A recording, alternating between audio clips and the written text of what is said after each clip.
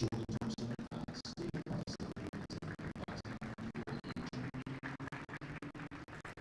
morning from Headingley Stadium, and welcome to the fourth and final day of this Roses clash between Yorkshire and Lancashire, which sees Yorkshire resuming still in their first innings on 356 for the loss of 8 wickets after 118 overs out there with the bat. Jordan Thompson not out on 15, Stephen Patterson not out on 6 in the partnership so far, worth 25, and only, well, 2 real possible wickets and win it, or it is another round of matches that is played out into a draw. Could be a relatively tame one at the end of the day. We'll see how things progress. It's overcast this morning at Headingley. We had a beautiful sunny day yesterday, and just a smattering of spectators coming in with those possibilities of results narrowing. So still should be a good deck out there. It's a little bit cooler than it was. It's going to be Mark Parkinson to start the day at the Howard stand end. Jonathan Doidge with you, Scott Reid of BBC Lancashire, Katie Levick of the Northern Diamonds, Kevin Hells of Radio 5, and the man alongside David Townsend. Good morning, DT. What am I of? Formerly of this parish. Sort of a different class. Something like that. Good morning, Georgie. Good morning, everyone. Parkinson then first ball of the day, and that seems to have gone through. Jordan Thompson, the bell's been whipped off by Salt. He came up in the lift with a couple of Lancashire members this morning and asked them what they thought would happen. He said, all depends whether it starts to spin for this man. Parkinson again, and that's played more confidently this time down the ground to long on for a single by Thompson. He moves on to support ticked over yet. 16, very quick there. 357 for 8, which sounds a good score. It's still an awfully long way behind what Lancashire managed in the first 5 sessions or so. Parkinson then over the wicket to the right-handed Patterson, who just thrusts a pad at that one, allows it to do Salt. Slip, forward short leg of the catchers. And then we've got 4 fielders on the offside, saving a single, 3 on the on. Nobody out. Parkinson to Patterson, who launches into that one, square the wicket. He's going to pick up a couple of runs and might come back for a third. Yes, he'll come back for a third. Chase back and a dive on those old used wickets, the practice wickets on the western terrace side of the ground. 360 for 8 then. Patterson moves on to 9.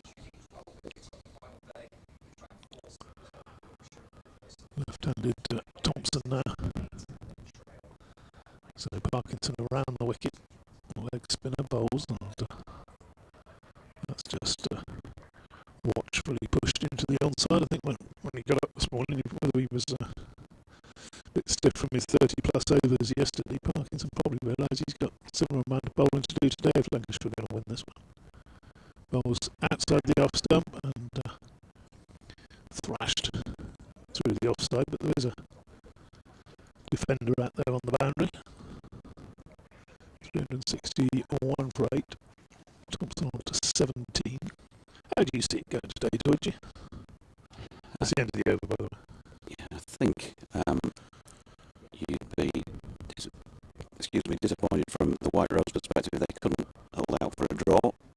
12 wickets to get when wickets have been difficult to come by. I accept it's a 4th day pitch now, and conditions overhead are a little bit different to what they were yesterday when it was a really good batting day. But with the quality of the players that Yorkshire got in the batting lineup, yeah, I think we're probably expecting them to be batting for a second time at some point. But then again, they're not a million miles away from avoiding being asked to follow on. That's the first little probable box to tick. 361 for 8. It's going to be Luke Wood opening from the Kirkstall Lane end of the ground. A minute's silence after the sound Andrew Simons, who of course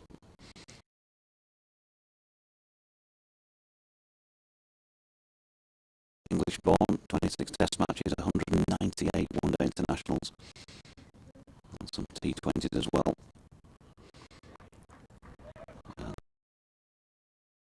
A talented all-rounder. Very sad.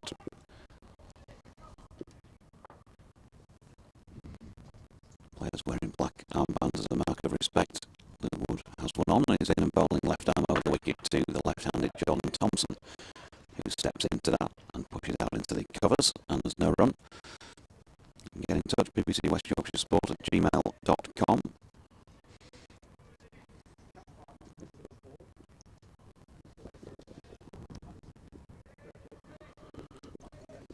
Your equipment okay, Dodgy? A bit crackly. Ah. Apparently. That's probably just the Sunday morning voice.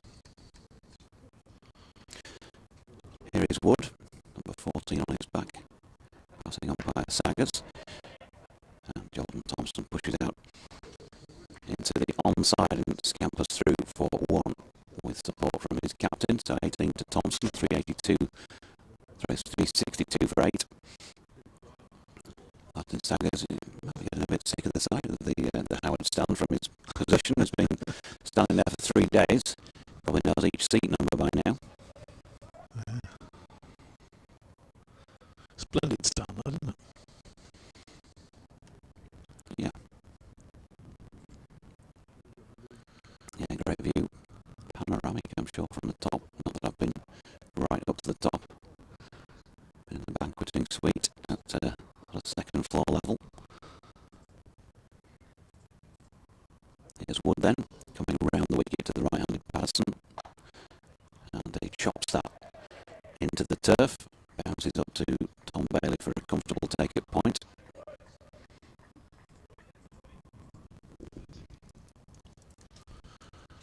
Take these 2 wickets quickly. Lead of say about 180. Would you have a little bat? Will you quickly thrash your way to a lead of 300 or something? 330 and then bowl again this afternoon, or? Every ball you'd enforce, wouldn't you? Yeah, every ball you take out of the game is just putting more pressure on yourself to take the wickets, and you need as much time as you can. I think as Stephen Patterson manages to get away the shot that he loves to play so much, a bit of room outside off stump, Luke Wood just short of length, and Patterson just able to wield the willow and get it away backward of point for 4. Yeah, he's giving too much width though. He's looking to bring the ball back into the right-hander with the short leg, waiting for a little bit of a back pad or a little bit of fended off.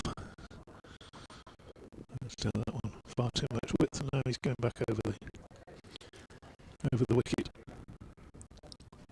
2 slips in the gully, perhaps looking for that ball going across Patterson. Floodlights have come on. Here's Wood.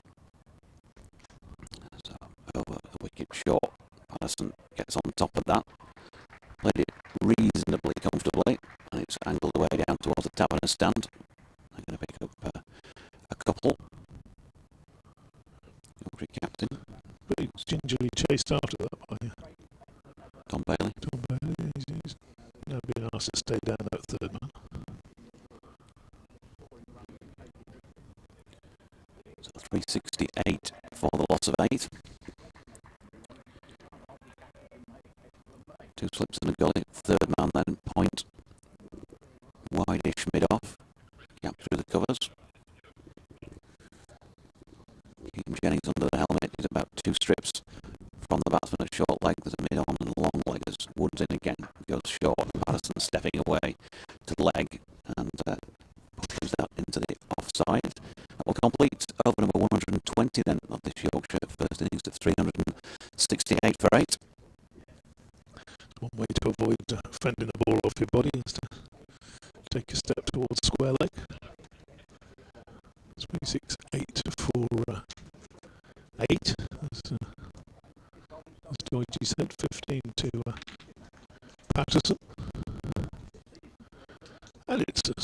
indeed. Good morning, DT. Dave Townsend, good morning. You okay? Either. Well, I thought I started formally. Yes, so somebody yesterday said, who's this DT you keep talking about?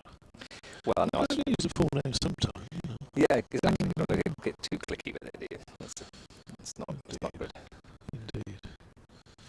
So it's Parkinson bowling to Thompson, who chips that one in the air past short leg, and anguished cries drop short of mid wicket.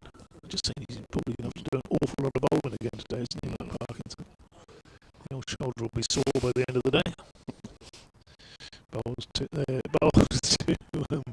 Thompson, who didn't really know a lot about that one. I think that was probably the googly, because he started somewhere around on a line of middle and leg and looked to work it on the onside as you would do.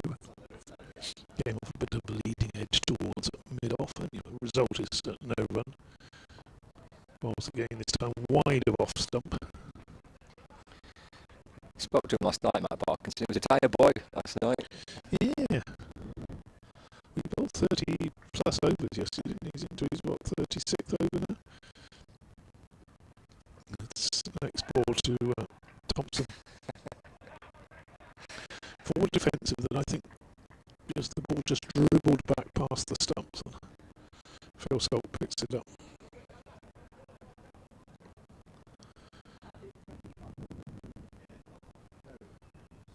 Rolls again.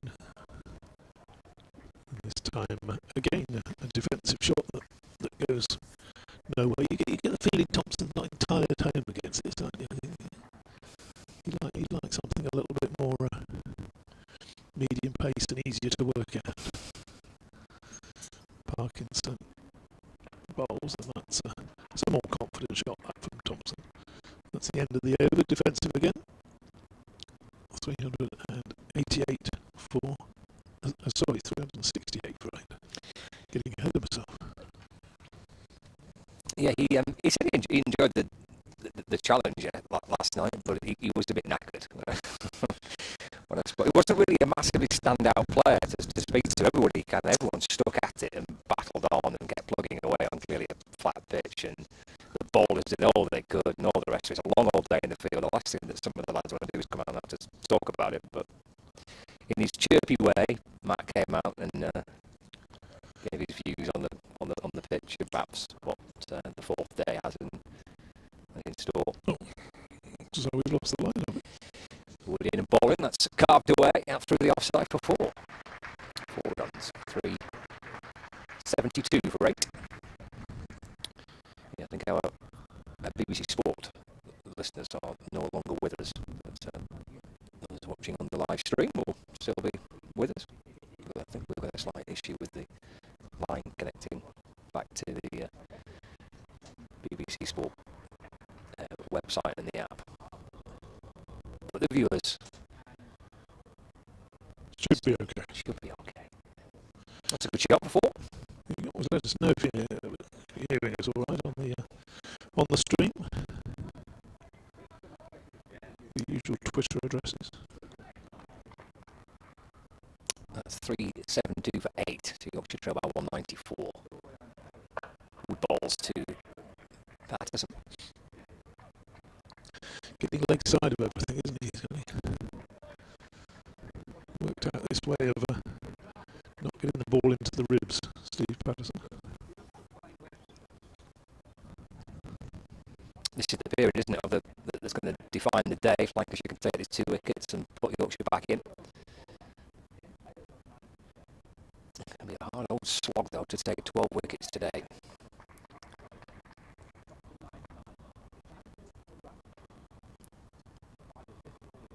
Patterson on 19, hopping to the leg side and pushing away into the off.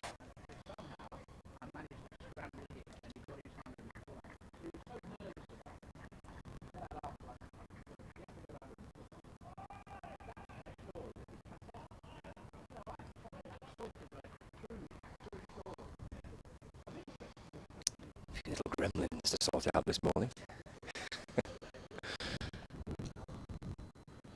Always seem to be a few on Sunday mornings. Some gremlins get up up and get about their business when everybody else is still lying.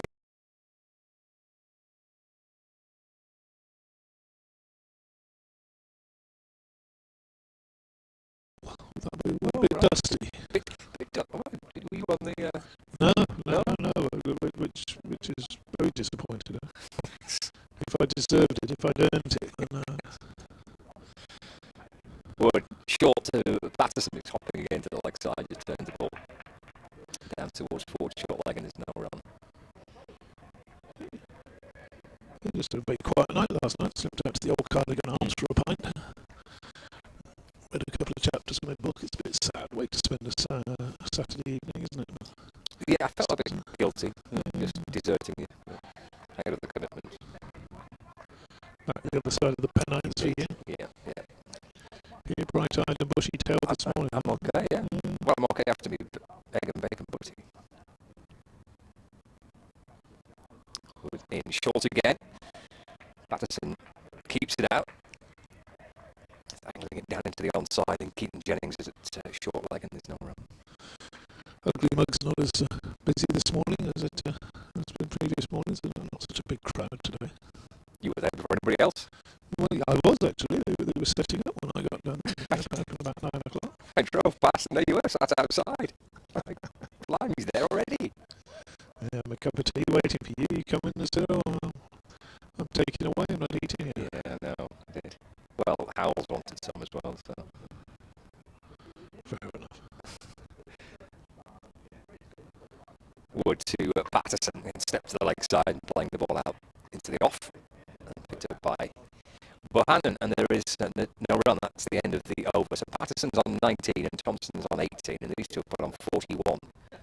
41 potentially significant runs, because Lancashire need to get this innings wrapped up with the option of putting them back into bat. If we get past that follow-on target, then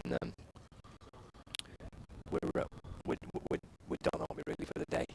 You'd think so. But significant runs in more ways than one, actually. Obviously significant that they're edging Yorkshire towards that follow-on target of 417, but also significant in the sense that this very good Lancashire attack can't easily knock over numbers 9 and 10. So what chance of bowling the Yorkshire team out again? You would suggest very hard work today. Parkinson, new over to Thompson.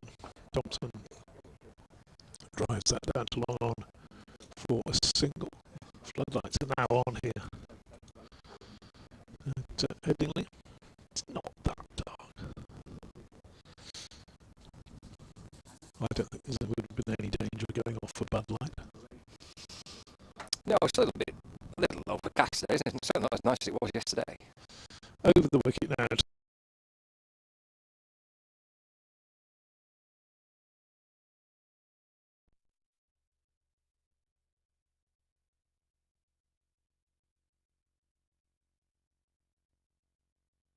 Going on here.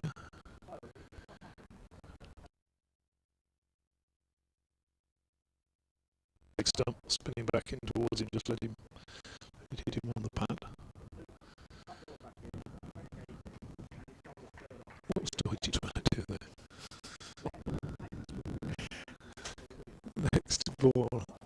Again, just taking a leg stump attacking line. At the moment, Matt Parkinson. Should really have Katie Levick on here talking about the leg spinner, shouldn't we? Yes, she's a good win for the Diamonds yesterday. Bowls and again drifting down leg side. Steve Patterson's going to make of this. He's nobody out on that leg side. You'd think he'd want a little bit of a dash over there, somewhere over towards the mid-wicket cow corner, wouldn't you? Keeps bowling on leg stump. Bowls again and pushed back down the pitch. And there's no run. That's the end of the over. 373 for 8. All very relaxed at the moment. So they do need these two remaining wickets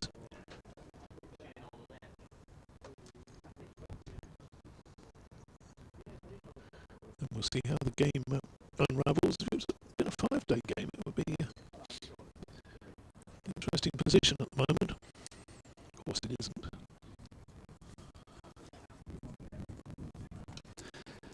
Some technical twos and throw-ins, but hopefully, I believe if you're watching the streaming that the sound, there may be some interference which we're working on. Here's Luke Wood, pulling left arm over the wicket to Jordan Thompson, who pulls. And I was looking towards the boundary and thinking he'd got everything on it, but not the case. King Jennings had it in his hands at short leg, and there was no run, so 19 apiece for this pair, partnership with 42. Yeah, I'm not quite sure what happened there either. I lost it at the point of what I thought was contact on its way towards the boundary. Did it just go through to the keeper? I can't see how it would have got, So. can't see how it would have got to Jennings without it being a catch. Maybe just hit it into the ground. We've got to keep our eyes peeled here for this. Here comes Wood then. Once again over the wicket short. This time there's a bit of connection on something of Jordan Thompson. I think it was probably thigh pad, and I would imagine Martin Staggers. Might have been a bit of glove or something. Yeah, looks like it was. Alright, so it's better than mine. A single to Jordan takes him to 20. Possibly not better than yours, but I did have the glasses on it. Well, mine is shocking, I've got to say.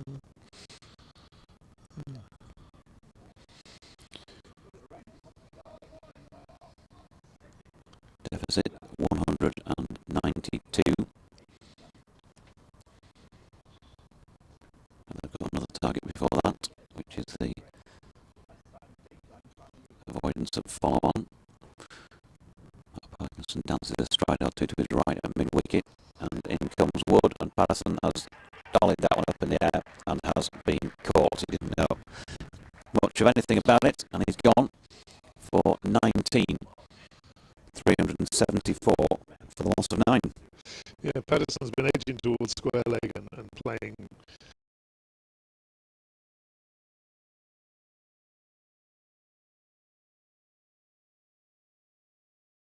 Glasses on it. He was looking towards short leg to see where it had gone as it's on the other side of the wicket. Very soft catch from Crofton. Patterson's not happy. He's walking back.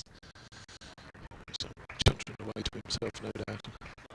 Slapped his pad a couple of times with the bat. Hasn't done his job. Wanted to stay out there a bit longer to ensure that the follow-on isn't enforced. Just the one wicket to go down now. Presumably Harris Ralph will be making an appearance. Yeah, and it should, as usual, be a bit of swash and a bit of buckle from him. We might get the same then from Jordan Thompson as well, so if they are together for a little while, it could be a bit of fun. Hold on to your hats. Here he comes. Harris Ralph in the early throws of his first-class career. Of course, he's played 11. No, he's played 7, I should say, first-class matches. And he's one of those rare players who's scored fewer runs than he's taken wickets. 28 first-class runs, he's taken 30 first-class wickets. Fair enough. Takes a bit of doing. Yes. Highest score of 9 not out. Oh, he's never made double figures. No. This morning could be his day.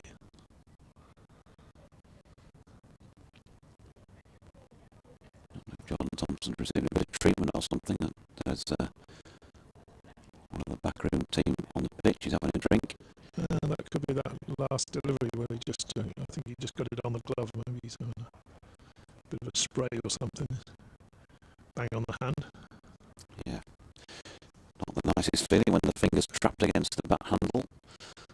It's like Matthew Revis had taken a drink on for him as well. So 2 slips and a leg slip, a short leg, long leg, mid-wicket, mid-off, point and third man, and in comes Wood bowling an in-swinger to Harris Ralph first up. And a little dabble at that outside off stump. Oh, I think he just played inside the line. Oh, did he? Okay. Well, you know him much better as a batsman than I.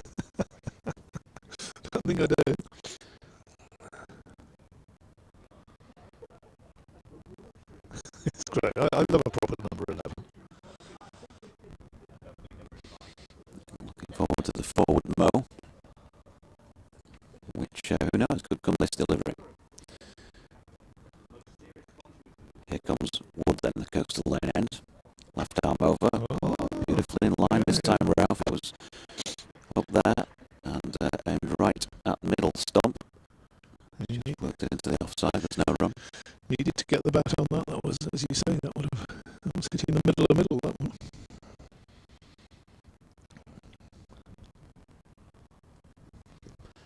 Wood's eyes look lit up, well, they know. He's got a wicket, he's going to clean up the tail. Well, In his own mind. They do. you look in your average, it doesn't say, 75% of your wickets were 9-10 jack, and it just says you've got, 58 wickets or however many. Here he comes again, Wood, final ball of the over. It's just short of length, and Ralph on his tiptoes to the offside and safely negotiated the last three of that over then. Yorkshire 374 for 9. He's got a bit of pace about him at times, Luke Wood, and get that one up into the rib cage. It's a difficult ball to play for top order batsmen. Never mind number 11. There's more first class wickets than runs. Howard Ray's email, BBC West Yorkshire Sport at gmail.com. Yes, Howard, as mentioned, we're trying to sort out the sound issues. Still problems on the line, still crackling. Not sure what the current situation is, but it certainly was as I walked back into the box. Parkinson going to continue then from the Howard stand end. Field spread now, 6 men on the boundary. As just nudges that one past slip. I think he's going to pick up 2 runs. That's a bit cheeky. Everybody chased back there from slip from Luke Wells.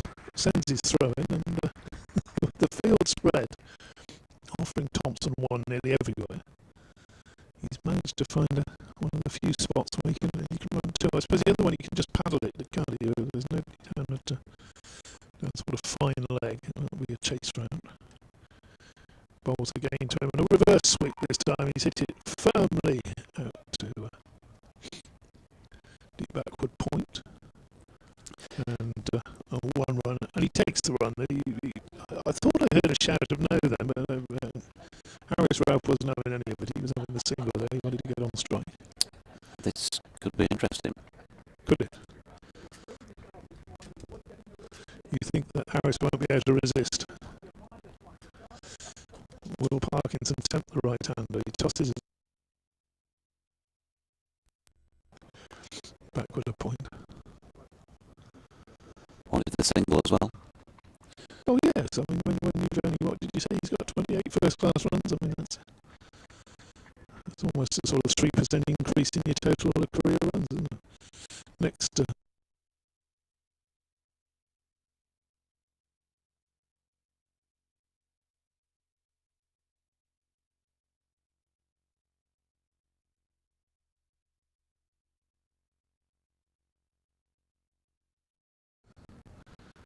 Parkinson bowls to Ralph, who again defends up to short extra cover.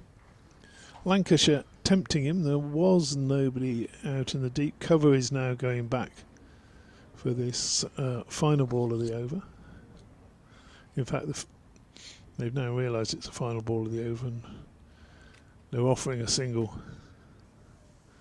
to Harris Ralph almost anywhere he fancies one.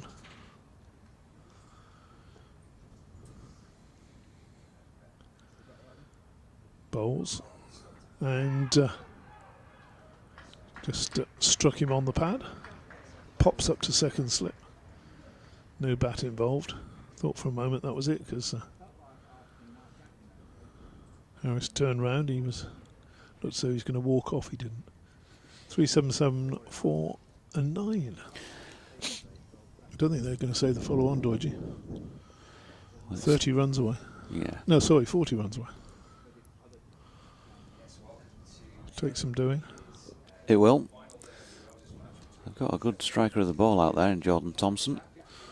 But yeah, it's a big ask, isn't it? Last wicket, so he's going to be on strike here.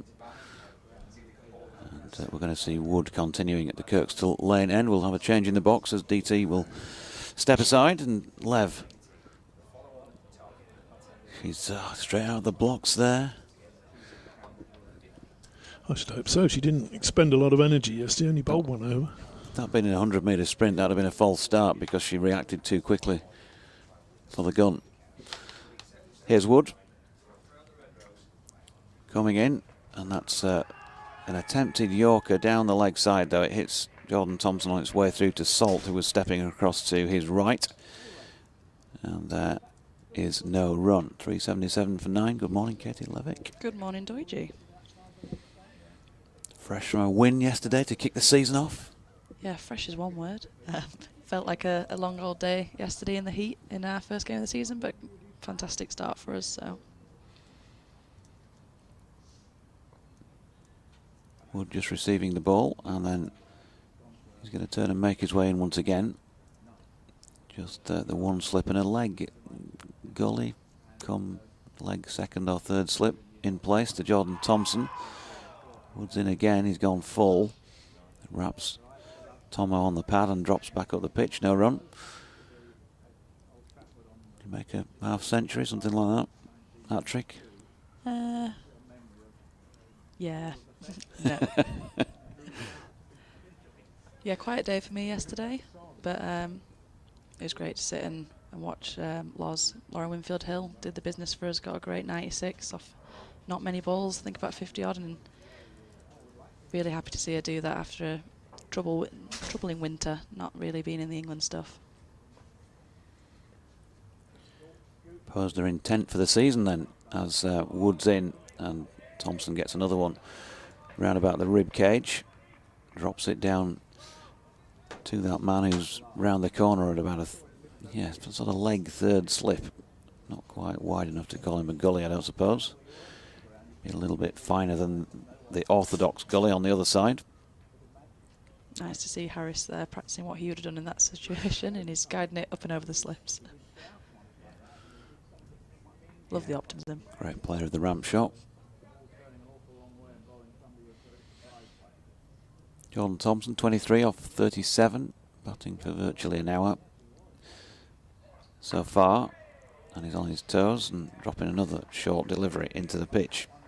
So there's a little bit of discomfort about Jordan Thompson with the short ball. We've seen that in the past, and I think that was at Old Trafford in the match last year when it sort of first became apparent. So Lancashire, if you like, have got something to work with from previous.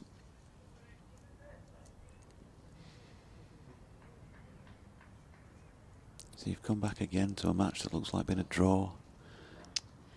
Yeah, I'm happy to have come back at all, to be honest, when I was keeping an eye on days 2 and 3. Wasn't feeling too optimistic. Wood coming in again, and this time he tries the double bluff and throws in a fuller length delivery, but again Jordan Thompson not really stepping forward to play that, but drops it into the leg side.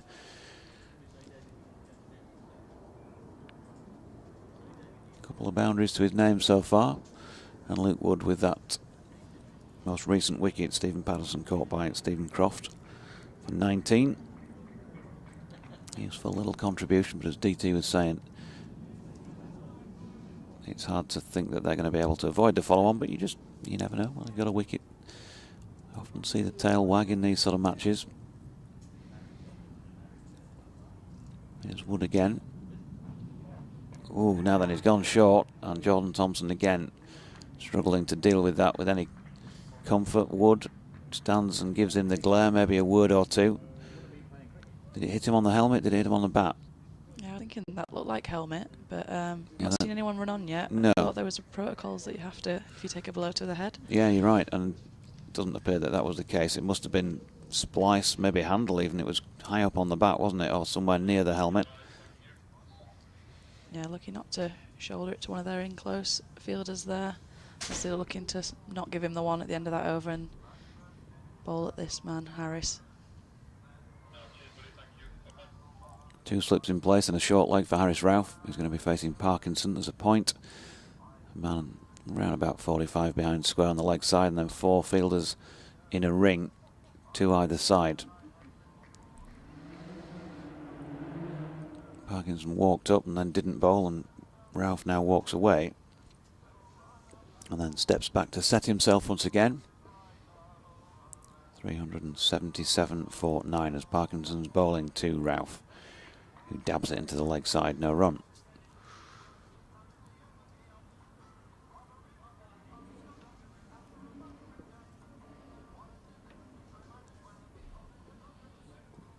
Nelly the elephant. Ice cream man's here. Parkinson in again, and Harris leaning forward drops that into the offside, and there is no run. 3 for 88. Mark Parkinson into his 39th over here. Saw him bowl a beaut to get rid of Harry Brook yesterday. And he's here again, another Ralph, who's been content to try and play him from the crease. This time gave him the bugle. That's more like it. But missed it with the bat. Came off the pad and ballooned out into the offside. And Parkinson now switching the angle of attack. And he's going to come round the wicket. And Ralph, well, did he get something on that? He looked like he was trying to dab it away. It may be biased because looking at the angle of the ball, it's hard to believe he got something on it. He's continued on its same line. He did. Oh, That's just doesn't feel like it's possible. But he's been given 2 runs. lovely little tickle. I mean, you claim them. You don't say no to those as the batter. No, 2 more on the total. 379 for 9. Bring Scott back in a moment. Get to the end of this, Matt Parkinson over. 2 deliveries left. Calling for another helmet now. And having seen him, well, apparently get a little tickle on that, they've brought in a leg slip. So taken out second slip and brought him in at leg. Parkinson to Ralph, who tries to mow it over the top of the east stand and has been bowled. That is the end then of the Yorkshire first innings at 379 all out, and Harris Ralph bowled for 2. Yeah, it was only a matter of time really there, wasn't it? We thought it'd be fireworks with Ralph, but didn't quite come off this time, and Parkinson's put in a hell of a shift there. Bowled very well for his 4 for 90.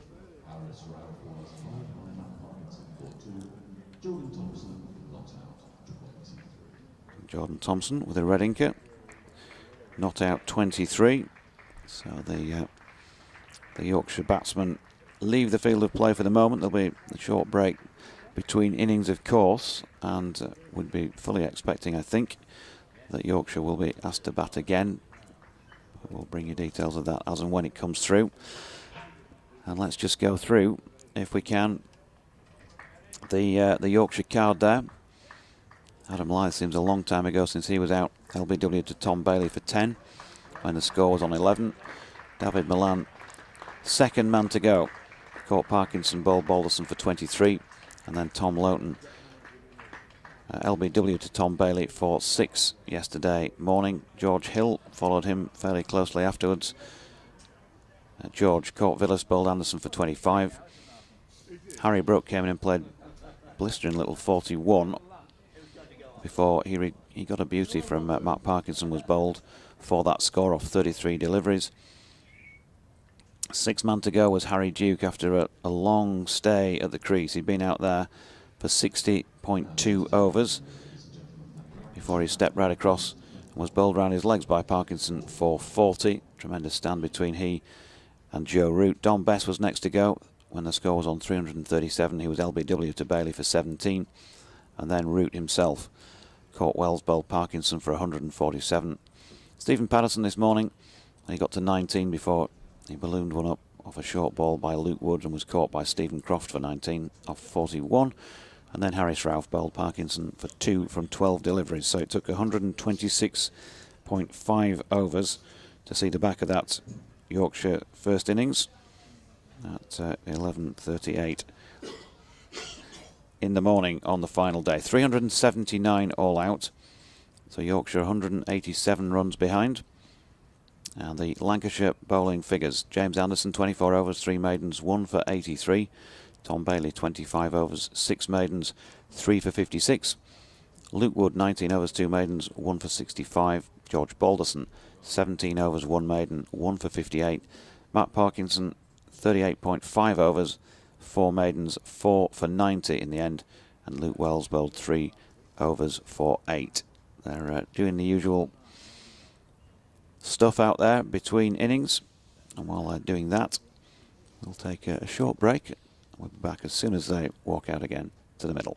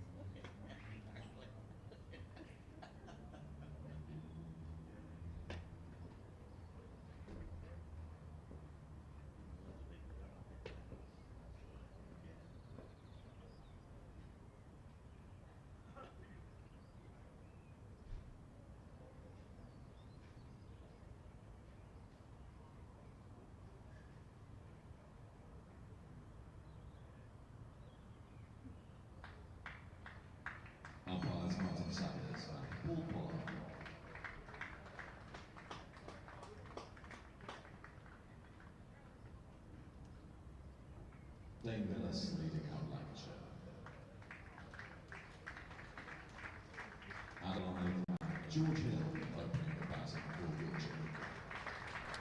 the players are heading out for, well, what is essentially after almost 4 days, this spell of the match, which will determine whether or not we're going to see a Lancashire win or a draw, because Lancashire have enforced the follow-on. So Yorkshire coming out to bat second time round. Katie Levick alongside myself, Scott Reed, and well, I guess the Red Rose have done all they could do. They took the wickets this morning. They've got Yorkshire back out there.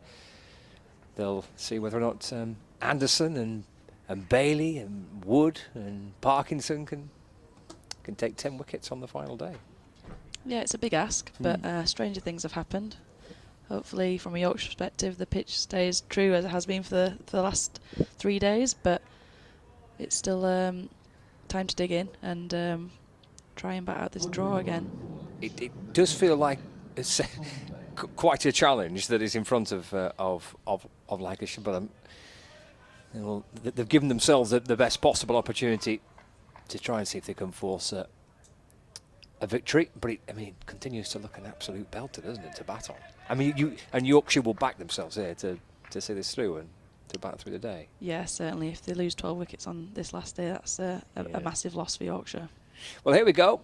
It will be Tom Bailey to start off. He bowls to Adam Lythe, a ball that's of fullish length just on his pads, and that's worked away out towards square leg for a single.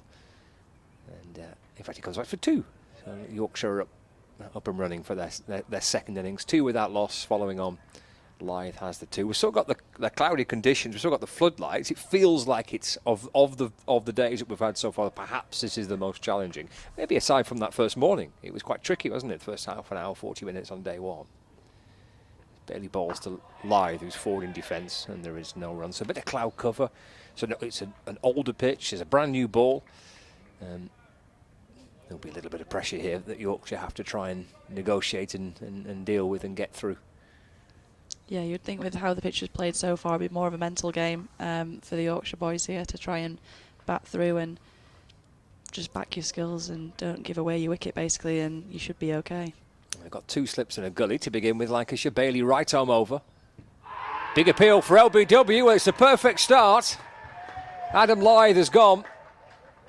A wicket in the first over of the Yorkshire second innings. Lythe the man out. Bailey celebrates.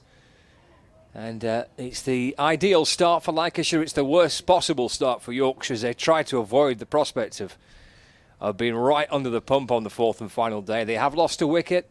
Lythe out, LBW for 2. And Yorkshire are 2 for 1. Yeah, it's a dream start for Lancashire there. Adam Lythe not had the best of games in his 200th first-class game. He'll be a bit disappointed with that as a more senior player in this team. He'll have known how important it was for him to try and bat through this day and give Yorkshire the best possible chance, but we said it'd be a tough ask for Lancashire to take these wickets, but strange things have happened in cricket and they're already up and running. Well, I suppose that's the thing, isn't it? That's what Lancashire have got to try and play on, the idea of doubt and uncertainty, and that, it's a different day and the pitch is older and the ball's brand new, and I guess all these psychological elements come into it. Yeah, definitely. I said just before that wicket, actually, that it's more of the mental game here, and you'll get yourself out sort of in these situations. Lancashire do have a great bowling attack, and they have already taken all of the Yorkshire wickets, so it can be done. But you'd like to think when you have the likes of Milan striding out to replace Lythe, and you've still got Root to come and Brook, the informed man, it is still a big ask, but it's by no means just a guaranteed draw. I do love all the kind of psychological elements of it, because they're all good players. They're all perfectly capable of batting today and saving the match, but there's so much more involved in it than that, which I think is great fun. Yeah, you've watched Jennings and Root in this game in particular show you what an absolute road it looks like batting on the M1. But as soon as you're out there and as soon as there's an option of losing this game, it's funny what little doubts come into your mind and what shots you start playing that you wouldn't necessarily have played on day 1. Well, Lythe has gone, so it's Milan that's next out.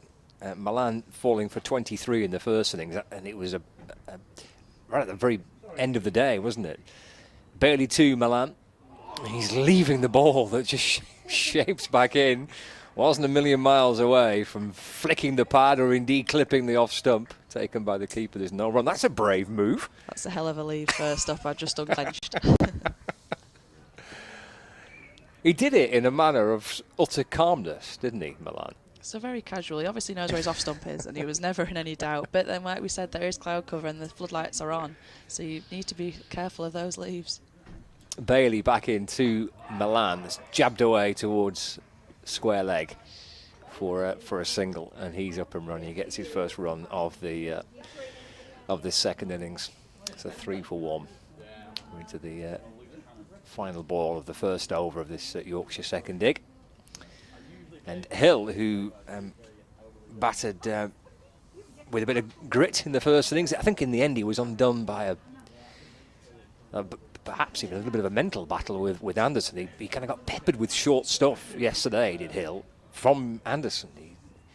He kept pursuing that short pitched bowling, and eventually he succumbed to it. But I think it wasn't just about that delivery in isolation. It was more the build-up to it and the pressure perhaps of facing Jimmy and that pretty hostile spell. And he gets forward nicely in defence to his first delivery from Bailey, and that is played up towards Jimmy Anderson at mid-off, and there's no run. Well, what a fascinating start to the day here, actually, the morning session, which has seen Lancashire pick up those 2 wickets, enforce the follow-on, and then early breakthrough with Adam Lyth, LBW to Bailey. And now we're going to see Jimmy Anderson from the rugby stand end. And Jimmy might be kind of relishing the prospect a little bit more than he did yesterday when it was flat and sunny. He's got overcast conditions and floodlights now, and he's got a team following on, still 180 behind. This might be a bit more up Jimmy's street. Yeah, definitely. After he spent the first couple of days watching the runs just pile on, Yes. I bet he'd not missed county cricket up until that point. But it's an animated Lancashire side. They've got off to a fantastic start with that wicket in the first over, and he'll be well up for this battle. He did feel like yesterday watching Anderson to Root that he just bowled a little quicker to Joe than to the other Yorkshire. It felt like a little bit more in it from Anderson, but maybe that's just my mind playing tricks on me. Yeah, that was the battle that everyone was putting their eyes on for this game, wasn't it? They couldn't wait for the matchup, and I imagine no one could wait more than those two. Well, we've got Anderson to Milan. He comes running in towards us and starts his first over. Milan playing forward in defence, and there's no run. We heard Lancashire being quite noisy when Yorkshire came out to bat yesterday. I suspect that'll be cranked up even more now. Yeah, they've got very good early signs here, and they're very lively. They're well aware they're in a Roses battle here, and they've got their eyes on a victory, whereas Yorkshire are desperate to try and bat out the draw. Got 2 slips and a gully, backward point, extra cover, mid-off, mid-on, mid-wicket, long leg.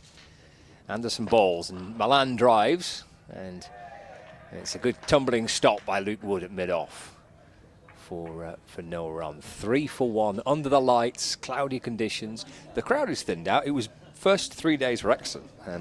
Yesterday was the best day weather-wise. I thought Thursday and Friday was probably the best 2 days crowd-wise. But it is a little thinner on this Sunday. Perhaps the prospect of it being a draw may have kept a few away. Yeah, the forecast wasn't looking too great this morning. Plus the Yorkshire fate also probably put off a few people. Just thinking then it sounded very much like this is a Lancashire home game with the noise solely Lancashire so far. Anderson into Milan. Just squares him up and just trying to work it leg side. The ball flicks out towards point and there's no run. Made me think that, Katie, actually, to look at the forecast, because it was a little bit of rain suggested for Headingley today, but it looks, well, certainly on the app that I'm looking at, like that might be a little later on, maybe perhaps after 5 o'clock. So hopefully the weather, the rain stays away. I think there'll be a few Yorkshire fans not saying the same sentiments there. 83 overs feels like a lot to get through, doesn't it? Anderson to Milan. That's nudged away into the onside just behind square for a single. Milan moves to 2, and Yorkshire move to 4 for 1. Still 183 runs behind. The overs remaining in the day's allocation, 83.2. Feels, when you lose an early one, feels like an awful lot. There's a lot of cricket to play, isn't it? That looks like an imposing figure on the scoreboard, but it's easily done in other days. It's just where we said that mental game coming into yourself, and you try and not focus on that element and focus on the fact that it is a nice batting pitch and there's not too many demons in it. Well, it's Hill on strike. 2 balls left of Anderson's first. And Hill just playing forward. The ball, that nice Anderson classical shape, just moving a fraction away from Hill and nestling into the gloves of Phil Salt, and there's no run. Yeah, another good leave there. Obviously knows where his off stump is.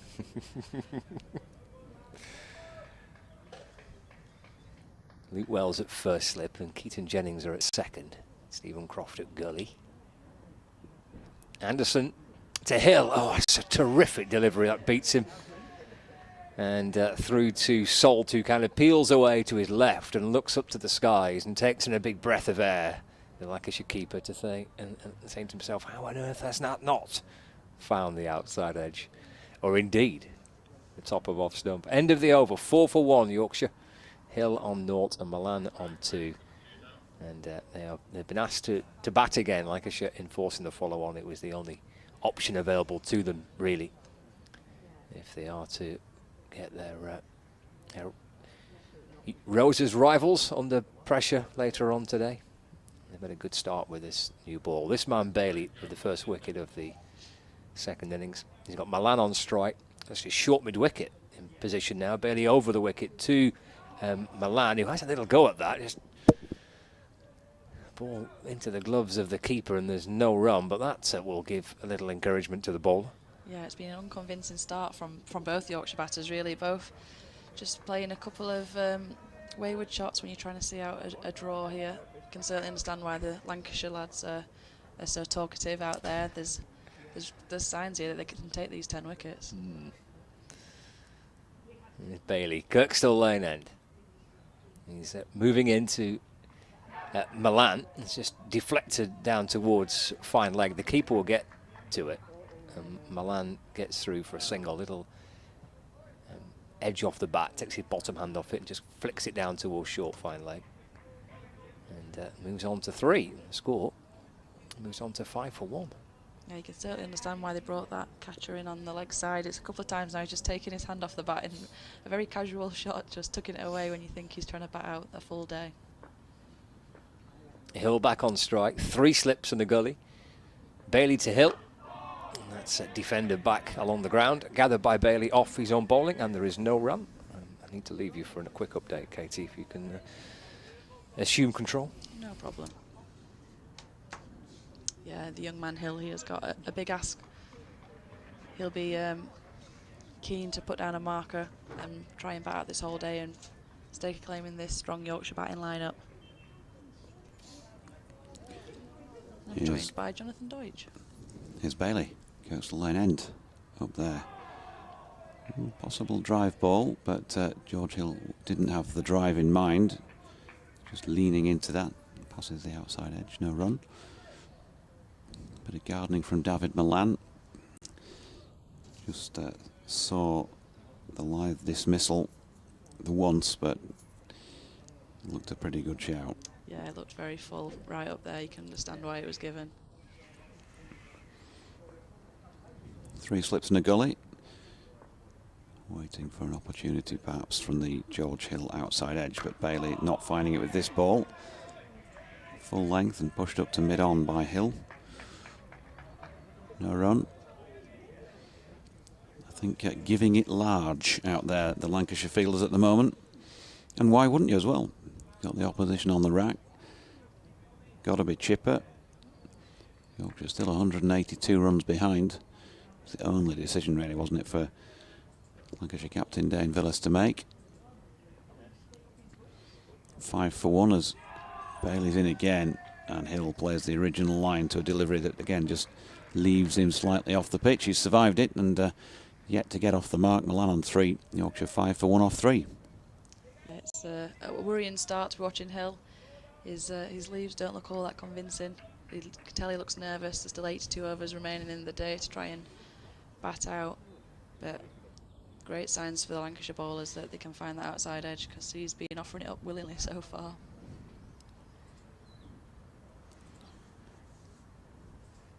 So I'm going to see James Anderson once again from the Howard stand end. I think we've got a couple of changes in the box. So bring DT back in a few minutes, and Scott is going to be back with us as well.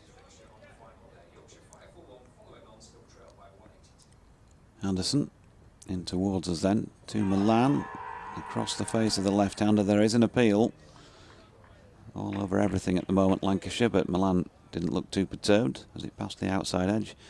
That was one heck of a leave he played. I think first ball, wasn't it, in the previous over? Yeah, he was very confident of his off peg there, and again, didn't look like he got anything on it. Didn't turn around like you so often do as a batter when you've got a little nick through, but he must have done something off the pitch there, and Anderson finding something that the other bowlers haven't so far. Here he is again, and very similar. Milan playing again inside the line. It's a joy to watch as a neutral. It's a worry to watch as a Yorkshire fan. This is textbook Jimmy. Yep, an artist at work, but David Milan can play, as we know. Already a big 100 to his name this year.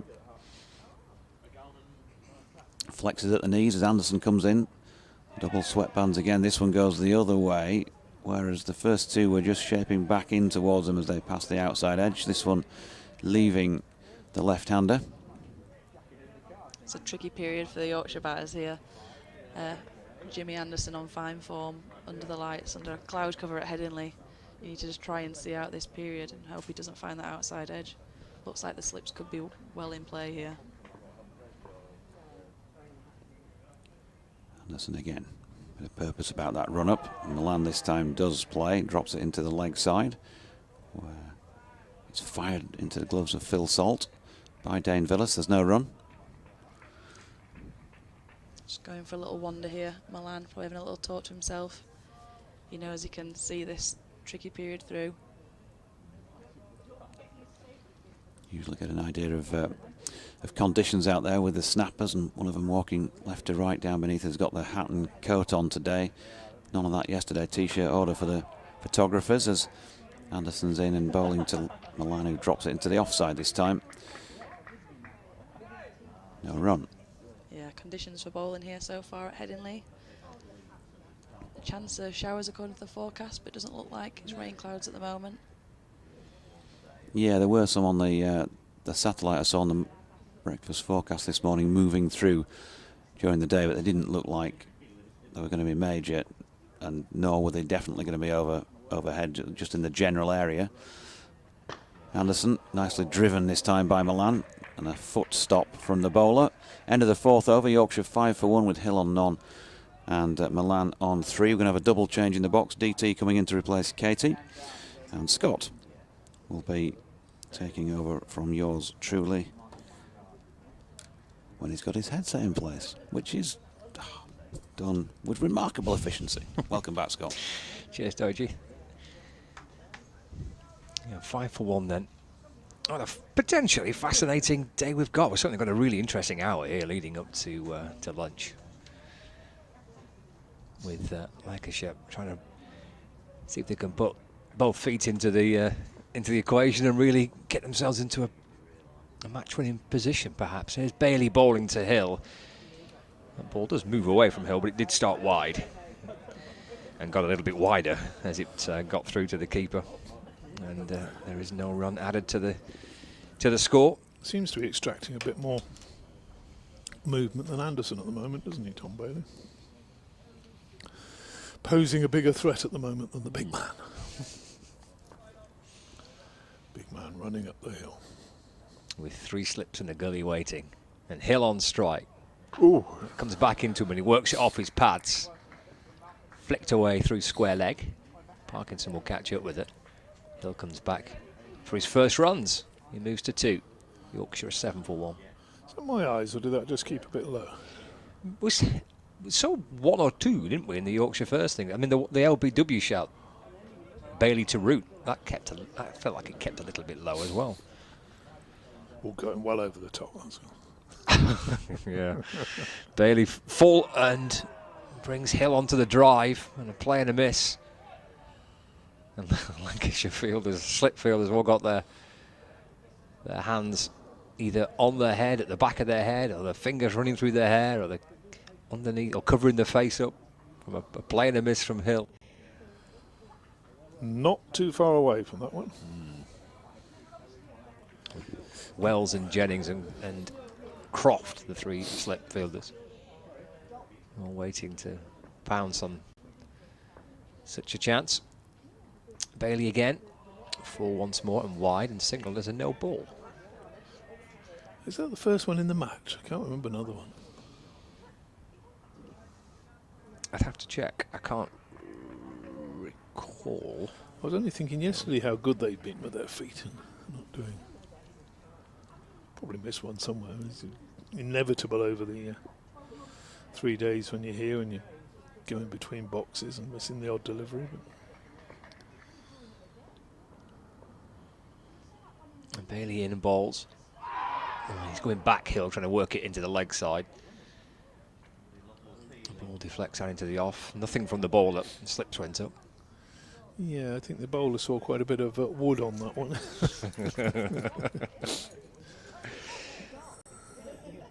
There's 3 no balls in the Yorkshire first innings. Well, must have missed all of them.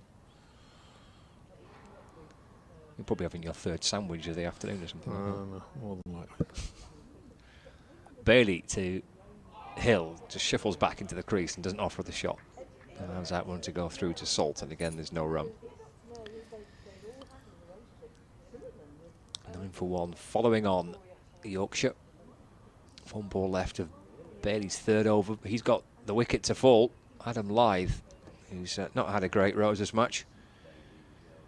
Out for 10 in the first innings, LBW to Bailey. Out for 2 in the second innings, LBW to Bailey.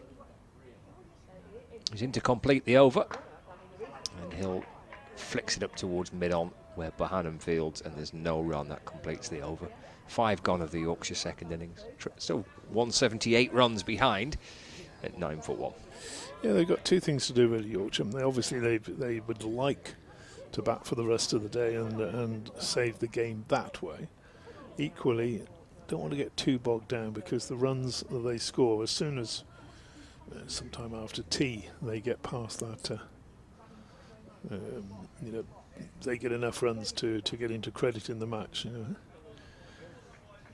get up towards 200 and then beyond 200 and stretching the lead. That's important. Anderson bowls there, and Milan pushes that into the offside. Hill's got to hurry, but it wasn't picked up cleanly by Bohannon running in quickly.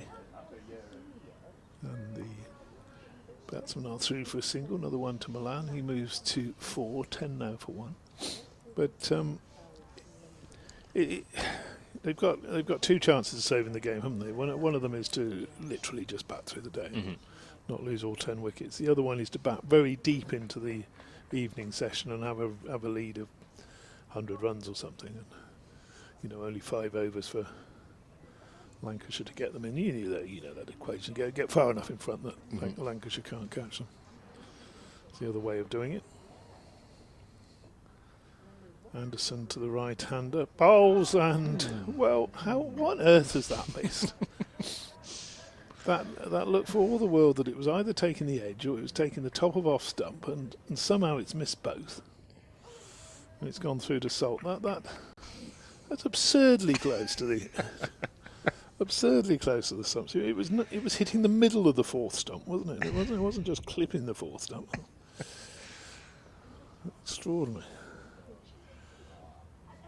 Playing with the big boys now, George Hill.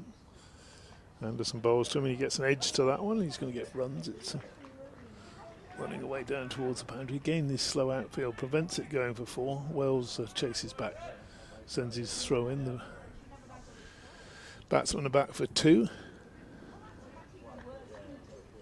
Not looking entirely happy with that. Keaton Jennings, he thinks he probably should have stopped that. It wasn't a chance. Bounced well in front of him. Just played with soft hands. So 2 slips and a 5th slip. Backward point. Cover. A wideish mid-off And then the leg side, the usual leg side. Anderson bowls, and that's through to the keeper.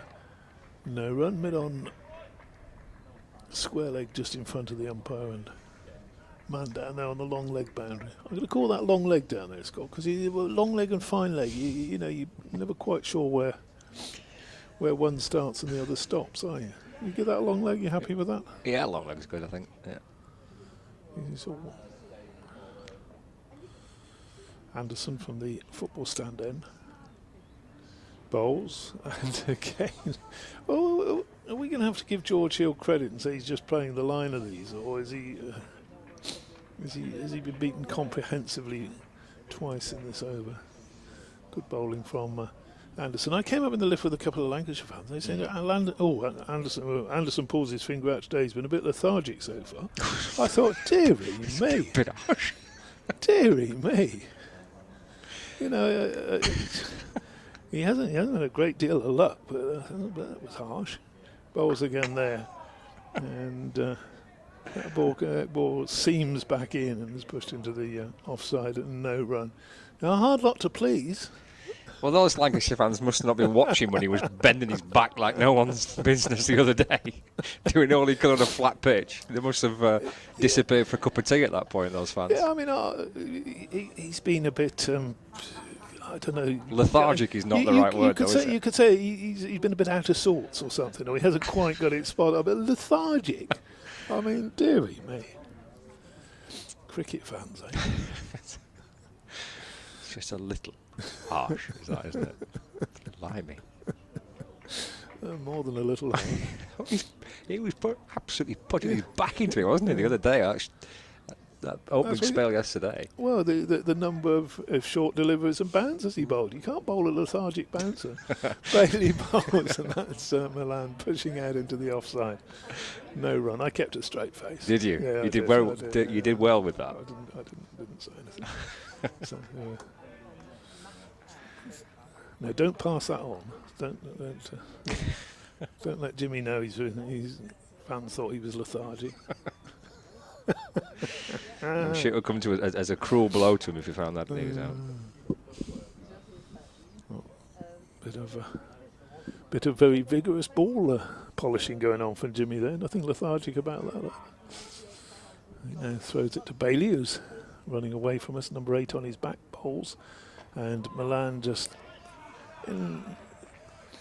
leans forward, looking very relaxed out there at the moment.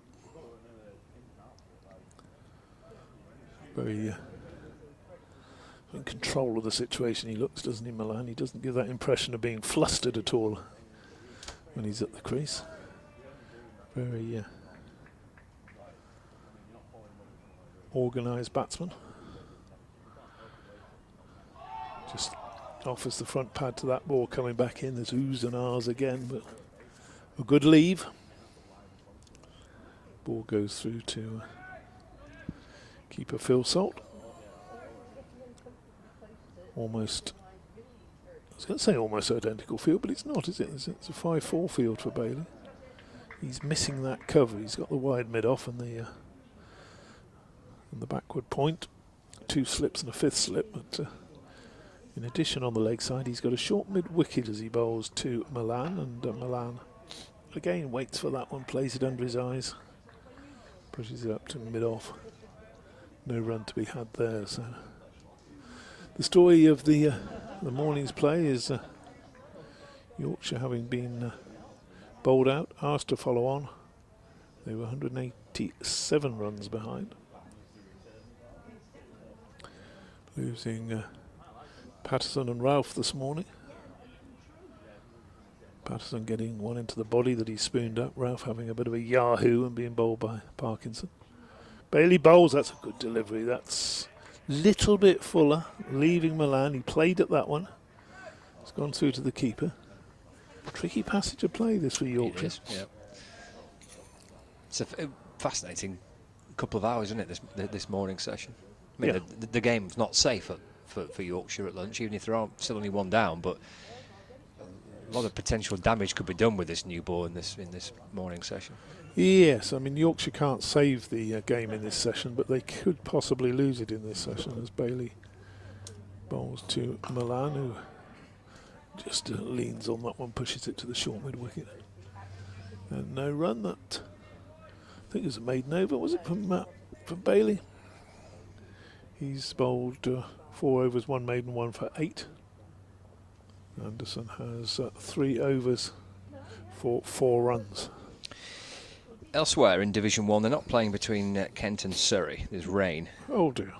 With Kent 108 for 1 in their second innings.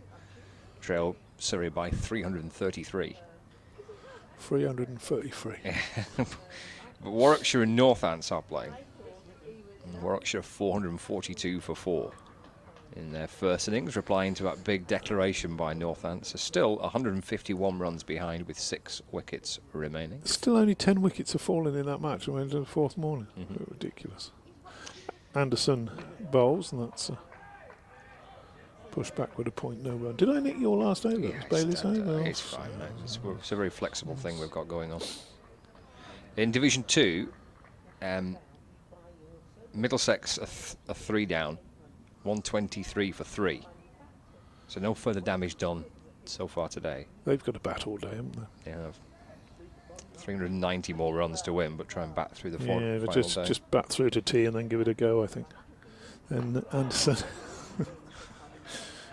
bowls to George Hill, who just pushes it up to mid-on, and there's no run there. Sam Robson's 92 not out for Middlesex. Yeah. He's another one that must be we talk about contenders.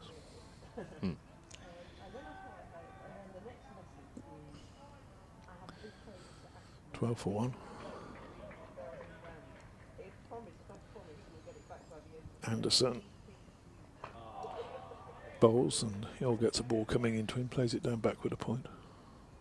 Leicestershire 4 for 7 against Sussex. So 16 runs behind in their second innings. 7 down? 7 down, 16 behind. Looks as though Sussex might win that one.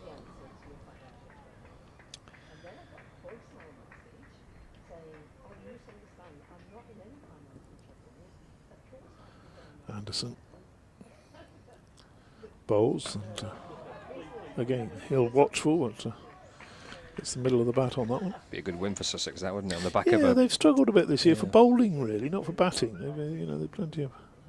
Because last week against Middlesex would have been a bit of a crushing defeat for them, wouldn't it, with the way the game was? That mammoth run chase. Yeah, and then they couldn't bowl Middlesex out twice. That was the problem. Run chase got home quite easily in the end, and it was a mammoth run chase. Anderson bowls to Hill. Hill is getting beaten. I don't know what he's trying to do there. He may well be. We might be being very unkind to him though, and he might just be playing the line of his off stump. And dangerous game though. The ball just comes in and just kisses the edge on the way through.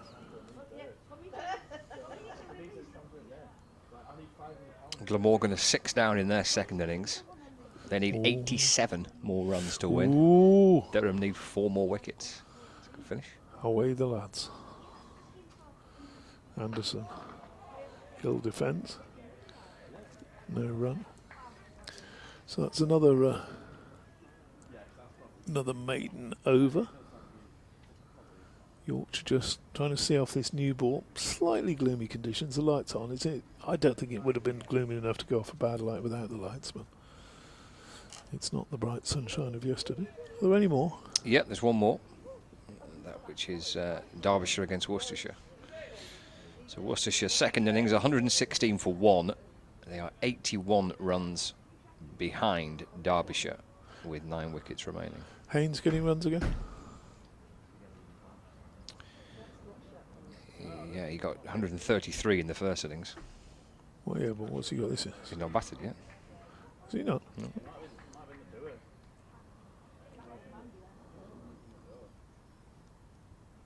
So there's links to all those games, live text commentary and reports from around the grounds. Head to the BBC Sport website and the app. Bailey around the wicket, balls to Milan. That's flicked off the hip down towards long leg for a single. Milan moves to 5. Yorkshire move on to 13 for 1. Trail by 174. A little period of calm was just what's required for Yorkshire now, isn't it? Yeah. Quite a lively start by Lancashire. Plenty of chatter around, plenty of noise being generated by the fielders, but just a period of calmness will be okay for Yorkshire.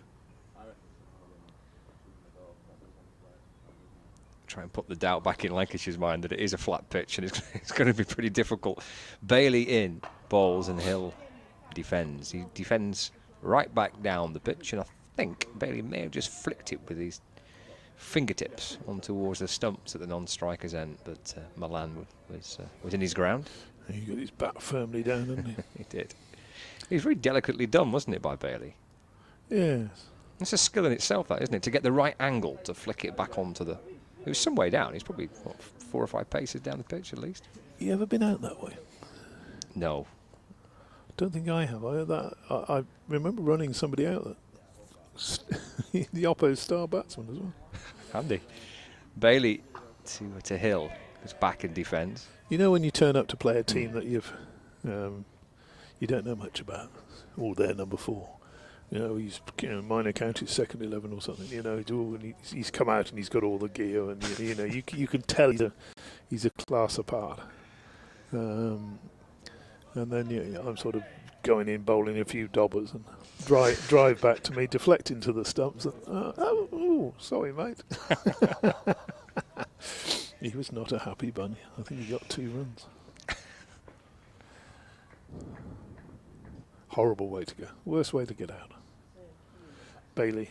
Oh, sorry, I'm nicking your commentary again, Scott. Bailey pushes it and bowls, and that's you just crack on. You just keep. I'm happy to just chip in. Right? Honestly, you commentate. It's fine by me. You're doing a better job than me. Oh, I wouldn't go as far as to say that. Oh, I possibly would. That's Mother Truth. Go on, carry on, Scott. You need to practice. Need all the help I can get. 2 balls left for Bailey. Back into Hill. Angled in towards him. He has to play it off his pads. Brings the slips into the game, doesn't it? A few oohs and ahs again, but played safely enough to the leg side. There's no run. What's the worst dismissal you've seen in a club game? What do you know? The most horrible dismissal, like an unfortunate dismissal. Yeah. I mean, that would take some beating, wouldn't it? Being run out. Yeah, I think so. What about the man cat? Oh.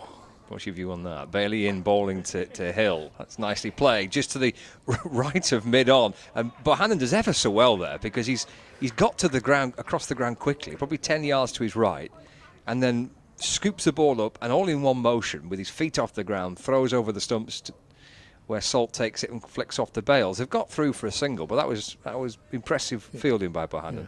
Yeah. To get a throw off in that position, he's not so hard, but to send it right over the top of the stumps is a very, very skillful thing to do. So he did well there. Yeah, I mean, man-catting in club games, I mean, that can almost lead to violence, can't it? I mean, it's a horrible thing to do.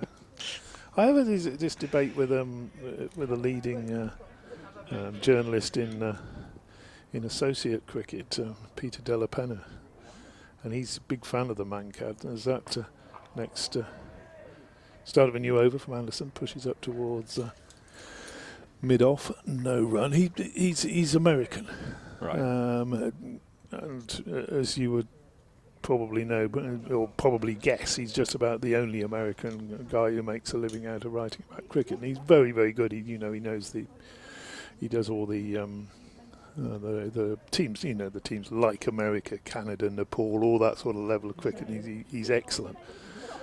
Anderson bowls through to the keeper, no run. Lovely bloke. I don't know whether he lives in England. He spends a lot of time in England, and well worth a follow on Twitter, Peter Della Penna.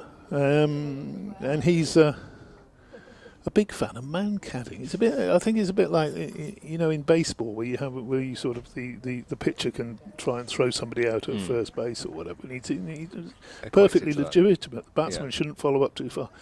So he almost likes the sneaky element of it. Yeah. Anderson bowls. Hill defends.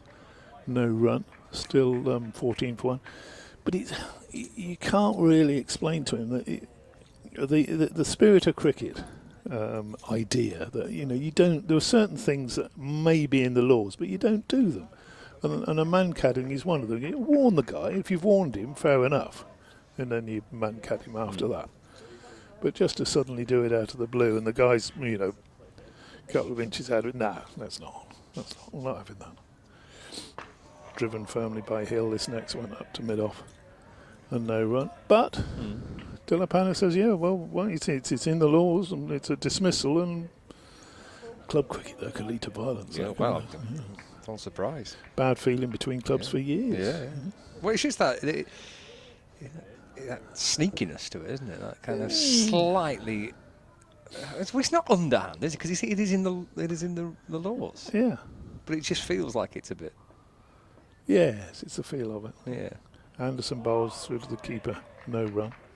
And another bump, surprisingly, because he's usually right about most things, i.e. he agrees with me about most things. Jason Gillespie's another one. He said, well, man-catting is in the laws and blah, blah, blah. Come on. He's okay with it, yeah, he's okay with man-cats as well. So, I don't know whether he'd encourage them, but he doesn't find it out of order. Anderson. Bowls, no run. And are we having a double change here? That's through to the keeper. So as soon as Katie Levick, the one-over wonder from yesterday, gets into her position, and Doidge, you can come in here. 1 over, Kate. Got hit for how many was it? 12, but we don't dwell on it. Was it a good over, though? Were you happy with the way they were coming out? Not particularly, no. No. Okay. I was hoping to put that right in another over, but not to be. Yesterday we had plenty of options and they did the job. And you were on the winning side, which was the main thing? Exactly, the main thing. Off to a flyer. So after a few words from Kate, it'll be Jonathan. From the 1 over wonder. Hopefully not a 1 over wonder on commentary as well. Looks like it's Wood to continue. Oh, Wood to come on actually for his first blast in this innings. Tricky start for the Yorkshire batters. The Lancashire bowlers so far just finding a little bit of something here to keep them interested, to keep them eyeing up that victory. Still 75 overs to go in the day. And I'm joined by Jonathan Doidge. And Luke Wood from the Kirkstall Lane end, and bowling to David Milan. 2 slips and a gully in place. He's bowling over the wicket. Milan drives a full-length delivery through the vacant mid-on area. It's not going to have the legs to make the boundary. Tom Bailey, I think, the man giving chase, but they're going to get back for an easy 3. And there have not been too many easy deliveries in this first, half hour or so for Yorkshire. Certainly not. They've asked a lot of questions of the Lancashire bowlers. I think they presumed that one was going to race away as well. A lot of fielders turned around and watched it go, but it only trickled away. Didn't get the full face of the bat on it. But still 3 runs and they're still there.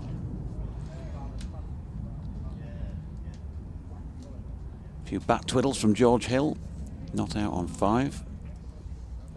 Into the 11th over, so they got that early. Struck the early blow, Lancashire, with the wicket of Adam Lyth, 3rd ball of this Yorkshire second innings, but so far held out since then. That's a nice drive from George Hill, bit of width offered to him there by Luke Wood. They're through for another single. Hill being out there for 43 minutes, so that's clearly the length of Yorkshire's innings so far. 37 balls he's faced, and he's got 6 to his name. Who's next up for the Diamonds then? We take on the old enemy Lancashire Thunder on Wednesday, heading over their way. Where at? Sale. Haven't played there yet, so looking forward to a new ground. What time kick off? 2:30, I believe. Here's Wood. And Milan drops it into the offside. Squarish, no run, fired back into the gloves of Phil Salt. Looks to be brightening up here as well at Headingley. You're going to wipe the floor with the Lankies? Certainly hope so. Fixtures coming thick and fast at the start of our season. We've got 3 games in 8 days.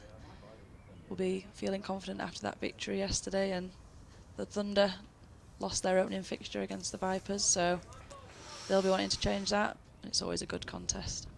Nice to follow up male Rose's game with a Rose's game of our own of sorts. Here's Wood coming into ball to Milan, short and pulled by Milan. There is a man out, set back on the boundary, who's going to field that and keep him to 1. Great player speak there. I enjoyed that. You failed to get in. It's always tough going to Sale. I wouldn't know. I've not played at Sale. You've got great respect for the opposition. That they'll want to come back hard because they lost the first game. Come on, there's a few boxes that you didn't tick there. You seem to know all this jargon lingo better than I do. To say you give me stick for speaking in my cliches, what have I ticked off? We'll be looking to give it 110%. Well, yeah, that's up there. Well done. A bit of meeting going on out there in the middle. Paul Pollard now at this Kirkstall Lane end, of course, for the second innings. 3 of the Lancs players discussing the ball. It's only 10 overs and 4 balls old. Tom Bailey's just having a wander over to maybe have a few more words. What I'm trying to say is, Martin, Paul, this is not taking any more wickets after 3 balls. We'd like it changed, please, if you wouldn't mind. There seems to have been a lot of issues with balls early on in this season. I saw on Twitter earlier on, I think there's going to be like a mass delivery coming in because a lot of people have put complaints in. They're not surviving past 20-30 overs, I think was a tweet I saw, and we're not even that in today. We're only 10 in, and it looks like we're having a change. Oh, we've got a BLT in the lunch bag. Thank you, DT. We are going to have a ball change, as Katie says. Martin Saggers making his way off a little more purposefully than Paul Pollard, who's sauntering along behind. So a bit of a break in play just at this moment in time. What do you do when your mouse is not working on your keyboard? Is it that? Stare really intently at the screen, I believe. There we go. I've managed to do it. Yeah, I think I've been doing that as well. Yeah. Well, I've just been looking for that relevant key to press, but I've managed to do it. That's pretty good, that. Yeah, I was going to suggest turning it on and off again. I thought you'd be, you know, young whippersnapper like you'd be really up to speed with technology. I am. The latest recommendation is to turn it off and on again. And by the way, I was doing an update yesterday with Liz Green, doing a couple of those later on this afternoon, and she mentioned that the iPod's is being decommissioned. Yeah, it's discontinued. Broke my heart a little bit. I still have an iPod, and it's what we use in the dressing room usually. Is on game days, if you have to hand your phones in, you can't use all the new modern tech of Spotify or anything, so the old-fashioned iPod gets us through. Hope and pray it survives some more years for me. I've only just had mine repaired. But you got Dropped it so many times. Repaired. Yeah. Oh well. Technology. George Hill twiddling his bat. The ball has been changed. Luke Wood is continuing. He's got 2 remaining in this. His first over of the Yorkshire second innings. Left arm over the wicket, and Hill drops that into the leg side through mid-wicket. No run.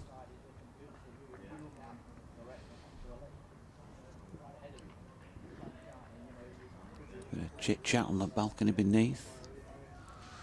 On the suits. Watching some stretching going off at cover there. A couple of press-ups, downward dog. You can tell it's been a long couple of days in the field for all parties involved. A couple of days in the com box as well.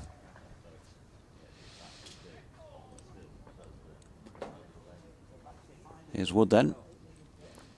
And in he comes scurrying in again from the Kirkstall Lane end. It's short of length and wide of off stump, and Hill gets right over the top of it but guides it out along the deck to point to complete that Wood over for 5 runs. Yorkshire 19 for 1. We're going to have to rename you Katie Draw Levick, because I don't think you've seen a result yet, have you, other than the draw? I haven't, no. No? keep booking me for day 4 and keep guaranteeing those draws.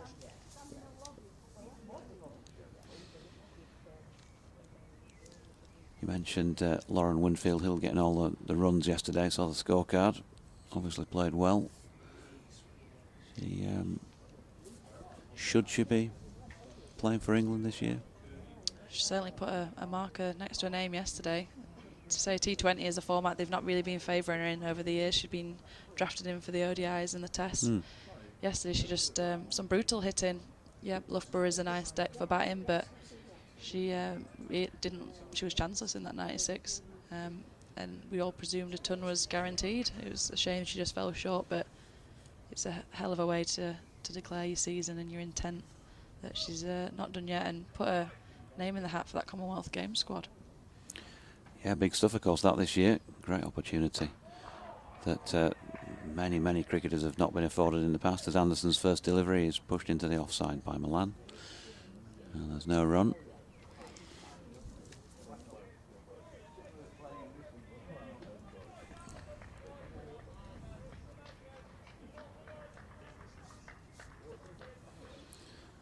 Plenty of encouragement for the great man.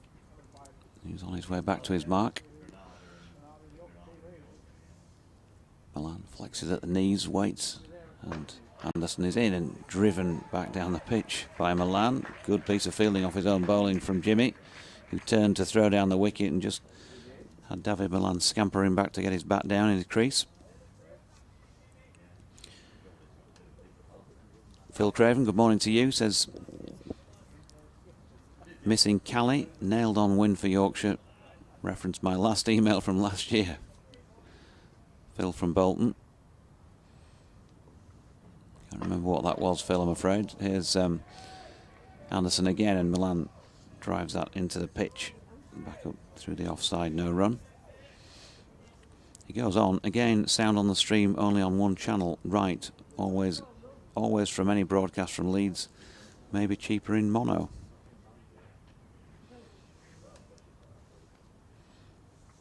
Fair enough. Good morning to you, Lily, who was at the point of emailing, hoping that Jordan Thompson and Stephen Patterson were going to stay in for a while. Yeah, fingers crossed. Here's Anderson round the wicket, just to tighten up that angle for Milan, who has to play then. No run. Sebastian Grammer says, morning team. Glad to hear the audio issues fixed. Interested in seeing what the final day of the Roses game has in store. Congrats to Katie and the Diamonds for yesterday's victory.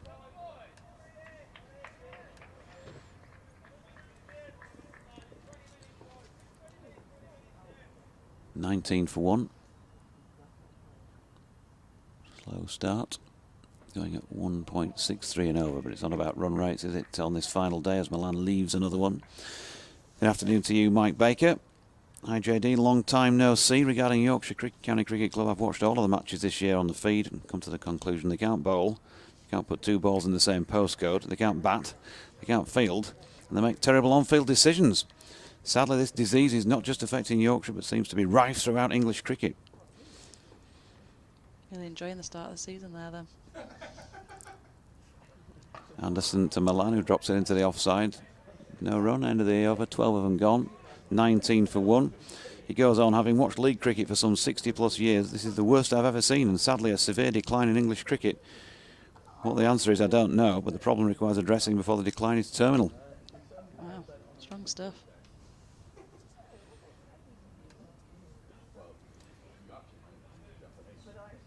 BBC West Yorkshire Sport at gmail.com is the email address. At Jonathan Doidge for Twitter. At Katie_Lev. Yeah, that's the one. Done it. For the lady to my right. And we'll let you give DT and Scots themselves when they come back on. Dan Villa's bringing out another helmet here. Luke Wood is going to continue, as you might expect, having bowled just the one over.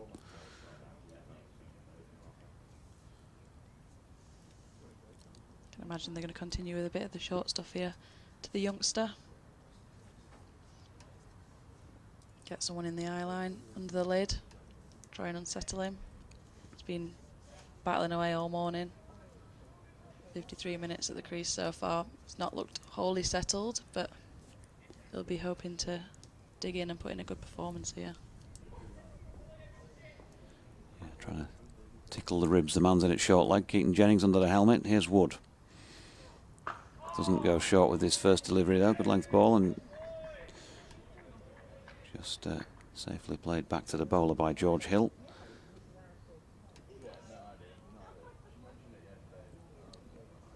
Umpire just checking out the follow through there. Wood might just be gently encroaching on the area he's supposed to stay out of. Gotta try and get something out of this pitch though, I suppose. He's certainly not been afraid of the short ball in this match, Luke Wood. Saw plenty of it in the first dig for Yorkshire as well. It's just wide of off stump, but good length this time again, and just dealt with into the offside by Hill. Yeah, full again. Continue those mind games with Hill. He's seen the fielder come in under the lid. He'll be waiting for the short one to come in. Mighty Mariner says morning all. Yorkshire could do with it raining.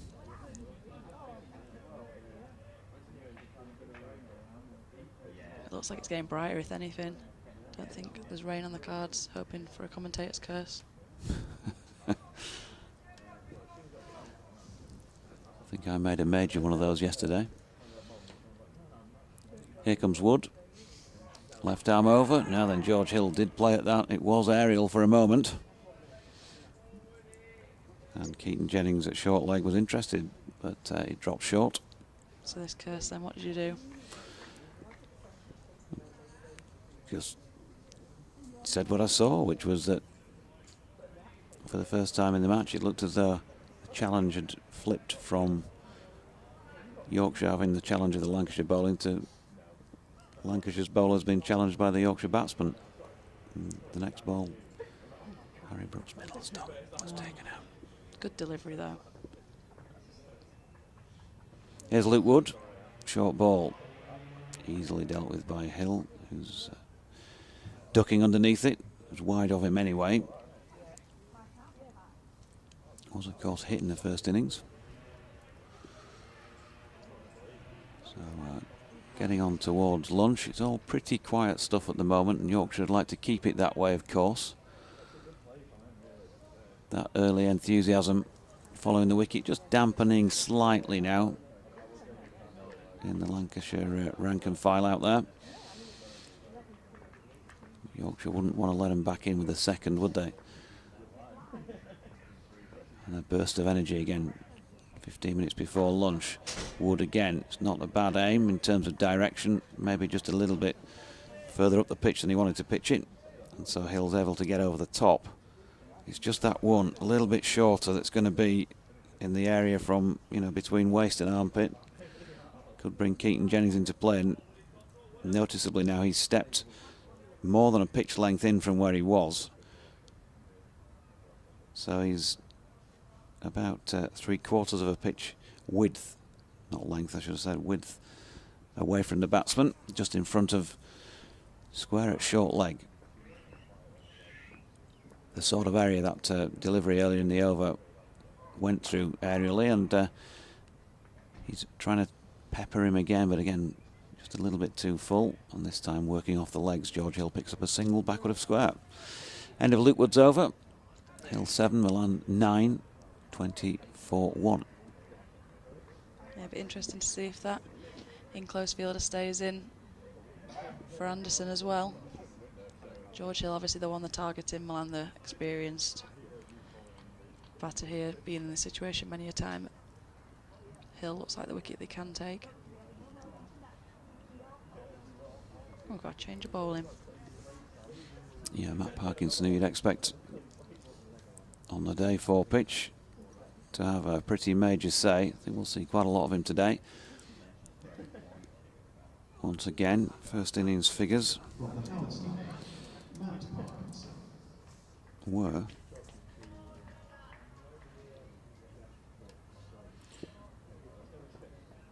four for 90 off just shy of 39 overs. That was the first innings. Expected him to get through plenty of work here. So he's got a slip, Luke Wells. He's got Keaton Jennings at short leg under the helmet. There's a backward point, a sweeper out on the cover boundary. Short extra cover, mid on, mid off, straight mid wicket. And a long leg on the sweep or deep backward square. Parkinson's first delivery. Around about off stump. Barely had time to stiffen up since that Yorkshire first innings was wrapped up. Here he is again, right arm over, bit of width for Hill, and he stepped into that and played it nicely away to the sweeper for a single. Yeah, that little bit of chat returning to Lancashire fielders here. Parkinson so often the man that finds a bit of magic even on pitches that have looked ever so batter friendly so far. They'll be hoping for the same again here. England this year? I mean, in my opinion, I'd certainly hope so. I think he's certainly done enough to be given a chance. And here he is, bowling to Milan, round the wicket. He changed the angle of attack. in games like this, we'll keep putting his name in the hat. There's been plenty of calls for him. I think from the fans certainly want to see him have a go, and England are always so wary with the leg spinners, but leg spinners union, love to see him in the test team. There he is again. That's a little bit straighter, nicely played by Milan, who's able to open up the onside from that delivery, which was probably, I would think, middle and leg, that sort of area. And he's picked up 4 out towards the western side of the ground. Parkinson spoke at length with Scott last night downstairs after the day's play. There was a bit of reverence really about his tone as he talked about bowling to Joe Root for the first time in red ball cricket. I think he's bowled against him in white ball before. Yeah, I was going to say, put in a performance against the England test skipper, but of course he's not anymore.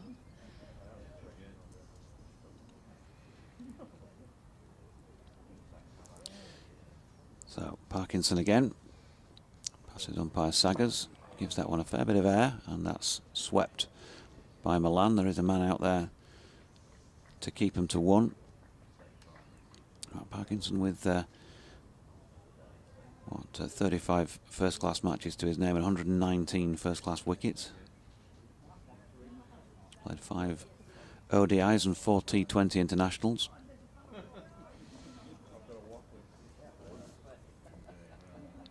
Best bowling of 7 for 126. And he's had a 10-wicket match to his name, 10 for 165. Latest delivery. A couple of yelps again from the Lancashire fielders as Hill dropped it out into the offside, and that was the end of Parkinson's first over of this Yorkshire second innings. Then 1 over for 6, 26 for 1. Yeah, good start from Parkinson there. Struggled just to change his line to the right hand, left hand with that first ball that Milan put away, but then quickly corrected himself.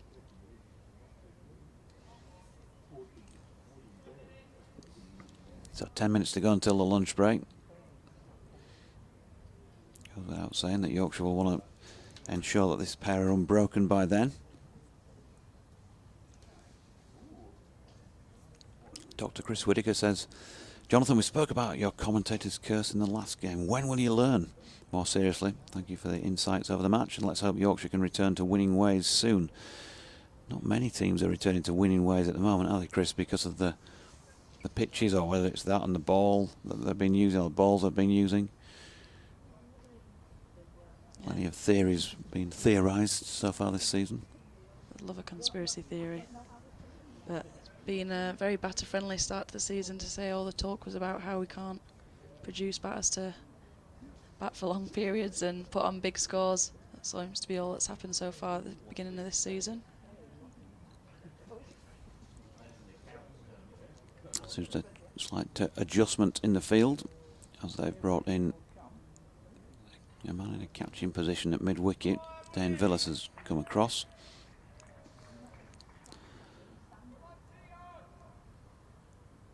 Still some conference going on. I'm not quite sure where he was originally going there or what they're hoping Milan will be playing. I think there's still some confusion about. Yeah, Jimmy Anderson sort of barking some instructions, I think, at Villas. He's at wideish mid-on, Anderson. Villas has come in at position on the one in front of square leg, and that's gone right between the pair of them for 4. Short ball from Wood.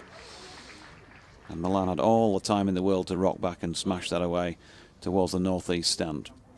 Yeah, for all the adjustments there, and still having a discussion now about where they should be standing. You don't want to see that as a ball that the first one literally pierces the gap.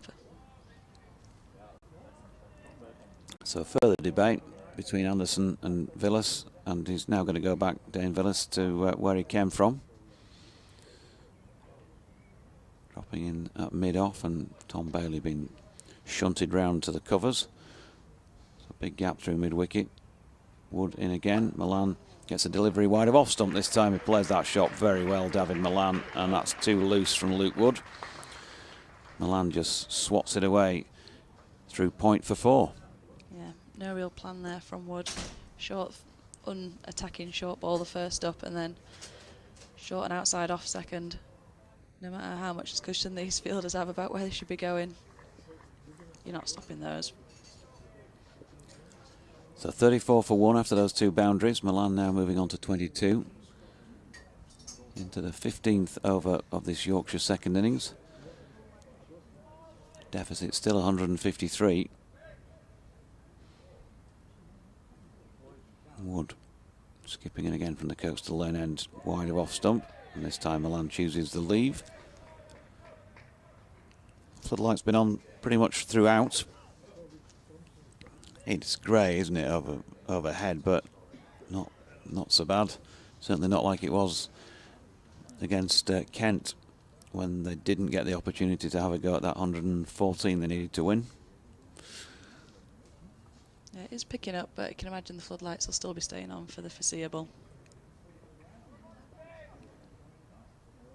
Wood turns to come in and bowl to Milan, who's been out there for just over an hour now. And in he comes, and Milan solidly behind it into the leg side. Anderson doing the fielding. Approaching lunch, let's just check in what's going on elsewhere. At Edgbaston, Warwickshire 482 for 4. That one very firmly heading for a draw against Northamptonshire. At Beckenham, Kent trailing by 333 runs. They've got a chance of holding out for a draw. They're 108 for just the 1 in their second innings. So it's probably heading that way. Here's Wood. It goes Yorker length this time, and nicely weighted and watched by Milan, who flicks it out square on the leg side to the sweeper for another single, taking him to 23 and the score to 35 for 1. We already know Somerset, of course, beat Gloucestershire by an innings. Worcestershire trailing by 45 runs in Division 2 in the match at Derby. But they're only 1 down second time around as well. So another match that looks like it's heading for stalemate. Glamorgan needs 71 runs to beat Durham, but they've only got 2 wickets remaining. It's a good one to win from there. 120 for 8 in their second innings.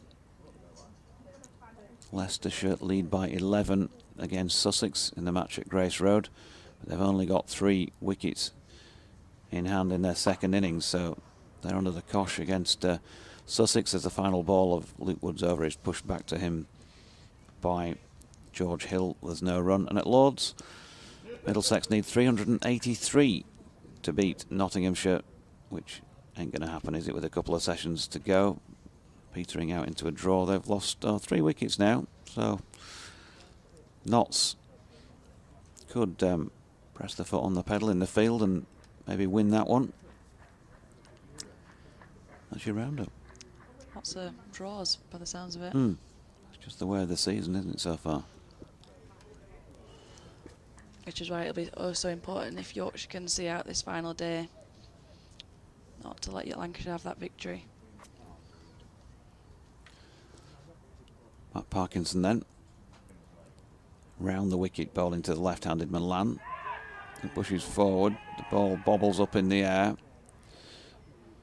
Keaton Jennings gets underneath it and catches it, but not out. I think trying to create something there rather than actually thinking it was a genuine chance and appeal. Making every ball an event. There you go, cliche bingo. Ching. Parkinson, a sweep here by Milan, who's well outside the line of off stump in playing it. I think he even stayed down there just to highlight how far outside off stump he was. To stare down the umpire, don't you even think about it. Even Phil Salt moved it a little bit to his left. Behind the stumps, here's Parkinson. Milan tries the same again from the same position, and it's the same result. Dot ball. Parkinson will be happy to see it though.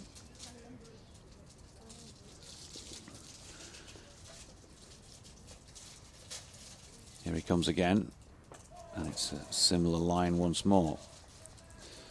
Bowling outside Milan's off stump. Just pushed into the leg side this time. 2 left in the over, and then we'll doubtless have time for one more. 12:58 on the clock. Milan pushing forward again. There's another appeal. In fact, it's difficult to think of a delivery that Matt Parkinson's bowled in this spell that there hasn't been an appeal so far. Yeah, he's an animated chap. Probably a better shout, that one. Milan didn't go down for the sweeps. Obviously the line was a bit tighter, but still, I think safely outside off stump. And here comes Parkinson with another appeal. I mean delivery. And oh, there isn't an appeal. There was a slight yelp as it was turned backward of square on the leg side by Milan. And there was no run. So end of the 16th, 35 for 1. Hill on 8, Milan on 23. And Wood to continue and probably take us up to this lunch break. They'll be happy to see Hill on strike. Looks like he's had much more of a plan of how he's going to get out Hill. Got that catcher in close on the leg side. Bit wayward to Milan last over, couldn't find his lines to the left-hander. They'll be hoping to try and break up this partnership just before the lunch break. Yeah, George Hill on strike. Lily thinks that George and David Milan are showing good patience and digging in.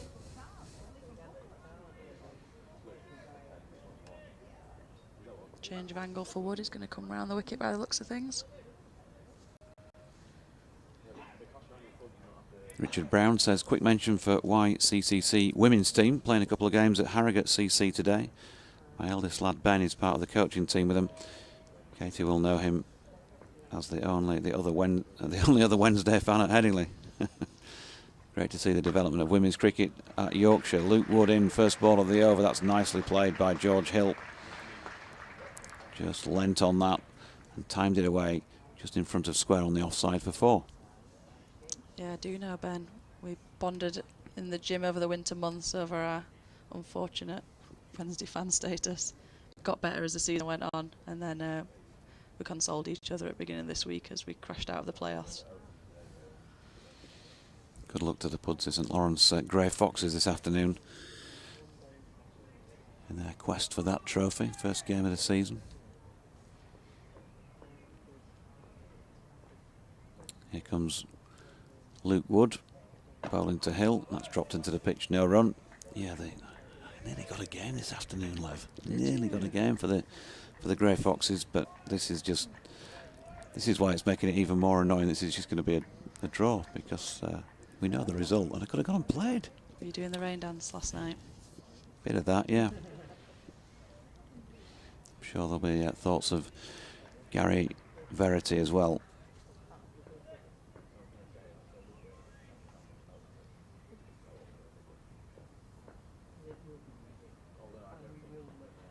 Here comes Luke Wood. And Hill turns that into mid-wicket. A little dash in, does the bit of fielding, and there's no run. David Preston enjoying the live feed and comms. I was put aback just now by another emailer who insisted the quality of cricket is very poor, terminally poor, I think he said. This is wrong, surely. This season, good bowling sides have bowled out good batting teams on good batting pitches. There have been some great performances, such as Hassan at Lancs and Parkinson, of course. They've had to work to take their wickets. There's been some great batting too. Root Brook yesterday, for example, against a quality Lancs attack. Here's Wood. And Hill timing that out to point. Who fields, no run. So Dave goes on. Is this the worst in 60 years Sorry, if this is the worst in 60 years, it must have been truly amazing in the day. Yeah, well, all about opinions, Dave. One man's meat and all that. Rupert says hopefully today's game will peter out to another Roses draw. Assuming it does, question perhaps more for Katie. Pressure on now, Lev. Short ball from Wood. Hill ducks underneath it. Right, wake me up. Right, ready. How much are current players aware or told about Yorkshire's history? Clearly the Rhodes, Verity, Hutton, etc. of this world are well known. What about the Waddington, Macaulay and Kilners of the past, especially as 2022 marks the centenary of the start of one of Yorkshire's dominant periods in which they were key factors? Does Otis Gibson need to institute rote learning of the statistics section of the yearbook? What? Was that a question? Are we sure Otis is the man to be teaching the Yorkshire history? Here's Luke Wood. And Hill pushes out into the offside. And there is no run, and that will complete the morning session. And I think... I'm going to go and study during the lunch break, and I'll come back to you with my Yorkshire facts. I think Lev's going to take a day off now to go and mug up a bit, I think, Rupert. 39 for 1 then Yorkshire at the break. Hill on 12, Milan on 23. They've survived it with that for that early loss of Adam Lythe over an hour ago. So while they're having a breather, so will we. Thanks for your company this morning. We'll be back to do it all again from around about 1:40, but from Lev, DT, Scott and I. Bye for now.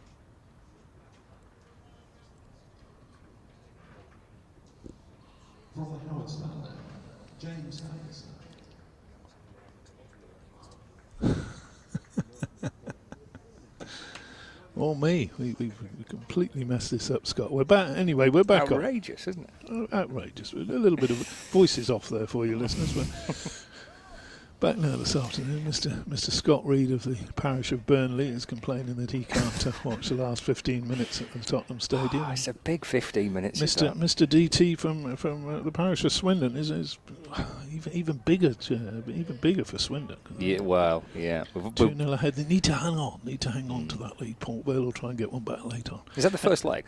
Indeed, it is. Okay. Right. Here we go. Jimmy Anderson starts the afternoon off bowling outside the off stump to Milan.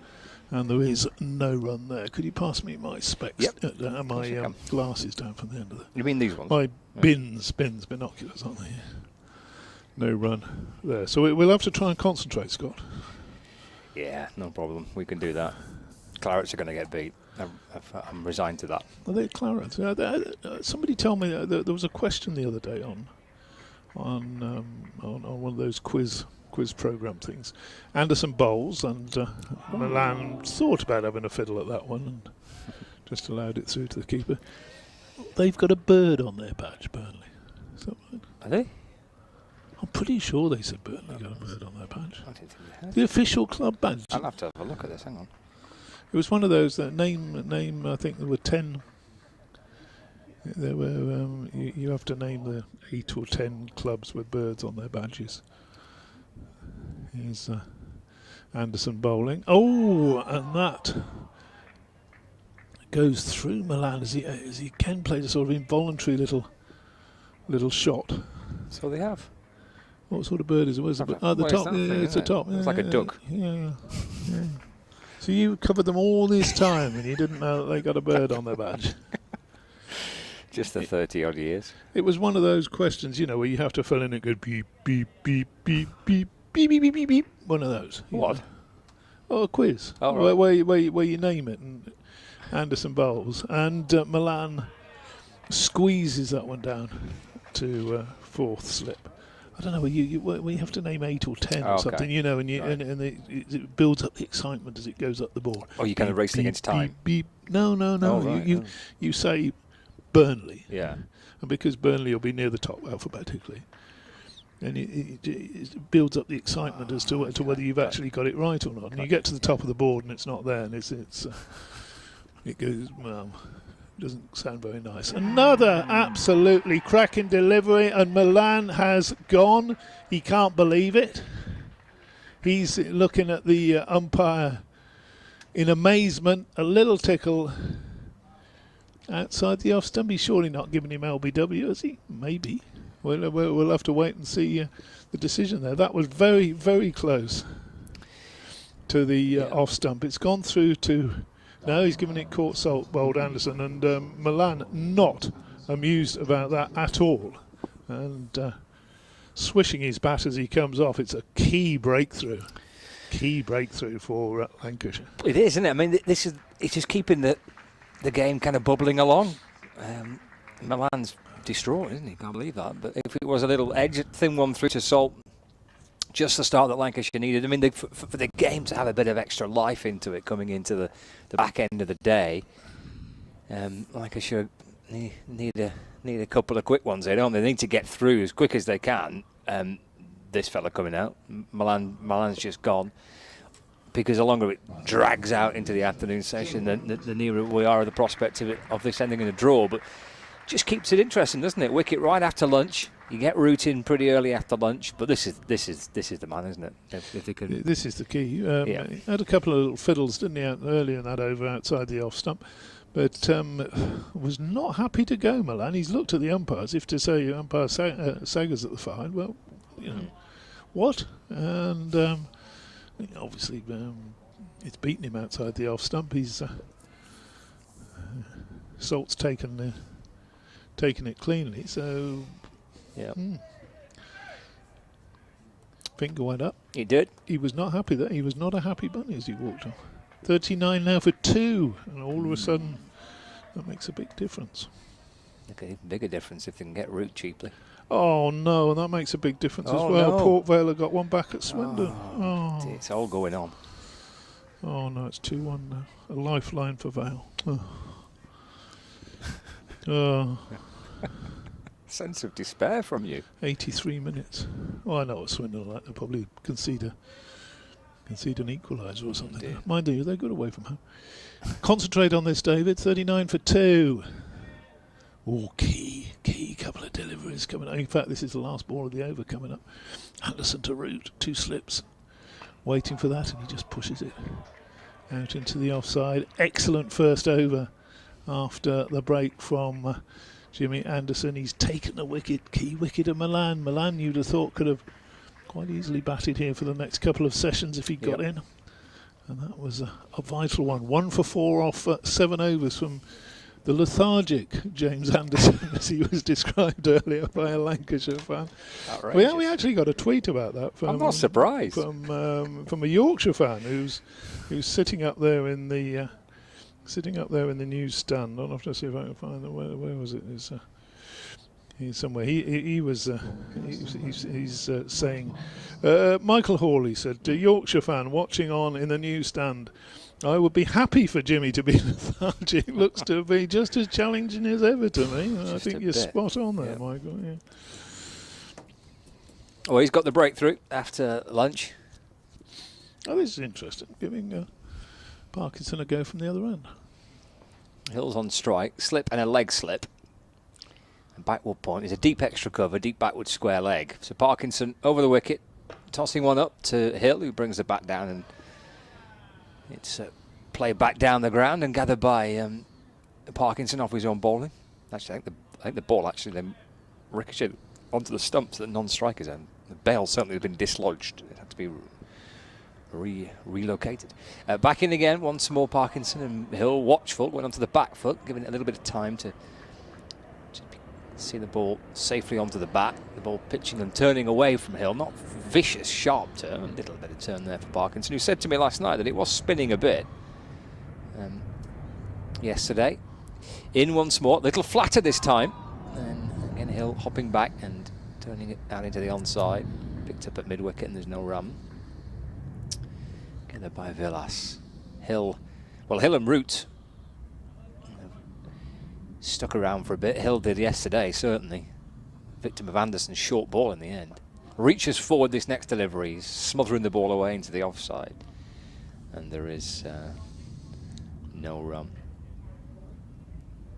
39 for 2. Hill 12, Root on 0. Still behind in the game, Yorkshire. Lancashire potentially sends a chance. Full toss, which is driven out through the offside. And Anderson's at mid-off to field, and there's no run. Should have done a bit better there, shouldn't he? It was just between Anderson and backward point, there was just the one fielder extra cover. And either side of him, he could have had 4 runs there. Nice loopy full toss. Final ball of the over. Bit of width carved away through the offside. There is that man out in the deep on the cover boundary, and that's just a single for Hill, and that's the end of the over. Parkinson starting from the Kirkstall Lane end after lunch. Yorkshire 40 for 2 with Hill on 13 and Root on 0. Now, from a Yorkshire point of view, I'd have preferred, I think, Joe Root to have been on strike to Anderson. OK, it's a big blow if Root goes cheaply, but in terms of Anderson being right on the money at the moment, maybe George Hill's going to have to be very watchful here. Talking of being watchful, we're looking at that game down at Lords where Max Holden, who's batting Middlesex number 5, has made, what was it, 18 off 115 deliveries playing for a draw down there. One of the other games. Here comes Anderson, then bowls, and that's taken Hill away from the danger end. He's just tucked that one away. Down to long leg for a single. He moves on to 14. 41 for 2. The man out since lunch. Milan caught salt bowled Anderson for 23. Not happy about it. David Milan, I've got to say that. He looked in disbelief when the finger went up, and should know if he's got a tickle to it. Anderson bowls, and that's down the leg side. There's all sorts of an appeal there for a strangle. Anderson joined in just a little bit too late, really. The slips and leg slip were up and shouting as the ball passed. Maybe just clipped a bit of pad or something as it went through. May not have touched anything. Lots of pressure on Martin Seggers. How Lancashire would love to get rid of this man, Joe Root. 147 in the first innings. Anderson bowls to him, and he's driving that one nicely up to Parkinson at mid-on. No run to be had there. Interesting feel. He's got himself a leg slip, hasn't he, Anderson? He's bowling to Root here. Dane Villas at leg slip. 2 slips gully, leg slip. Shortish mid-wicket. Long leg, mid-on. And kind of wide mid-off. There's Josh behind him. Not quite mid-off, not quite extra cover. Kind of floating between the 2 positions. Anderson bowls, and Joe Root is beaten outside the off stump. That was another of those Anderson deliveries that looked as though it must have caught a little bit of bat or a little bit of stump or something, but it's missed everything again. He's bowled 2 or 3 of those today, hasn't he? That's, they've been plucking out the 4th stump, just missing the bat. You kind of wish this could go on for most of the day, don't you? Anderson to Root. This is good fun. Fabulous drama going on. Anderson with his tail up. Somebody probably told him what was said about him at lunchtime. In he comes, bowls, and Root's got. No, he hasn't beaten mid-on. I thought he got his first run, so he's driven that firmly to mid-on's left. But Parkinson, a tumbling stop. Yeah, Parkinson dismissed Root yesterday. He was telling me last night it's the first time he's ever bowled to Joe Root in a red ball game. Yeah, well, it's an important little test for Parkinson, because you can be sure that Root will be passing on things to the England selectors. Anderson bowls there, and Root plays that one a little bit late, just defends up to mid-off, so I suppose we'll have to give that round to Root, but just about, you'd score that a draw on your scorecard, I think, wouldn't you, that over? It's good fun, that. 41 for 2. 2 absolute high-class players doing it in an environment where this will not feel, I don't think, too much in terms of pressure or tension compared to the very top of the game where they've played for so many years now, but still determined for their own individual personal battle between the 2 of them and the broader team context as well. Both proud to play for Yorkshire and Lancashire respectively, and that was a good 6 over, 6 deliveries sent down by Anderson to his mate there. Good test, that. Good battle. Anderson and Parkinson are bowling in combination after lunch here for Lancs. Another one that Parkinson tosses up to Hill, who drives it down the ground. Gathered by Lancashire's leg spinner. And there is no run. 41 for 2. Parkinson from the Kirkstall lane end. A little flatter this time. Gets him onto the front foot. The ball thuds into the pad. Got a little bit of drift there, didn't he? 2-1 final at the county ground, so I won't mention that anymore. Good result. Second leg on Thursday. Ooh, big day Thursday. Oh, late goal. 2-0 would have been better. Parkinson twirls in again. And Hill defends. Seems to be getting just a nice little bit of in-swinging drift, doesn't he? That little bit of drift in. Last couple of deliveries, maybe just my old eyes. I was speaking to him after the game at Canterbury, the first match of the season. It's the first time I spoke to him since he'd come back from the winter tours.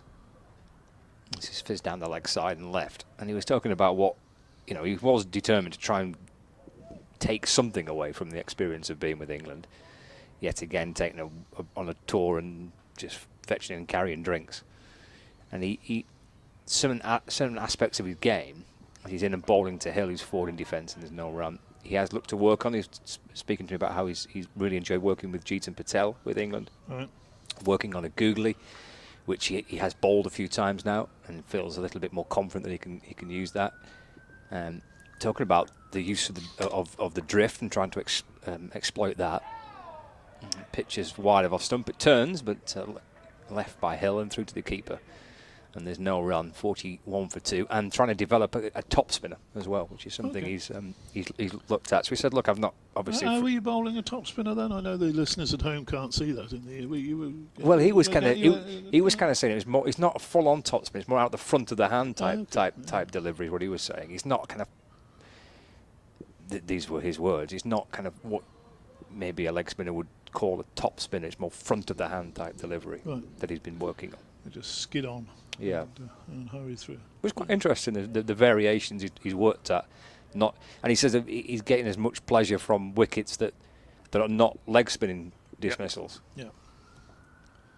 Anderson then to renew his battle with his old England teammate. Comes in, bowls to Root, and Root plays that one nicely off the middle of the bat up to mid-on, and no run to be had there. So key battle here, next few overs, Anderson, Root. If Root goes, you just wonder the effect that'll have on the morale of the Yorkshire side. With still 2 sessions to bat out, still another, what's that, 63, 64 overs? Yeah, 63 I think. 63 plus this one. Anderson bowls, Root again clips that one on the onside. Anderson concentrating very much on the stumps with Root. He's got a leg slip in place. A couple of slips and a gully or 5th slip. So he'll watch Root enough times to know. Weakness isn't quite the right word, is there? If there's a chink somewhere in the armour of somewhere where he thinks he might be able to probe away, and bowls now to Root, and that's angled down between 2nd and 5th slip. Runs away very quickly down to the boundary. Those are Root's first runs off the mark.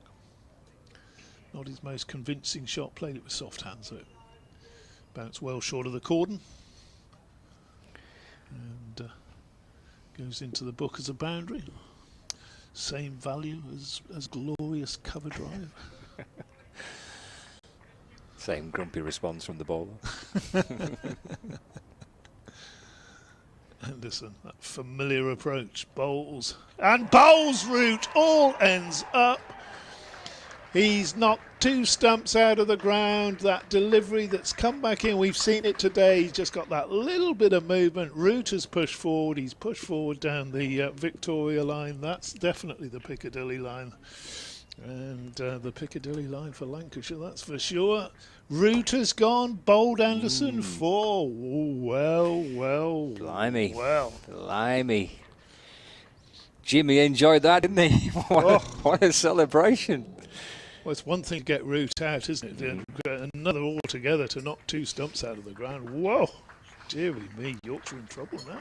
Talk about whether your top players come back and play for your county, and what it means to different players. The almost distraught way that Root's making his way off the field, and the reaction of Anderson as strong and as a passionate celebration from Anderson had he been bowling for England there, without doubt. The absolute delight at getting Root, that personal duel, that battle between the pair that we've been building up to and talking about, and then of course the broader context of the game. But that was a special bit of cricket, that, wasn't it? Watching Anderson to Root, that's high class cricket, and it's Jimmy that's got his mate.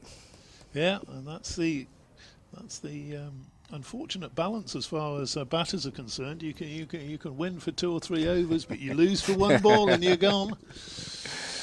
No second bites of the cherry there. You bowling, you can be slapped for a couple of 4s, and then you can get your own back. Which is Harry Brook out to the wicket now. Yorkshire fans at home have been, oh dear, a little bit concerned about that. What's the deficit? What was it? It was 187 there, 45, 142 still. Okay. Durham have won, by the way. They've beaten Glamorgan by 7 wickets, and Matty Potts with a career best 7 for 40. So a victory for Durham over Glamorgan by 7 wickets, and Matty Potts career best 7 for 40. Fantastic stuff. Anderson now.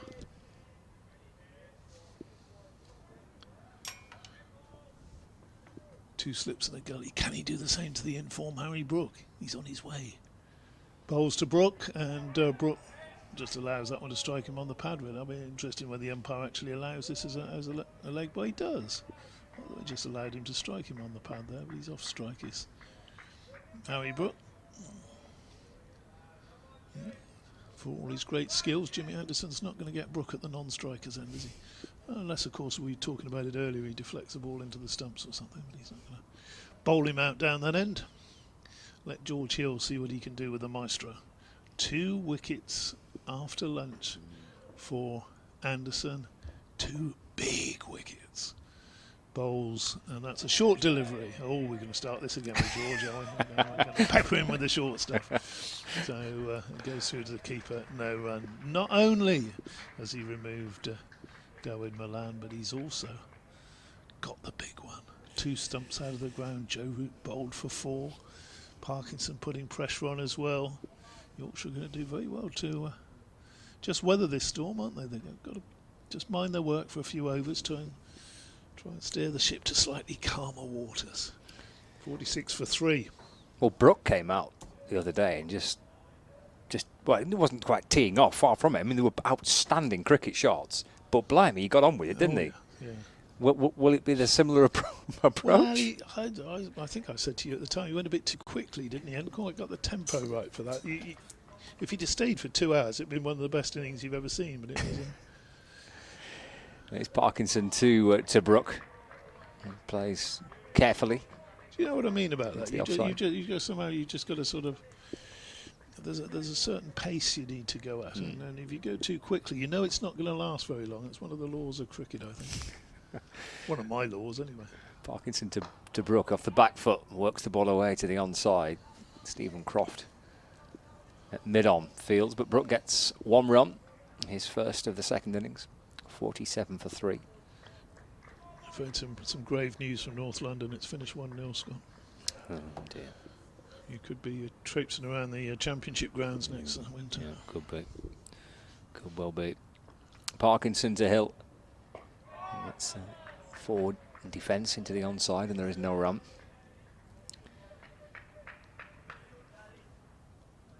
The grey clouds of this morning have disappeared now. Absolute lovely afternoon. Sun shining, blue sky. Great contest. Parkinson's into Hill. He's going back, trying to work it into the leg side. There's no run. Lancashire coming today and needing to take 12 wickets. 2 to wrap up the innings and 10 when they put them back in. Got 5 of them. Got 5 so far. Forward goes Hill and defends back along the ground. Scooped up by Matt Parkinson off his own bowling. Lobs it out to Bahana. Always does that, doesn't he? Always throws it to short mid-wicket or short extra. You deal with it. I'm not polishing it. No, it's just a little quirk of his. He fields off his own bowling. He's got to throw it to somebody. Twirls his way back in again. Forward goes Hill. It's an inside edge onto that. And the ball disappears away towards mid-wicket for no run. End of the over. And this combination of bowling is pretty intense stuff to watch at the minute. Anderson and Parkinson in combination. Yorkshire 47 for 3, trail by 140. It really is, isn't it? Fabulous stuff. We perhaps over the first couple of 3 days, the game has been drifting along at times. Batsman on top. Now all of a sudden, you've got this genuine tension there. Real battle. Yorkshire needing to survive. They've been asked to follow on, 187 behind. 47 for 3 in the second dig. Anderson bowls to Brook, and Brook gets a ball coming into him. Pushes that up to mid-on. What you got there? Tweet? Yeah, just a tweet from John saying Joe Root's stumps are in different counties. That's as out as it can be. Yes, it was pretty emphatic, that, wasn't it? Well, it's a lovely sight for a bowler, for anybody. You know, you get number 10 out like that. You get Joe Root out, one of the best 3 batsmen in the world. Anderson bowls to, Harry Brook. Harry Brook, what were you doing there? He's allowed that to go through, and he's just missed off stump again. It's 4th or 5th time today we've seen that. One of those sooner or later is just going to kiss the outside of the off stump, and the bail's going to come off, isn't it? Yeah, Milan did that this morning too, didn't he? In fact, first ball he received, he did that. Oof. You can just feel the tension You can, at yeah. the moment. Anderson's on his way, bowls to Brook, and Brook eases that one into the offside. Just the gap between that backward point and cover, gets a single, doubles his score. And this is an equally as fascinating little contest. Obviously, Jimmy's not going to go on forever, I get that. But in this particular spell now, you've got Brook, who's had a fabulous season so far. A name that's in England contention. I mean, his innings in the first innings was as good as I've seen all summer. Yep. And now the challenge with his team behind in the game, 140 behind, coming out to bat. Does he play that same way? Do we see a different side of Brook this afternoon than what we saw in the first innings? Anderson bowls and oohs and ahs. That was almost through Hill, but in the end he played a very good defensive shot. You say Anderson won't go on forever. He may well, not in this spell, but he may well go on forever just generally. I can see him still running up the hill when he's 50. Yeah, in this particular spell. I knew exactly what you meant, Scott, and so did everybody else. Just being a bit naughty there. Oh, well, you've been mischievous all week, haven't you, really? Not now. It really brings you alive, those sessions like this. Anderson bowls to Hill, and that's the first ball really since lunch that the batsman's not really had to think about too much. It was a good foot outside the off stump, and he just raised his bat, allowed it through to the keeper. So this is Anderson's 4th over since lunch. Yes. Yeah. Here he comes. Very balanced approach, bowls, and again right on the money, and again a defensive shot there from George Hill, who no doubt breathe a sigh of relief and go down and have a chat with Harry Brook. And two young batsmen, as you say, a great education for them this little session. Great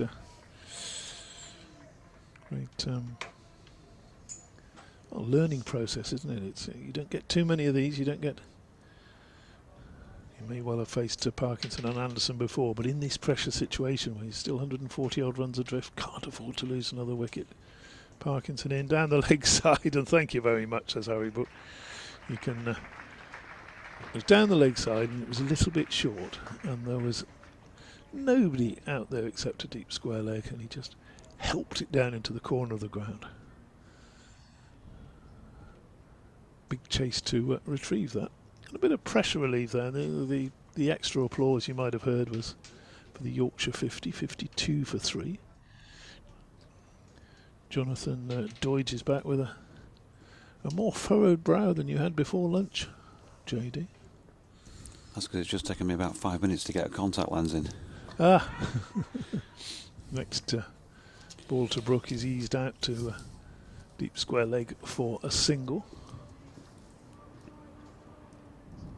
Are they all right now? You got it in place? Yep, all sorted.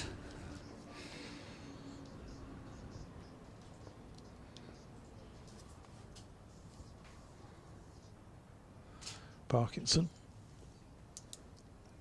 bowls, and that's just pushed firmly into the offside by Hill. Yeah, but if you're referring to my furrowed brow with regard to the game situation, then obviously the loss of Joe Root for just the 4 is clearly a huge blow. Next delivery, again getting a little bit of drift there, it appears. Matt Parkinson. I've got to move out and let Katie Levick in a minute. Don't want to leave when this sort of tension, excitement in the game's going on. But Parkinson bowls, and again, that's just played defensively. 1 ball left in this over. I'll talk you through that, and then we'll see what Lev's got to say. It'd be the first time in the match, wouldn't it, where you're edging closer to the front of the seat. Indeed. That final delivery is wide, and George Hill should have been having nothing at all to do with that, but he's chased after it. Fortunately missed it. That's the end of the over. 53 for 3. I'll leave you, Doige, and steer Yorkshire through the next half an hour or so. Thanks, DT. So yeah, 53 for 3. George Hill, as my colleague was saying, should have had nothing to do with that. It was well wide of off stump, but he had a little bit of a waft at it. He's on 14. Harry Brook on 7. Just 25 overs into this Yorkshire second innings. Still 60 overs remaining in the day to take these final 7 wickets. It's closer than perhaps it should have been. And here's Anderson bowling to Brook, who's working it to mid-wicket. Every single delivery is drawing those yelps from the Lancashire fielding contingent. As Lev joins me. Yeah, eventful since we were last on, seeing it up to the lunch break. Bit of work for Yorkshire to do then. Anderson 10 for 2 from 10 overs and 1 ball. You'd say sun shining. A batsman's day. Inside edge from Harry Brook here down towards fine leg. Where it's returned for the concession of 1. Hands on his head for Anderson, who just steps in a little bit closer to Harry Brook on his way back to kick out a bit of muck and dust from his delivery stride. I'd love to know the person that thought it was a lethargic James Anderson today, what he's thinking now. I think he's put his back into it in both innings. Here he is doing the same. Can't quite flick the ball up from that forward defensive push by George Hill. Needs a couple of partnerships, doesn't it? Just to bat some time, run down the clock, run down those overs. And the sooner those partnerships come from Yorkshire's point of view, the better. Just to wear the Lancs bowlers out a bit more, disappoint them, maybe get them to accept that there might be a draw. But of course, at the moment, no acceptance of that. Another cracking delivery from Jimmy Anderson, which has the beating of Hill. Yeah, absolutely textbook Jimmy there. To say that Lancashire lads had gone a little bit quiet before the lunch break, as it looked like it was just heading back to that nice batting track and meandering towards a draw. It's been all action since. Yeah, tail up at the moment. The great man. He's just doing his turning circle and beginning his run up once again. Coming in past umpire Saggers. Wide of off stump. That's just going straight on. He's got his hand up to his chin. I'm not entirely sure why there. Just a few mind games, I think. George Hill played a perfectly safe leave. Yeah, he's really had to dig in so far today. Hill to say we thought he was the batter that Lancashire would be most looking to target. Big wickets of Milan and Root have gone this session. Hill still there. 107 minutes at the crease. Here's Anderson again. Straightens things up. It's a good length delivery, full length delivery really, and George Hill plays it from the crease and drops into the pitch, and that's the end of the over. He'll play the long game, will George, if he can. He's already shown he can do that to great effect at Northampton this year with that 151. Yeah, more of the same required today. Just inclined to have a little bit of a dabble to deliveries just wide of off stump. That's proved his undoing on more than one occasion this season. Yeah, in the last over as well. Anderson wanting to make him doubt his leaves. Know where his off peg is. He has been getting it to go a little bit today, Jimmy. Yeah, so the two Sedbergh schoolboys together again, out there in the middle. Gonna have a change of bowling at the Kirkstall Lane end. Tom Bailey coming back into the attack. And thus far, he's bowled 5 overs, 1 maiden, 1 for 10. He was the man, of course, who got rid of Adam Lyth second time around.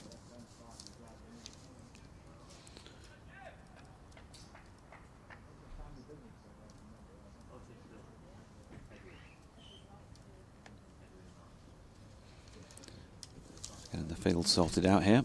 2 slips and a gully point. It's going to be a cover. Anderson at mid-off, mid-on, mid-wicket, and long leg, who's about 10 yards or so probably in from the boundary rope down the far corner. Bailey into Harry Brook, who gets everything behind that. And there is no run. Dissatisfaction from David Butler with the performances of Adam Lyth this season in his email.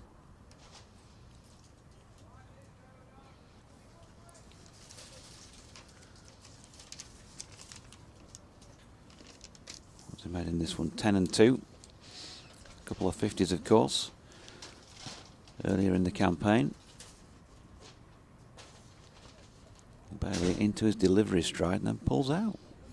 Strange, unless he put his foot on something that he didn't quite like.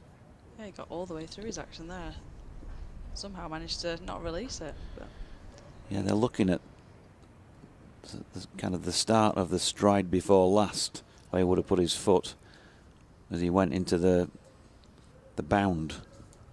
Just before he took off. Yep. But it seems unharmed. So 54 for 3.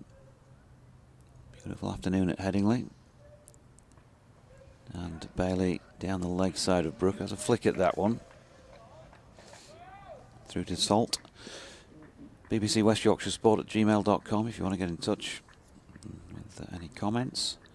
Are they going to do it, Yorkshire? Will Lancashire roll them here for what looked an improbable win at the start of the day, given the history of this pitch so far? That was the main information you had in that case in point. Yorkshire went to session yesterday, for example, without losing a wicket. Lancashire needed 12 at the start of today, and they've got 5 of them so far. Harry Brook playing this next delivery through straight mid-wicket for a single. Lily says George is digging in. Yorkshire need to play carefully for a while and get into calmer waters. At DO_cricket for Dev Townsend. At Katie_Lev. At Jonathan Doidge. At BBC Lancs Sport are your 4 Twitter handles if you want to get in touch on there. Hill on 14. Brook on 9. And it's George Hill back on strike. Opening the face, running it down towards third man. It'll be pulled in for 1. Or a concession of 1, so takes him to 15. 56 for 3. Should be outside, shouldn't we, Lev? Done that before. T20 game, remember that night? It was absolutely roasting, wasn't it? Glorious on the balcony. Birmingham. I think it was the season opener last year. You can remember things. You can do this job more often because you can act as my memory, I reckon.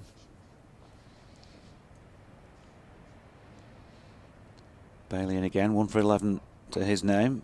Harry Brook taking it late and running it down towards long leg for a single. I don't expect, given the situation, we'll see an all guns blazing Harry Brook. Lads were talking about that just as I came back in the box. Yeah, I didn't see any of his injustice, but I had a look at the scorecard and went about things briskly by the looks of it. Yeah, we've seen him play some great knocks already this year, but that was sort of collecting the best of. It was like a highlights package of how he can play. But obviously, as DT was suggesting, it didn't last nearly long enough in that respect. Bailey's in and Hill pushing back up the pitch to complete that over. 56 for 3, but This is the game, and you can't do it every time.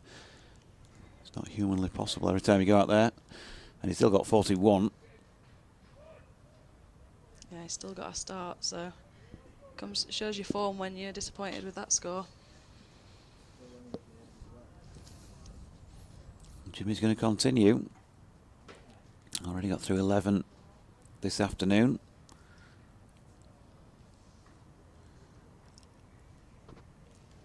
He's looking all fired up, and they'll surely be thinking, get through Brook here, and then they're well in with a chance. Batting line that looked imposing when it had Milan and Root still to come, but both back in the shed.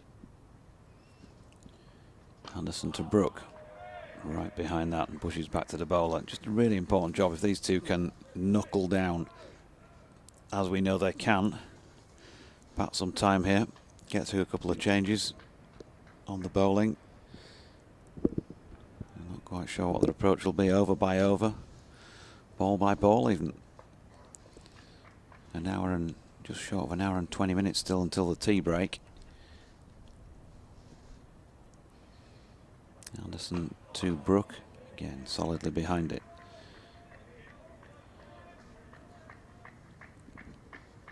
Much encouragement from the Lancashire ranks out there. He'll be happy to face that length though all day. It's when it's been right up there doing a little bit that's caused the indecision.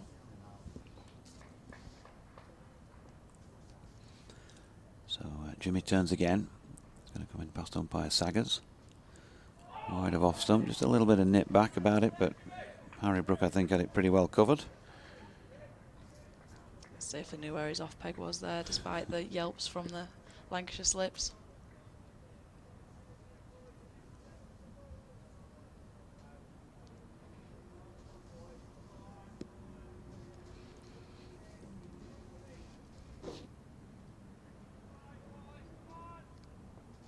Anderson, what's he going to turn to in the bag of tricks this time? 3 to come in the over. Brook, high backlift, waits, steps back and across, gives himself that little bit more time to hit that one quite nicely. Wide of mid-off, who managed to get round and field it, timed it well. Yeah, looks great. No reward, unfortunately, but solid signs that he can try and bat long here. Although we do keep saying long in 57 overs. They've done that a lot this season already so far.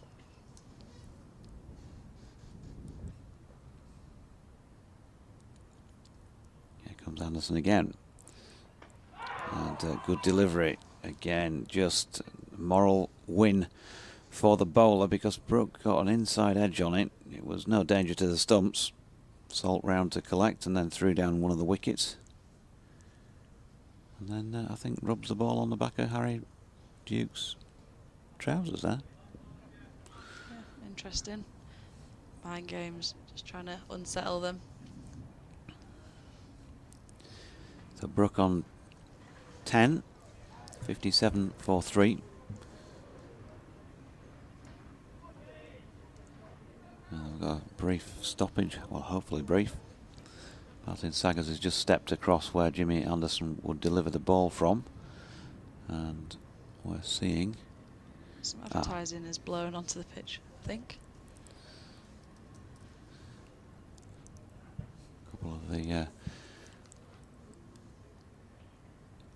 A couple of the stage hands are moving a bit of the scenery. Last ball of this Anderson over.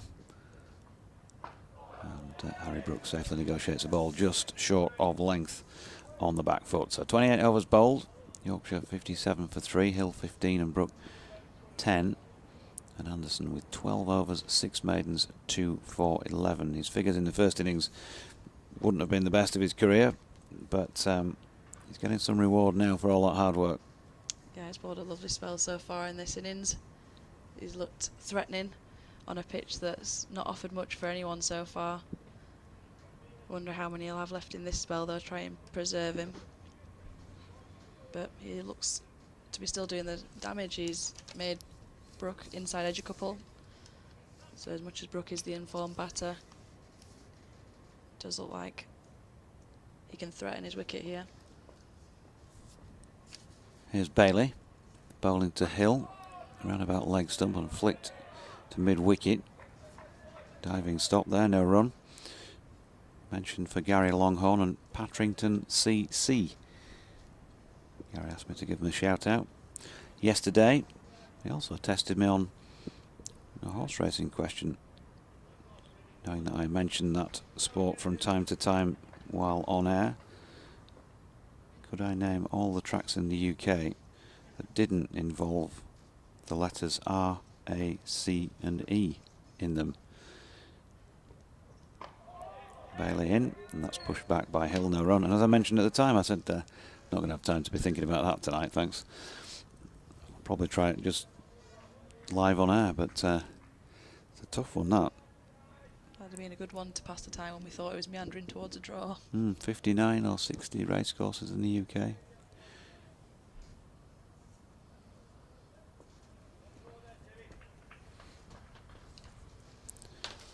Ludlow would be one of them. Here comes Bailey. And Hill pushes into the onside. There's no run. I think we're going to be saying that quite a bit if Yorkshire play for a draw here, Katie. Yeah, safely in and behind and no run. And an animated Lancashire slip cordon. I've an update for Radio Leeds coming up shortly, 2:30 with Liz Green. So you might get a bit of chat across the airwaves. Probably something to do with what we have for lunch. No flapjack today, they're dodgy. No, desperate measures. Bailey to Hill, opens her face and runs it out to point, no run. I think that's probably, as you are super keen on flapjack and I'm very partial to it as well, I think we need to add that to your pre-day duties when on your way in. Go pick a couple of pieces of flapjack. I think I say add it to the rider then. Because it always helps to get more commentary work, you see, if you do feed the, station broadcaster. Any flapjack companies want to sponsor us? Available.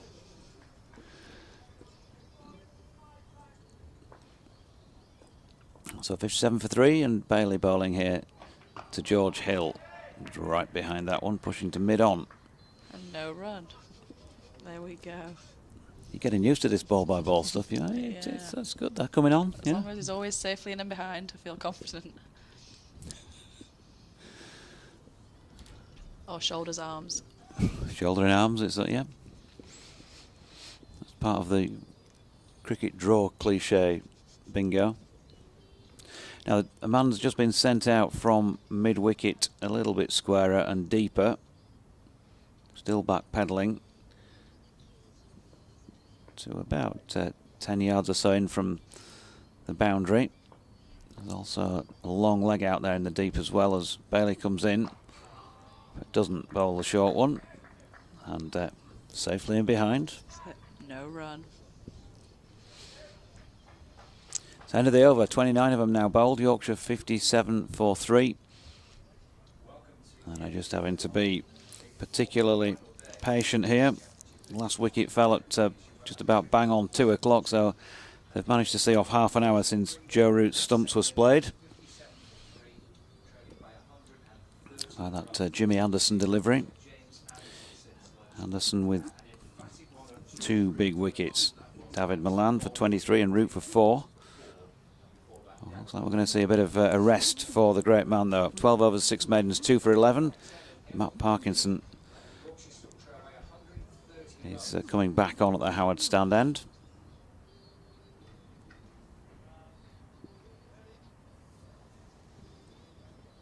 We will be doing an update at some point. We're just listening to a bit of music. Level know what it is. Absolute banger.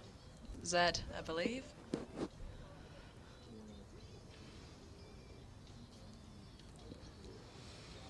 So Parkinson none for 13 second time around, 6 overs and 2 maidens. 4 for, of course, in Yorkshire's first innings.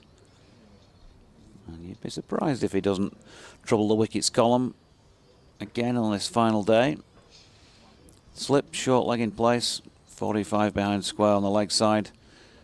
Deep backward square leg, mid-wicket. Mid-off, mid-on, short extra cover and deep backward point are the fielding positions, first ball of the over. So Harry Brook padding up. Parkinson coming round the wicket.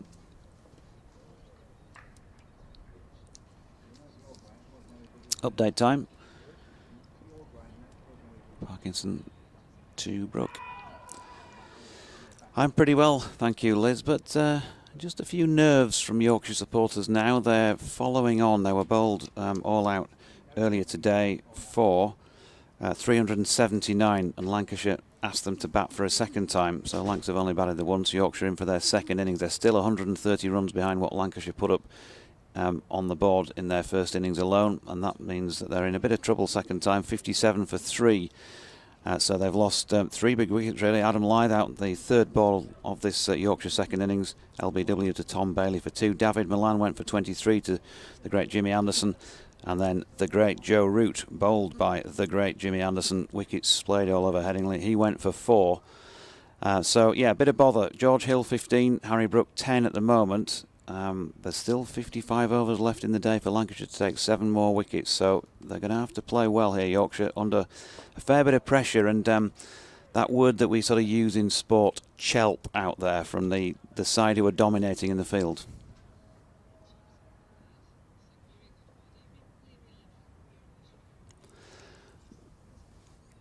It was on the television in on the big screen in the local cricket club that I went to last night, but was with the family, Liz.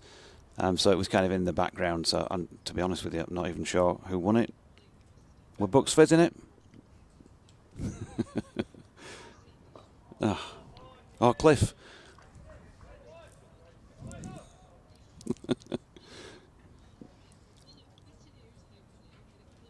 Yeah. Okay. There we go. Who did win Eurovision? Really surprisingly, Ukraine. Oh, I did see that one actually. That was, I think, one of about 3 that I that was on loud enough to be able to sort of get the attention for a few minutes. Although we came second, that was a big story of Did the we? day. We won the professional jury vote. Yeah. Wow. Ukraine won the fan vote, won overall. That must be the highest British finish since. I think they said 1998 or Yeah, I'm going to say something like that. Long time.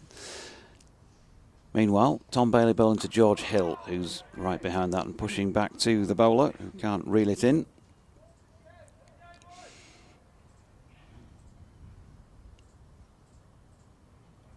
Going to be a bit of discussion between Anderson, who wants a word in the shell-like of his colleague Bailey as he walks back to his mark. You might just want to try this one.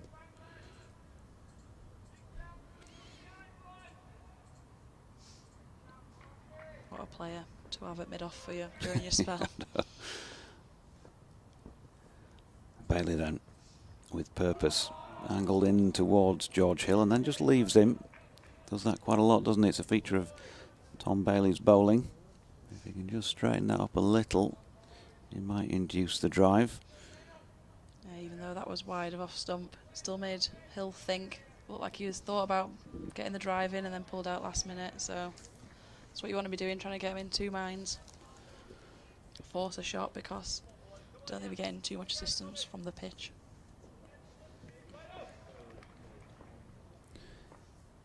So Bailey turns at the end of his run and leaves us behind. And this one shaping back in towards Hill, who gets everything behind it. Out to Villas in the covers, no run. The boys might have brought you a cuppa. You've got a long stint here, haven't you? Yeah. Full hour. Make me work for my money. I reckon you'll have taken your water on board, the fluids on board this morning, though, weren't you, like a good pro? Currently got my water just to my right. Oh, yeah. Last thing How did I miss that in that massive flask? Just being environmentally friendly. Carry it everywhere with me. 57 for 3. And still 3 to come in this over as Bailey is in. That's nicely played off his legs by George Hill down to long leg. No ball called as well by the looks of things by umpire Pollard, which will mean the addition of 3 to the total. Should be 60 for 3 in a moment. Scott making me nervous by leaning on a window that's already leaning towards the pitch.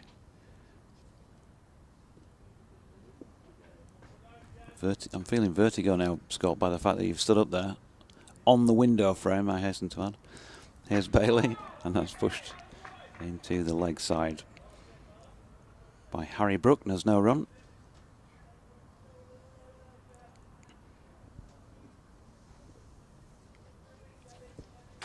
There we go. Scoreboard updated. Extras going along nicely there. Might need a few of those to rub off this 127. It's going to take a while by the looks of things. Brook on 10. Bailey coming in from the Kirkstall Lane end to bowl to him.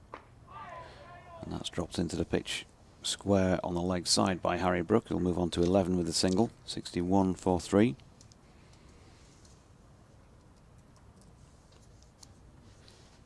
Much better lines. Got to try and force the shots here. As seen in the last over, Brook just booted a few away, and they'll not play anything they don't have to try and get through to the end of this day. Afternoon, says Sebastian. Interesting bit of trivia. Which are the 3 active counties to have never won a county championship title? The clue being that all 3 are currently playing Division 1. Surely Northants, to me only guess. Bailey in again, that's wide of off stump, and Hill plays the leave. Yeah, Northants. Somerset, of course. And Gloucester. Paul Spencer. In contrast to this relative run fest, one of my early Roses match visits to Leeds saw at over in 5 sessions quick game after the late Graham Stevenson took 8 for 65 before lunch on the first day. Lancs made 120 with Clive Lloyd hitting a barnstorming 50. Yorkshire replied with around 250 with Phil Carrick rescuing the White Roses with a century after they'd been 45 for 5. Howard Cooper and Steve Oldham then shared 10 wickets as Lancs made just 105 to lose by an innings just before tea on day 2. This was the first Roses match where Sunday play occurred in first-class cricket. It was also covered on national BBC television, which seems impossible these days. In those days, Granada, Yorkshire TV and the BBC covered both the first-class matches, and most of them were absolutely very dull draws. So this 1978 match was something of the exception to the rule. Graham Stevenson was a very good cricketer. Would have been made for white ball cricket today. RIP, says Paul Spencer in Lancaster. Thanks for your mail, Paul. Here's Parkinson bowling to Brook. And dropped it into the offside, no run. Yeah, he seems intent on just kicking away Parkinson whilst ever he comes round the wicket. And forced him back over again, just like the over before. Gary's mailed in now on the back of that racecourse question. Ludlow's always the course most people get last. I really hope we don't have to rely on Harris's batting to get the points. No, that could be very nervous times as Brook plays another one out into the offside. And there is no run. Yeah, I'd be happy to only watch Harris bat once today. Tim Singleton follows up with Goodwood. Yep, good shout, Tim. Another dot ball, full length delivery. Shout out for Gary Gaffer Williams. And sadly, it's Leeds United 0, Brighton and Hove Albion 1. Is that sad? Here's Parkinson bowling to Brook, who's played a lovely sweep shot, and he's got it away fine enough to bring up 4 runs down towards the North East stand scoreboard. Takes him on to 15, the partnership to 20, and Yorkshire's total to 65 for 3. Tom says that this one's got all the hallmarks of going down to the wire. Disappointing the 2 most senior batters, Root and Milan, couldn't do the job. Doesn't this shine a light on England's problems when things get tough? Bit harsh. They were facing one of the best bowlers of all time. Yeah. Here's Parkinson, who's probably got England in his sights. So is the man batting, Harry Brook, who chopped it into the turf. Going to try and come around the wicket again. Place your bets on the shot that Harry's going to offer. So we've now got Keaton Jennings coming in front at silly, very silly mid-off. Standing just off the strip, Tom Bailey has been put in at a short final leg. And Brooke just kicks the final ball of Parkinson's over away. So Parkinson's 7.5 on 8 overs, I should say. 3 maidens, none for 17, 65 for 3. I'm off, and Scott will be in soon. I'll hold the fort in the meantime. Battle of patience between Brooke and Parkinson. Brooke just seems intent to keep kicking him away.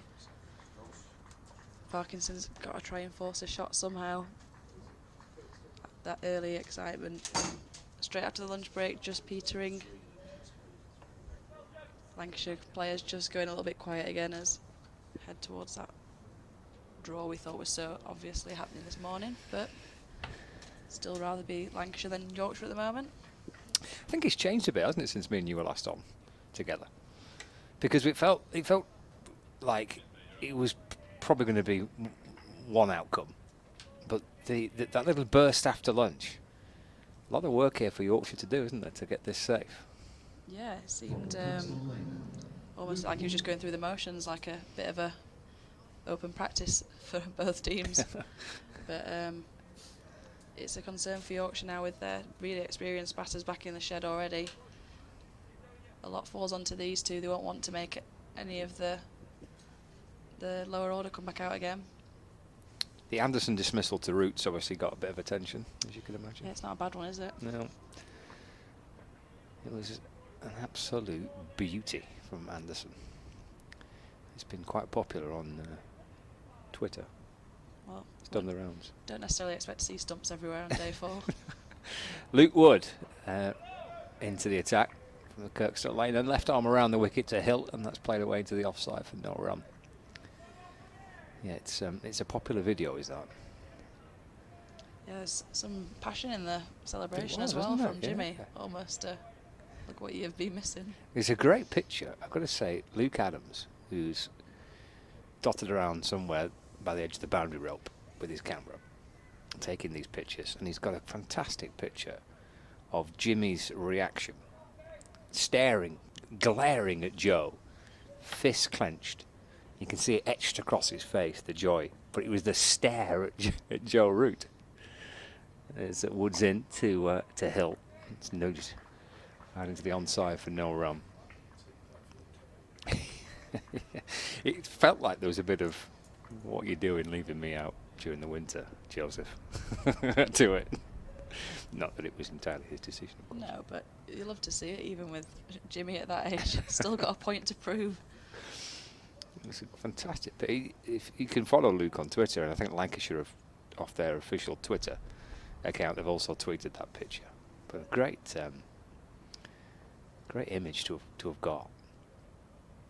In comes Wood again. Balls driven away by Hill. Bouncing out towards extra cover, and there is no run. Oh yeah, I'm just looking at the picture now. What a shot. Zoom in on Jimmy's face. I'm enjoying Root staring at the stumps as where have they gone?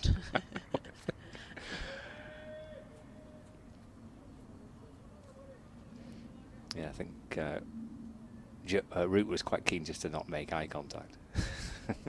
Disappear. Shuffle off quietly. But it's a great moment. It was a great little bit.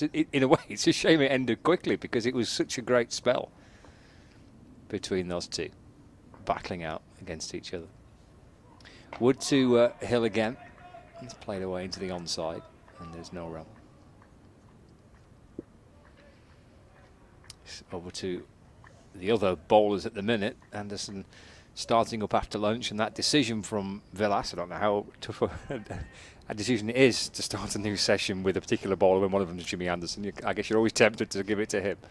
But it worked a treat. Anderson and Parkinson after lunch, a combination. It's one decision you'll probably never be questioned on. Why did you throw him the ball after lunch? He must be tempted just to keep him going as much as he can. Wood in, Fullish on off stump, and Hill defends up to mid-on, and there is no run. I've no idea whether he's going to play next week against Essex, Anderson, but I would be surprised if he does. You know, he didn't play last week, so he was always going to play at least one, and probably only just one of the following two. And they've picked him for this game. Yeah, and are they doing sort of a rotation policy? They're resting Hassan for this game? Yep, he was, yep.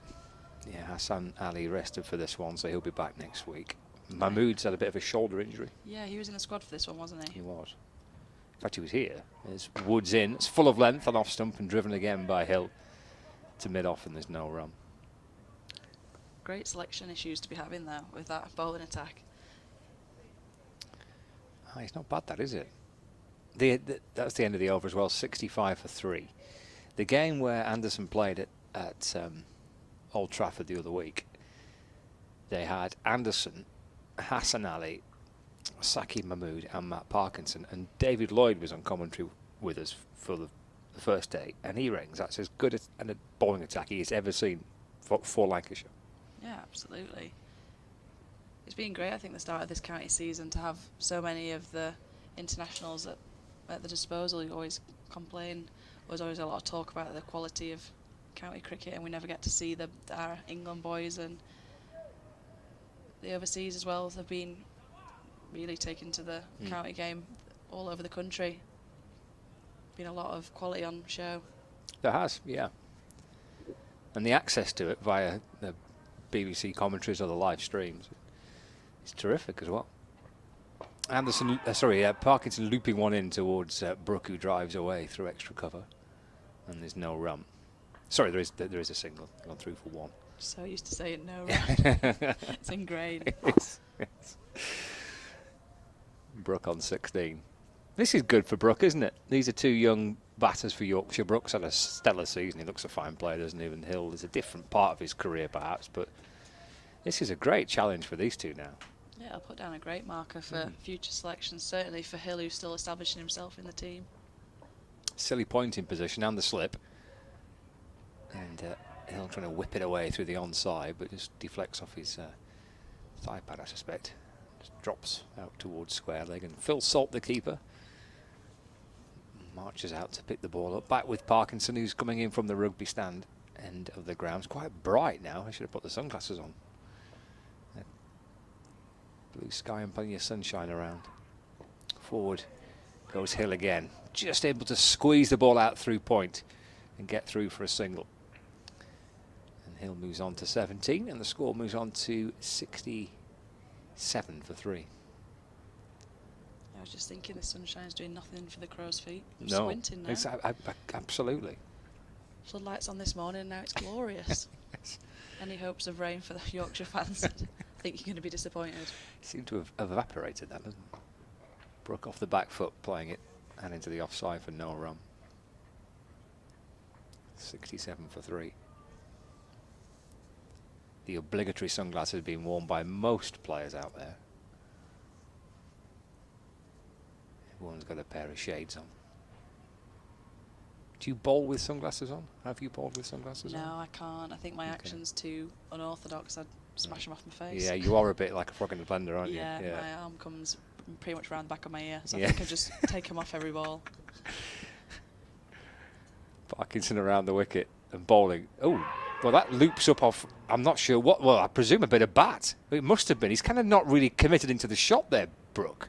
Almost as if he's trying to just paddle the ball around the corner.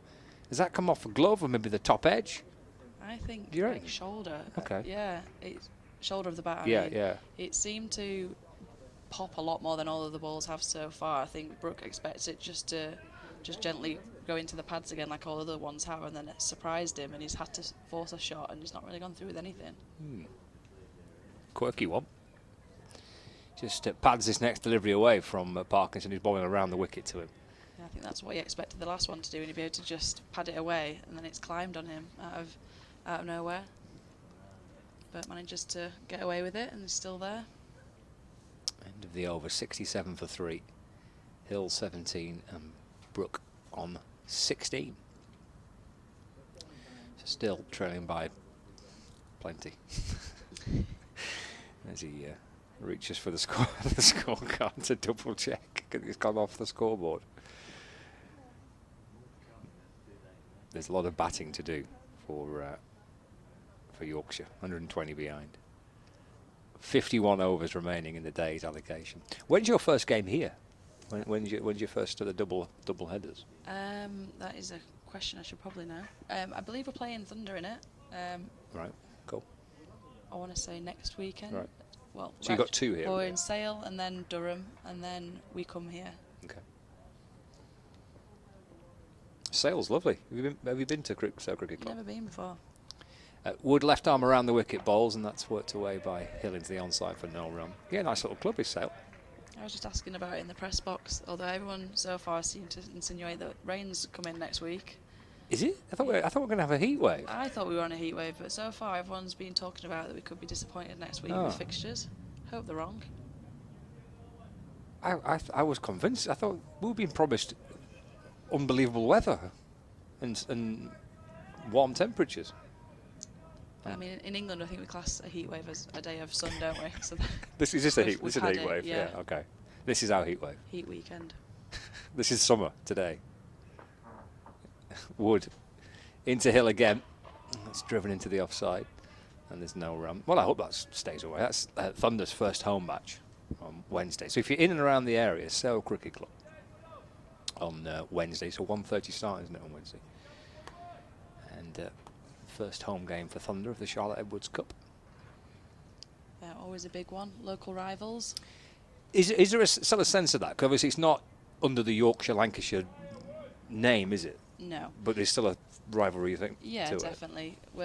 It's like Battle of the North, essentially, with bragging rights for up here. I've got to say, I was speaking to Ellie Threlkeld the other day as Wood comes in and bowls again short, and it's pulled behind square on the leg side for 1 run for Hill. Moves to 18, 67 for 3. And both and Georgie Boyce said this as well. They both said, look, it's not. They reckon it's a derby. They're well up for it. I remember Kate Cross last year saying that she wasn't necessarily happy that we get Northern in our name as the Northern Diamonds, like we own the North or something. So we're very keen to keep owning the North.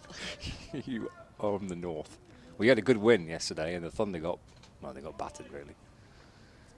At the Vipers. A double, we like to call that. You had a double, did you? Northern double. Outrageous. Wood from the Kirkstall lane then balls again. And just steered away down towards gully by Brook, but for no run. 68 for 3. Into the afternoon session on the final day of an intriguing Roses game, which has been a real slow burner, but yet could have a sparkling end to it, really.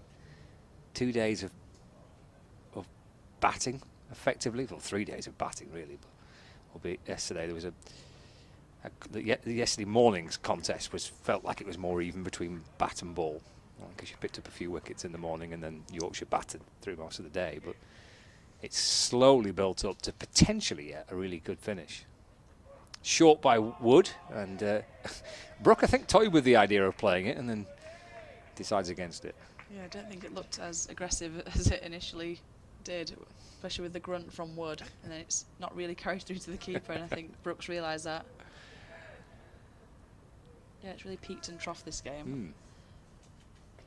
We've sort of complained about meandering periods where it just looks like an absolute road, and then there's flurries of wickets, and the bowlers are suddenly back in it.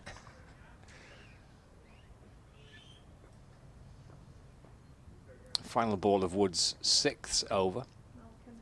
And Brooks on 16. And he's steaming his way back in. Ball's a fullish ball, but wide of off stump and left. And through to Phil Salt.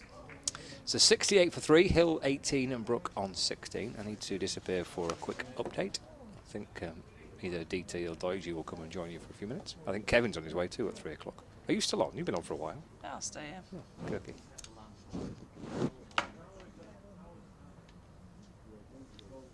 Real dig-in partnership from Hill and Brook right now. Brook's been at the crease for 55 minutes, Hill for 147. They know all too importantly how desperate this draw is. You don't want to get to this stage of the game and throw it away.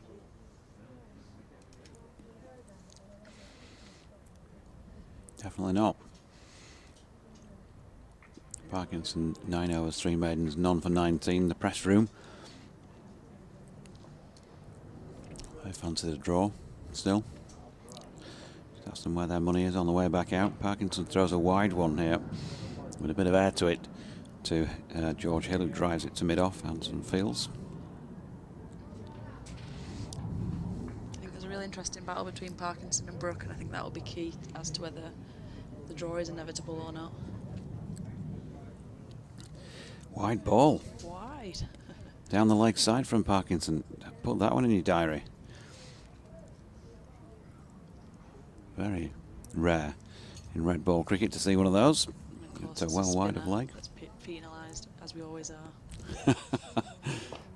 Oh, nicely played, George Hill this time. Tossed up by Parkinson full.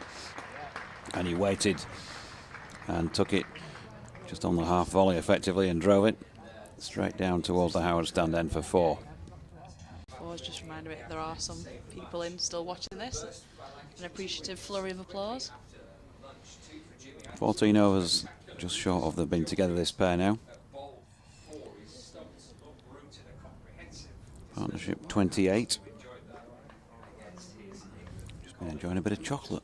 Part of the non-professional cricketers' diet. Professional commentary diet, I think that. As Parkinson's in again and Hill just nudges that one behind himself, no run. I've got plenty of practice in for the professional commentary's diet. Although I enjoy that you keep disappearing to go and have your little snacks. Shh. Secret stash somewhere. Kevin Howells appears stage right as George Hill pads off this latest Matt Parkinson delivery. We just take and watch of how Brooks playing Parkinson and thought, okay, I'll take the same tact, I won't play anything, I don't have to. Just keep kicking my way out of those rough patches. 2 to come in the over. Parkinson again, this is a bit straighter by comparison to the one that he threw up that enticed Hill into the drive earlier in the over. Just patted it back. 150 minutes now, 2.5 hours George Hill for his 22. Can't say he's not digging in. Oh, good delivery this time from Parkinson, which has the beating of Hill's outside edge. Beats Salt, beats everybody. And has been pulled in by George Balderson. 2 byes. End of Parkinson's over. 73 for 3. Yorkshire, a few words from Lev and then Kev. Yeah, lovely delivery to finish that over. I think whilst ever Parkinson's on, there is still that threat of a loss for Yorkshire on the cards.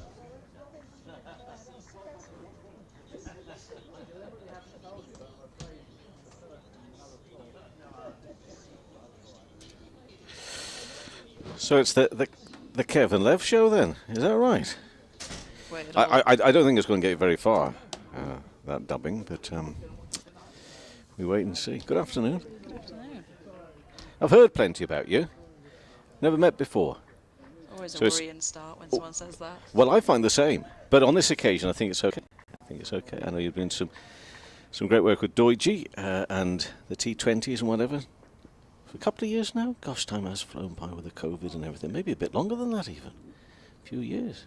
Anyway, it's Brook who's on 16. And it's Wood bowling to him and he's pushed behind square in the offside and there shall be no run. How many Roses matches have you taken part in? Never mind played in. But too many to keep count of. Well, I say the same, but that's because I have been around for a long, long time. But you haven't been around that long, can you not think? Got 14 years of county No. senior now under the belt. So Oh, gosh. someone else could do the math. And do they mean more? Yeah, absolutely. Tell me why in a moment. Wood turns and he comes into Brook, who's on 16. Yorkshire at 75 for 3, trying to hang in there today. Oh, and that's just kept down, angled wide. The man at slip. It's going to run down towards the boundary. It's going to be 4 runs. The runs do mean something, but so does that wickets column, which still reads 3 down at the moment at 79 for 3. Why does it mean so much? Just that old rivalry you grow up with watching, and it's instilled in you, Yorkshire, Lancashire, no matter what the sport is. And it's always been great to be a part of. Both sides always take it in. We were just talking about how it's carried over into the regional setup for the women's, even though we're not branded as Yorkshire and Lancashire anymore. We've got a Northern Derby, still means a lot more. Diamonds and Thunder. Yeah. And you just had a county competition, didn't you, the T20. No, I can't remember how that one went. No, I know. But you just have had that one. But that was a little bit different, wasn't it? Because you had a slightly bigger group than everybody else. Yeah, so we ended up with a group of 7 of us, I think, in the end. Every other group was made up of 4. Yeah. But Lancashire and Yorkshire, we were in the final. Unfortunately, Lancashire took that one. Yeah, on that occasion, yeah. Brooks moved to 20, forward defensive to Wood and pushed up on the onside. But isn't it lovely to have a really nice afternoon? Because this morning, a bit of rain around, wasn't there? Even up to lunchtime. It still looked a bit dodgy on the weather front. Yeah, I'd been so focused on our game yesterday at Loughborough, I'd not really kept an eye on the forecast for here, and I was surprised to wake up to rain overnight, and then looked at the forecast and thought, oh, could be coming into effect for the result, but glorious so far. There's always comes a point in a season, and sometimes it's earlier than others, and this is all due respect to the weather forecasters. They do a fantastic job. I mean, I always lay that out. You know, it's not an exact science. Wood comes around the wicket into Brook. Oh, and he plays and very nearly gets a nick on that. Oh, that was one where he felt he had to go for it. I'm not too sure. Goes through to the keeper. But there always comes just one day, and it happened a couple of weeks ago for me, where I looked at the forecast, made my decisions on where I needed to be, where was the best place for the best final day of Championship cricket. And somehow, somewhere between 7 o'clock one evening and 6 o'clock the following morning, the forecast completely changed, and I ended up in the wrong place. So I'm afraid, being not quite as mature as I need to be, I thought, that's it, I'm not looking at forecasts again. That always happens to me in the season. It was about 4th round, I think, this time. But of course I can still look at the forecast. Brook is on 20, and that's squeezed out onto the onside by Brook. This partnership with 34 runs at the moment between Hill and Brook. That very destructive piece of bowling from Anderson. We bowled Joe Root out for 4. Root was only out there for 15 minutes, faced 10 balls, struck a 4. An interesting dynamic for us here really is watching the way that Brook goes about it yesterday, because the one thing you won't, I'm sure, have had a chance to catch up on was the way he went about his batting yesterday, which was absolutely glorious. I'm sure plenty of people have told you about it. Yeah, looked at it from the scorecard, that's all I managed to see Yeah, yesterday. well, the scorecard will tell a tale, of course. Wood around the wicket. Oh, and another play in the miss on a wideish delivery here. And Wood, I think, on those last 2 deliveries has every right to look just a little bit frustrated. Very nearly getting a wicket there. And is that a concentration issue, or did he really have to play those? Yeah, wild shots from Brook, really. You wonder why he has decided that he's going to go for anything outside off stump, when so far all he has done is stay patient and only play the balls he absolutely has to, and yet he's had 2 wild wafts outside off stump. So Wood will be feeling on top after that over for sure. Indeed. How old is this ball here? 37. Over's old. So much talk about this ball, about it going soft. The latest detail that I've picked up is the quarter seam, apparently. Oh, of course. The quarter seam. That's the dodgy area, allegedly. Parkinson. I know you keep on being asked about Parkinson, but you must sit back and just look at this and enjoy being part of this union with, albeit in Lancashire player, of course, driven nicely by Hill. That's going to be 4 runs. They need to do that, don't they, here? They need every now and then on that opportunity just to feel a bit of a flourish, not to get too bogged down. And that's 4 runs for Hill. He moves to 26, 83 for 3. You can so easily get stuck when you're in these sort of chases, and forget that although you're not trying to get out, you are also trying to score runs, and that can just shift the momentum and, you know, quieten down the Lancashire team just a little bit as well. I mean, the deficit's still 104 runs. That was the thing yesterday. You know, you're looking at various points of the innings, whether it be the way that Brook and Root were going initially, and then we saw, you know, a different sort of characteristic to the partnership between Duke and Root. Parkinson, meantime, in and bowls and driven straight past the bowler, and there'll be no runs here because the field is just behind. But all the time, whilst looking at that great work that they were doing, you kept on reminding yourself as you looked at the board, this is good, but they need so much more. Parkinson again, bowls. Oh, and that's a lovely delivery. He went forward to that and very nearly got a neck. A big smile from you, I'm not surprised, even though it's the Lancashire bowlers just bowling beautifully. catch-22 here. I don't often get to watch Parkinson as a keen Yorkshire fan, but that was just, to get something out of this pitch was a delight to watch. He's in again. And pads to that one from Hill. I say that just as I started saying lovely things about the weather, it does cloud over a little bit, and just looking on and that's the area I say way out there. That's off beyond Bramley and that part of West Yorkshire. A little bit of rain possibly just over there. That one again is padded away to Keaton Jennings, who's standing there at forward short leg. So I think the forecast actually. As you said, you've never I'd never look at it. I think the forecast is for cloud and not rain, but who knows? Parkinson bowls worked away onto the onside towards mid wicket.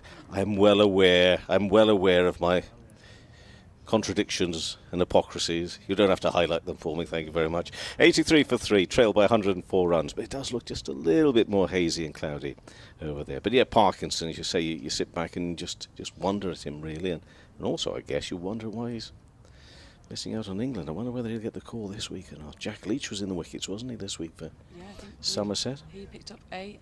I think there's so many calls. I think it's what the fans want to see is Parkinson and Natasha, that's for sure. All I see all over social media is everyone would like to see him given a chance, and if you're going to be picking teams based on form, you've got to think he's got a chance, and he deserves a chance at least. But they do seem to be loyal with Leach and sticking by him for the time being. Again, he's done nothing wrong to warrant necessarily being dropped, but a leg spinner always brings a different dimension to your team, doesn't it? And Luke Wood runs in from us now to Brooke, who's on 20. Pushed into the offside from Brooke towards extra cover. So Adam Lyth, LBW to Bailey for 2. David Milan was caught by Salt off the bowling of Anderson for 23. I think he might find himself taking into the head teacher's office at the end, because he was standing around for quite some time, wasn't he, after that dismissal. And then Joe Root, who certainly on that evidence anyway won't be going to the head teacher's office, because I think that was pretty comprehensive. There was no point in Joe hanging around for too long after that one when he was bowled by Anderson. Out for 4. So Wood cooks the lane end, and he runs away from us now on this Sunday afternoon here at Headingley. In and bowls. Oh, it's a lovely looking shot. Oh, glorious from Brooke. I mean, there's part of me that would love to see shot after shot like that, really. And it's going to be it's not gone to the boundary. That pulled up. Well, was that even a yard off the inches away from the rope? I can't quite believe it. Brooke actually gets 3, moves to 23 now. 86 for 3.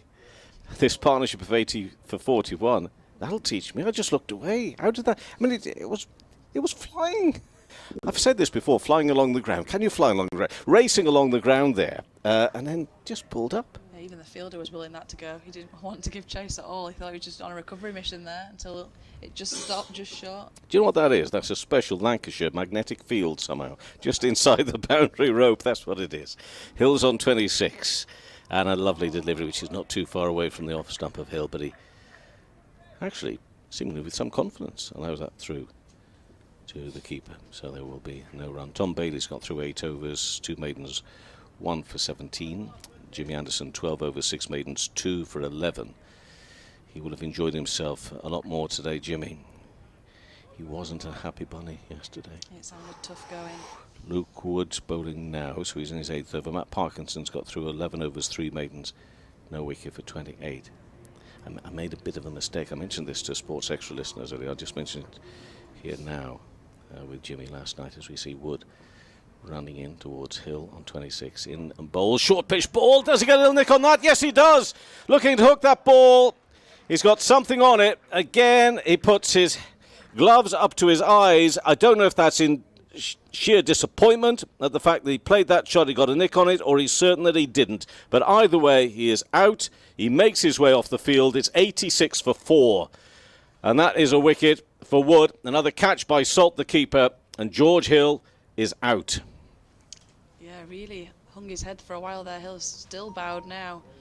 I think he's just mad at himself. He's dug in for so long there. He's been in the crease for 162 minutes.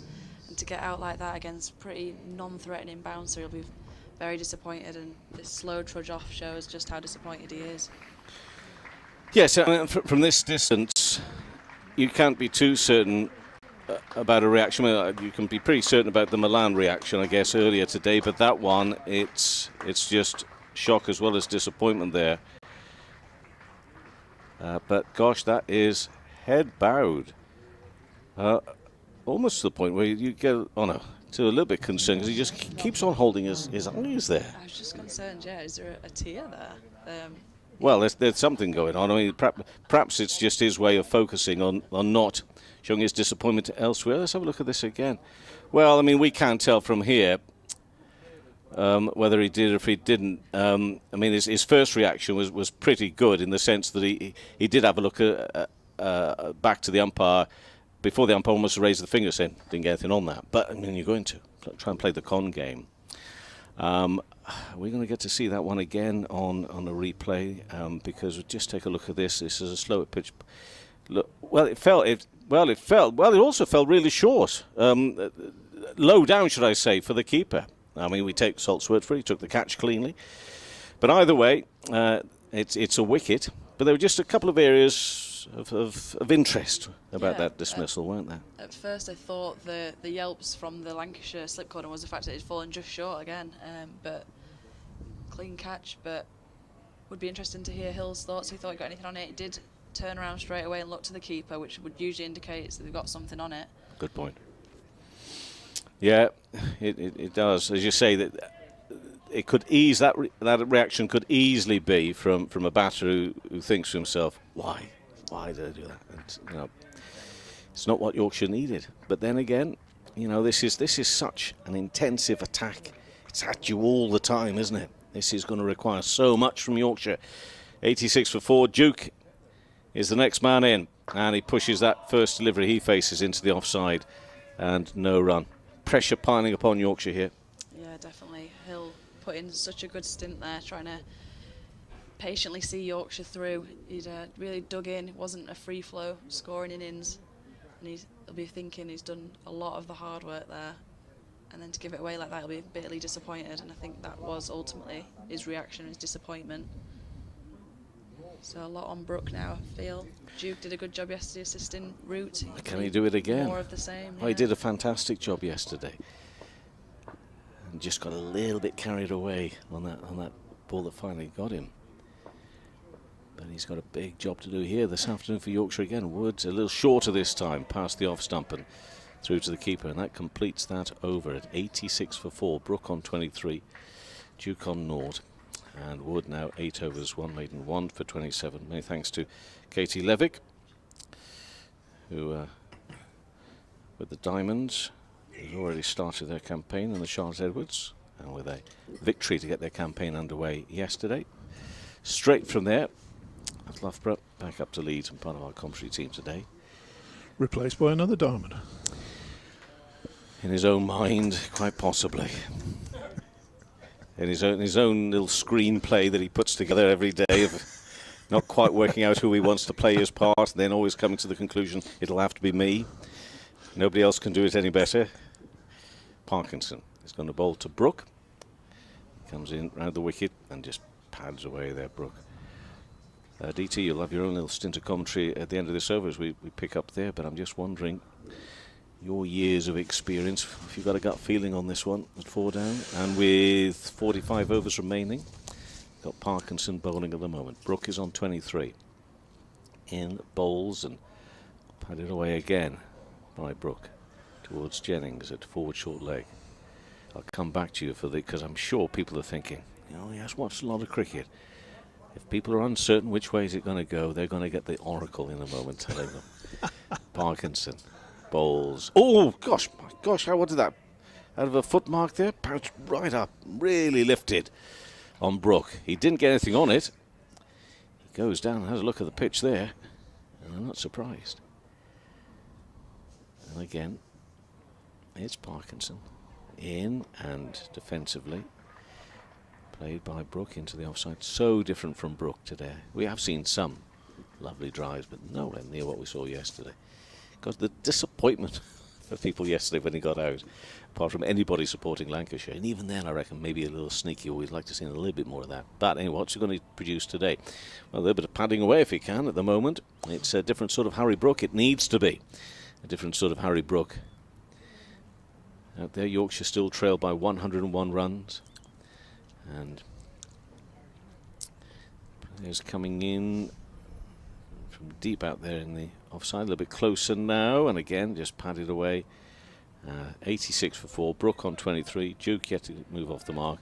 Yorkshire trail by 101 runs. And bookmakers up and down the country not sure what odds to lay out here this afternoon. What's the gut feeling, DT? You still got to fancy a draw, haven't you? We're going to have another burst from Jimmy Anderson probably after tea, which will be quite telling. They're not bowling Yorkshire out if Yorkshire are defending. That's the way I look at it. George Hill, who'd batted well for a long time, he's had a swish, he's had a hook, hasn't he? And got himself out with a nick to the keeper. Anderson took 2 very good wickets, 2 very important wickets as well, Milan and Root, just after lunch. So I would suggest his post-tea spell will actually decide the game. We shall see.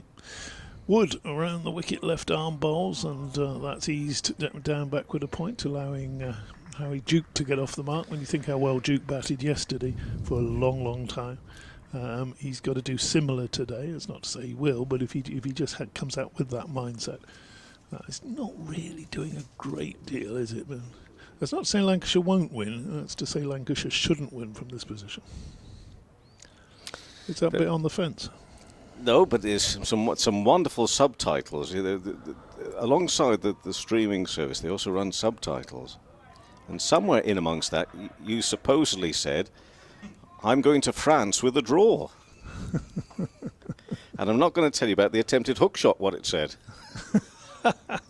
And that next delivery from Hook from Wood is around the wicket and through to the keeper. No run there. So 87 for 4. One thing I don't think Lancashire will have to bat again. Maybe that's influential as well. I love the fact the subtitles now running. Me talking about the subtitles. You've got subtitles on there. Yeah, and they've got my bit spot on. I think it's a bit more diction they need from you, to be honest with you, DT. Diction. Okay, here comes Wood. He's around the wicket. Bowls. And that's played up to mid-off, and no run there. Tumbling stop by Tom Bailey. Tom Bailey, who could still have a say in this game himself. Of course, got rid of Lythe early on, LBW. Milan, I hear you saying he's going to be called into the headmaster's office afterwards. He was not pleased with that decision at all, was he?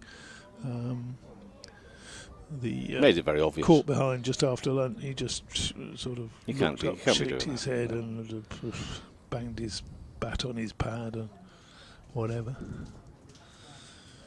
So disappointed to see the finger go up. Wood bowling to Brook. Brook drives fluently through the offside. He's going to pick up 1. He might come back for a second. He is coming back for a second. Gets a bit of a scamper on to there's Duke running to the non-striker's end, and Wood Brook rather is through for 2 runs. He moves on to 25. Duke's just got the single, the man out recently. If you've popped out to make a cup of tea or whatever, there's the opener, George Hill, who'd batted well, but then had a sort of bit of a hook at a short one from Wood, and I don't know what his reaction indicated. I don't think his reaction indicated that he didn't think he was out. I think his reaction was all about disappointment with himself and couldn't believe what he'd done. Wood bowls, short delivery, swung away by Brook. Nobody's going to get to that. He's found the gap between deep backward square and fine leg. And that's, I think that's, I thought for a minute it just popped up into the seats in the Western Terrace, the empty Western Terrace. But does that sort of shot give you encouragement to say that the Brook out here is just so focused and actually very calm enough to pick the balls on which to still get them away? Yeah, he's top quality player. It's about risk, isn't it? You don't be risking. That innings yesterday was we've discussed it many times, such a beautiful little innings. But the pace he went off at, the tempo he went off at, it was never going to. Well, if it did last for 2 hours, it would have been one of the greatest innings you'd ever seen. Wood bowls that short and outside the off stump, hands dropped, goes through to the keeper. The end of another over. But you have to sometimes. Root got it exactly right when he came out yesterday, didn't he? He had the right pace, the right tempo for his innings. Brook came out like a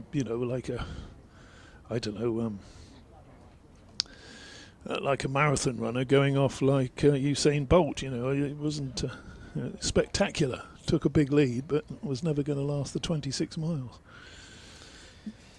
Does that make sense? I don't know. Always, yeah. No, you do, DT. You do make sense. And what's he laughing at?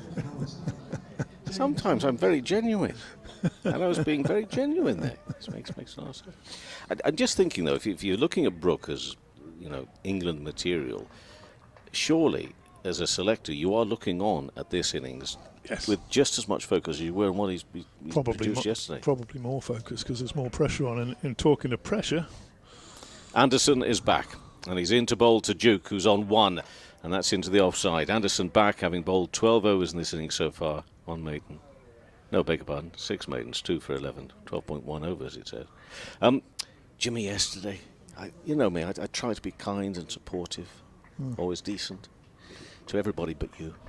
And I was on my way out yesterday, and Jimmy comes down the steps, and I made the big error. I just, with a cheery smile, I said, "Hi, Jimmy, how's it going?" Oh, the look dear. I got, yeah. I was just trying to be polite, that's all. Duke is on 1. Anderson bowls and pushed up towards mid-on, there'll be no run.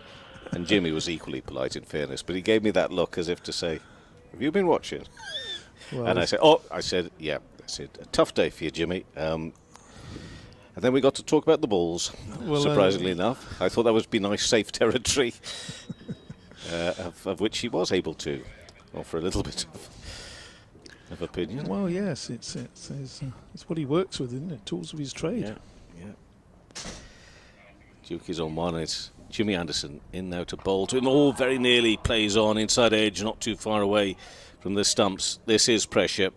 This is Rose's cricket at its very best, with this Yorkshire innings following on, battling away to try and save the game. Can they do it? 43 overs, minimum of 43.3 to be precise, for Yorkshire to see out this day. They trail still, following on, 94 runs behind. Well, the 3 slips, you've got 2, first slip, second slip, bit of a gap out there to Croft, there's a wider 4th slip area, but is the 3rd slipper in there, as we see this delivery come back in towards Duke, who yesterday, in a different, well, I say a different context, even yesterday it was a saving performance. However, it's got still a saving performance, but it feels different here now, doesn't it? It feels so much different. There's more immediacy to it, isn't there? Yeah. Then you've always thinking to yourself, we've got a second opportunity. Yep. There's no second opportunity after this one if you mess it up.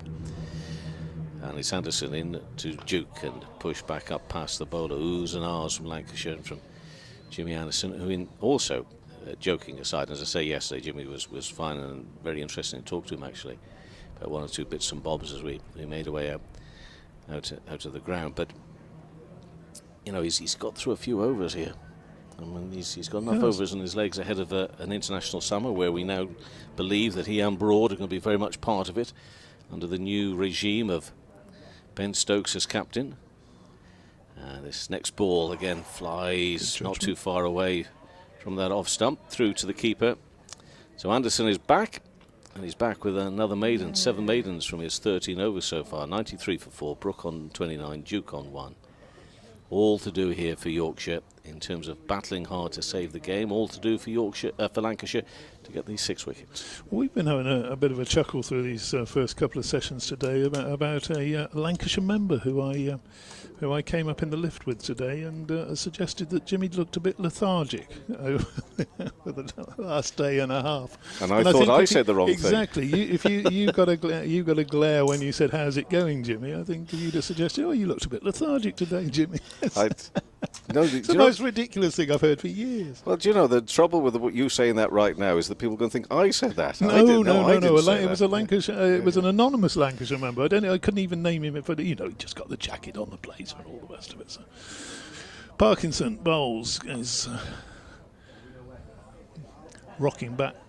Brook just eases that through the offside for an agreed single. Everybody jogs through, and cover now comes in from the boundary to a more orthodox run-saving position. No, I did manage to keep a straight face. I did, as you have to at times, don't you? Parkinson to Duke, and Duke long way forward. Parkinson again, good captaincy. I think they've gone back to his main strike, 2 strike bowlers. Really, or 2 wicket-taking bowlers that we saw immediately after lunch, and they're going to bowl these last few overs before tea. 13 minutes to go before the break. Parkinson tosses that delivery up, and in different circumstances Duke would have been looking to wind up against that one, but he's restrained himself and just pushed it back down the wicket. Great learning experience for these young Yorkshire players. Close to the stumps that time, Parkinson, and that ball is again defended by Howie Duke. You can't, no matter what you do, you can't replicate this in the nets. This pressure, these bowlers. That next ball brings Duke defensively forward again, and you can be sure somewhere down there in the bowels of the dressing room, there's George Hill still shaking his head. Why did I do that? Why did I do that? You only get the one chance. And unfortunately, he got that little tickle, and the keeper picked it up. He'd have loved to have batted through to tea.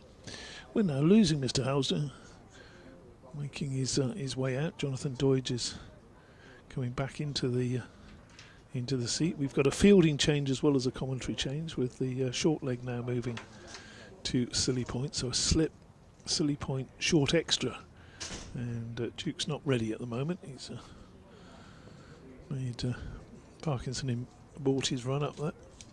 So 6-3 field. Nobody out in the deep. Parkinson bowls and back. Ooh. Plays it square the wicket, and there's no run to be had there. So another over ticks by. We'll probably have 2 more from Jimmy Anderson before tea, and we'll certainly have a little bit from Jonathan Doidge, who's moved back in and is going to have to update the good folk of Radio Leeds shortly. No, he's not. Well, he's shaking his head. Keep going, DT, he's saying. 94 for 4. So still a long way off saving the innings defeat. Probably. Well, let's have a look and see how things go. Anderson bowling here to Brook. Should there be no further wicket before 10 to 5? What do you think? Oh, they're not shake hands yet. No. 6 wickets in the final hour often happens. We're going the distance again then, folks. Well, I mean, they might shake hands at 5:30, but can't see it being at 5 o'clock or 10 to 5. And I can see another couple of wickets falling. Anderson to Brook, who doesn't know where that's gone. He's dragged it into the pitch. Bounces up. He's okay, he's safe. Derek Saul says Sedbergh School, Hill and Brook seeing off Lancs. Don't forget Huntingdon Racecourse. It's part of those that don't involve R, A, C or E. Malcolm Palmer says, afternoon, as you know, I'll always criticise if I think it's due, but as for your correspondent's view that the standard of cricket as a whole had gone down the toilet, I cannot agree. was Mike Baker's email from earlier. As Anderson bowls to Hill, who runs it to Brooke, who runs it out into the offside, no run. As someone who was privileged to see such as Hutton, Compton, Cowdrey, Graveney and Barrington bat, and all the great bowlers of those days, including the incomparable Bob Appleyard, I've got to say that the players of today match up in every way.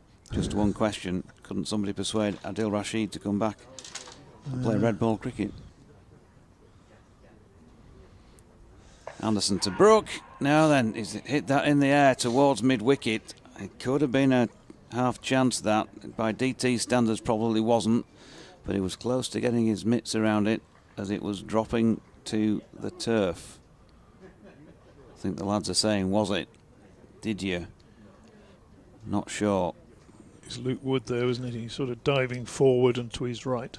Yeah, Anderson's got the double teapot on, suggesting he thinks it probably did just about carry. A short delivery that's pulled in the air to mid-wicket. The bowler can't really claim he was bowling for that, surely. Anyway, he's got Brooke got a run, got away with it. Anderson 2 for 12. Comes in again. Good delivery once more, asking questions of Harry Duke, who didn't play it particularly confidently. Ends up in the hands of Dane Villas out at cover. That was a wicked delivery, that one. Just that bit more from the, you could see a bit more from the shoulder going into that one.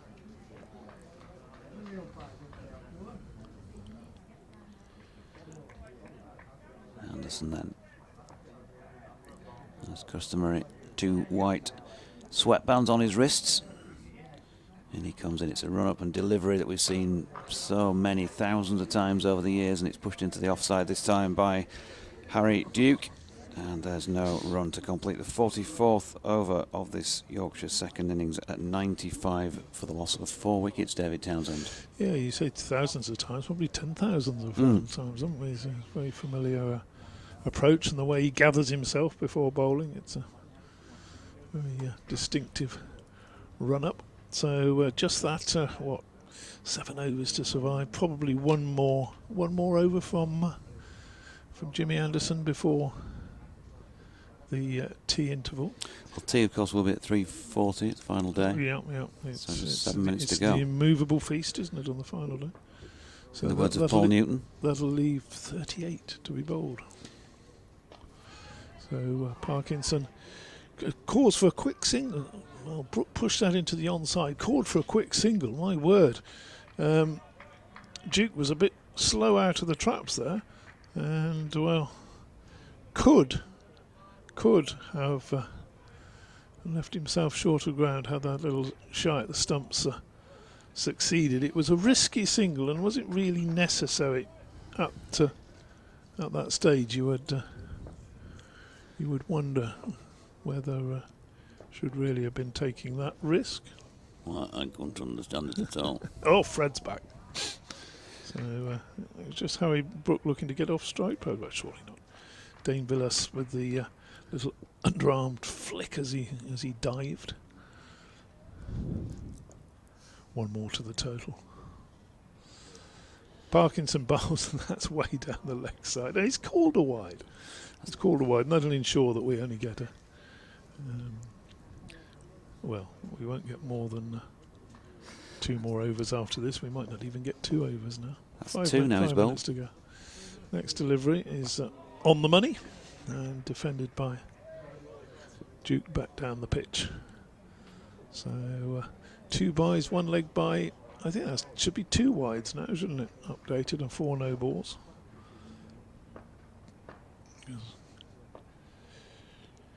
Bowls again, and the gain is on leg stump, and Duke, he found it difficult scoring against the spinner yesterday. It turns that square the wicket, which is one of his scoring areas, but the man on the 45's around quickly. Let's say 45. He's in degrees. He's probably nearer to 60. Next ball is outside the off stump from Parkinson. Bales whipped off by Phil Salt, but Duke was going nowhere. He was happy to watch that one through into the keeper's gloves. Will there be a little bit of rain moving in as well? There's some forecast for later on tonight, but hopefully won't get here before close of play. Parkinson, another wide one. Is that going to be another wide? Well, couldn't have been too far off. Umpire Pollard lets him get away with that one. It's 97 for 4. 4 minutes to go to tea. Anderson will bowl again. And you would think possibly the last over before tea, Doidgy. 40 overs left anyway in the day. Yeah, 4 minutes to go. Might just get another one in. We'll see. Bit of gardening from these two, I'm sure. They get the opportunity mid-over. Yeah, and there's a little bit of chat going on there, and Parkinson having a word with his skipper, and there you go. Only 3 minutes to go now by the start of the over. So, yep, I think this will be the last one before Brook waits. Here comes Anderson, and Harry Brook solidly behind it into the offside. And of course, if a wicket falls, it definitely will be. Yep. Harry Brook, 32 off 67 deliveries now. He's been far more watchful given the circumstances, what you'd expect. He's been out there for 96 minutes and hit 4 fours. But he's not played with the Harry Brook round the wicket fluency, and that's fair enough. Here is Anderson. Just tightens things up for Brook, who's playing into the onside and took a step down as if he fancied a run. Fellow Harry at the other end, not quite so keen. DT looking rather resplendent in a pair of orange and black rimmed spectacles.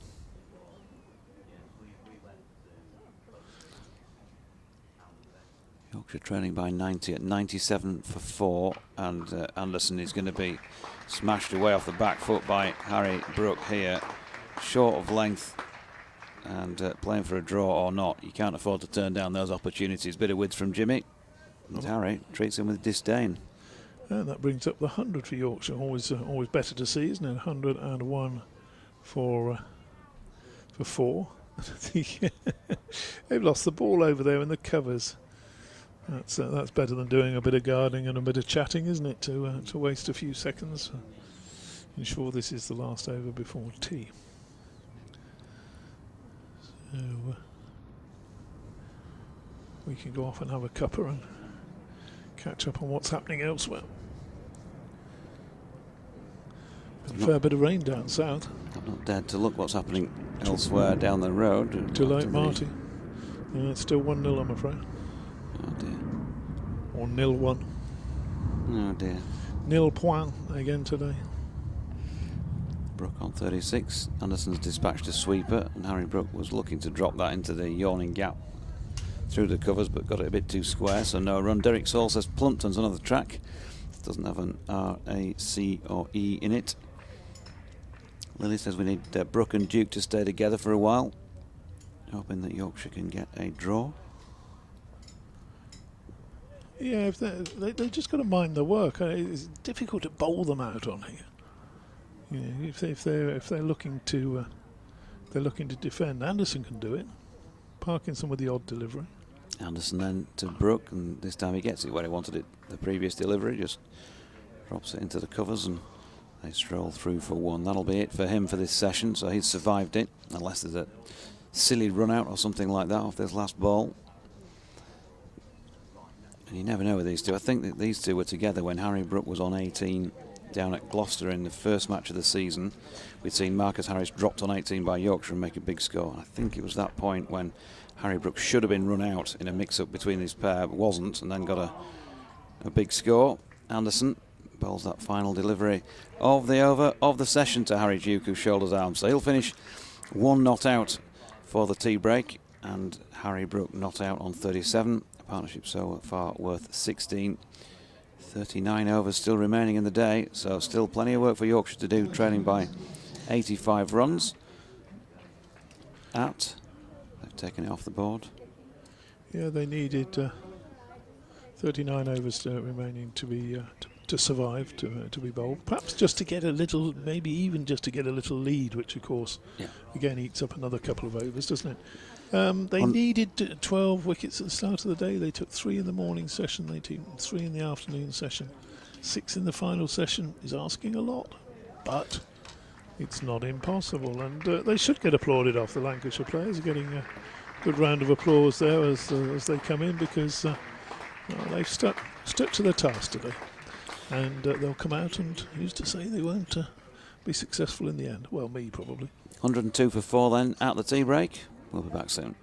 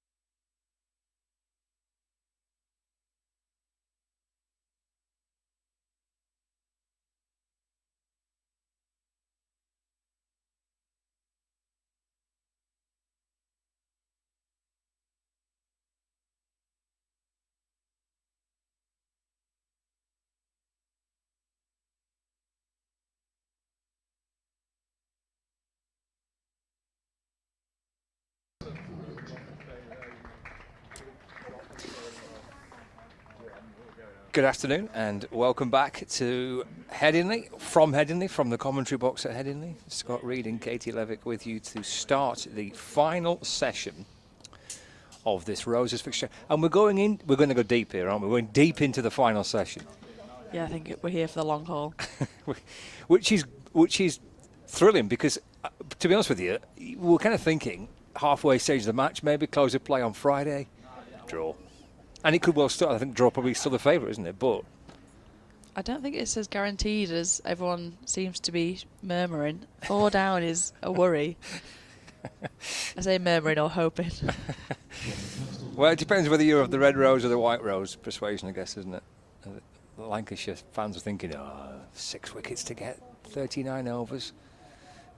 That's hard work. Yorkshire fans will be thinking the complete opposite. Oh, blimey. Already seen the end of Lythe and Milan and Root. How key is Brook now? And this is a really impressive 37. But it's not just the runs; it's the style of batting. It's his approach to his innings. It's been terrific. Yeah, I think he's the key now. I think Lancashire want to see the back of him, and then they'll back themselves against the rest of the Yorkshire batting lineup. But different to his last innings, in which it was all entertainment. Today, it's all about patience and digging in. It's been a terrific effort so far. It will be George Balderson to get us underway post tee. He's bowling to Brook, and that's left and through to the keeper. And there's no run. I don't think he's bowled yet in the today, George Balderson. I don't believe he has either. Oh, and he hasn't according to the scoreboard. Oh, that was nicely timed, wasn't it? As his figures flash up, well, his name and then all the zeros across the columns. Apart from now 0.1, he's sent down his first delivery. Back in again to Brook off the back foot and driving into the offside, but there is no run. A re-energised Lancashire team after that tea break. Realise that maybe the game's not as dead as they might have thought, and it's 6 wickets. Well, it's been a pretty monumental effort already, hasn't it? Because it's to have taken the 2 first thing this morning. As Balderson's in to Brook, drives away through the offside for a single. The first run post tee for Brook. Moves on to 38. The score moves on to 103 for 4. Having to take 12 wickets today. They've got to tee, and they're halfway into their mission of taking 12. But it's been some effort so far. Yeah, I think a lot of people will be surprised they've taken 6 so far. Not due to their bowling, just due to how the pitch has played so far, and it's been very batter friendly and there's not offered all that much. But James Anderson has found plenty in it, and Parky's starting to get that spin as well. Yeah, he said to me last night it was spinning a bit. Doesn't always mean that the pitch will just deteriorate further and further, does it? That no, but he's found that bit of rough outside where Brook's been very intent just to kick away, but then also there is the one that's been popping up and just causing the odd false shot. Well, we've got a man close in on the offside. That's Keaton Jennings, and a short mid-wicket as well. Balderson to Duke. That's played out into the offside for no run. So Jennings, kind of short, straight,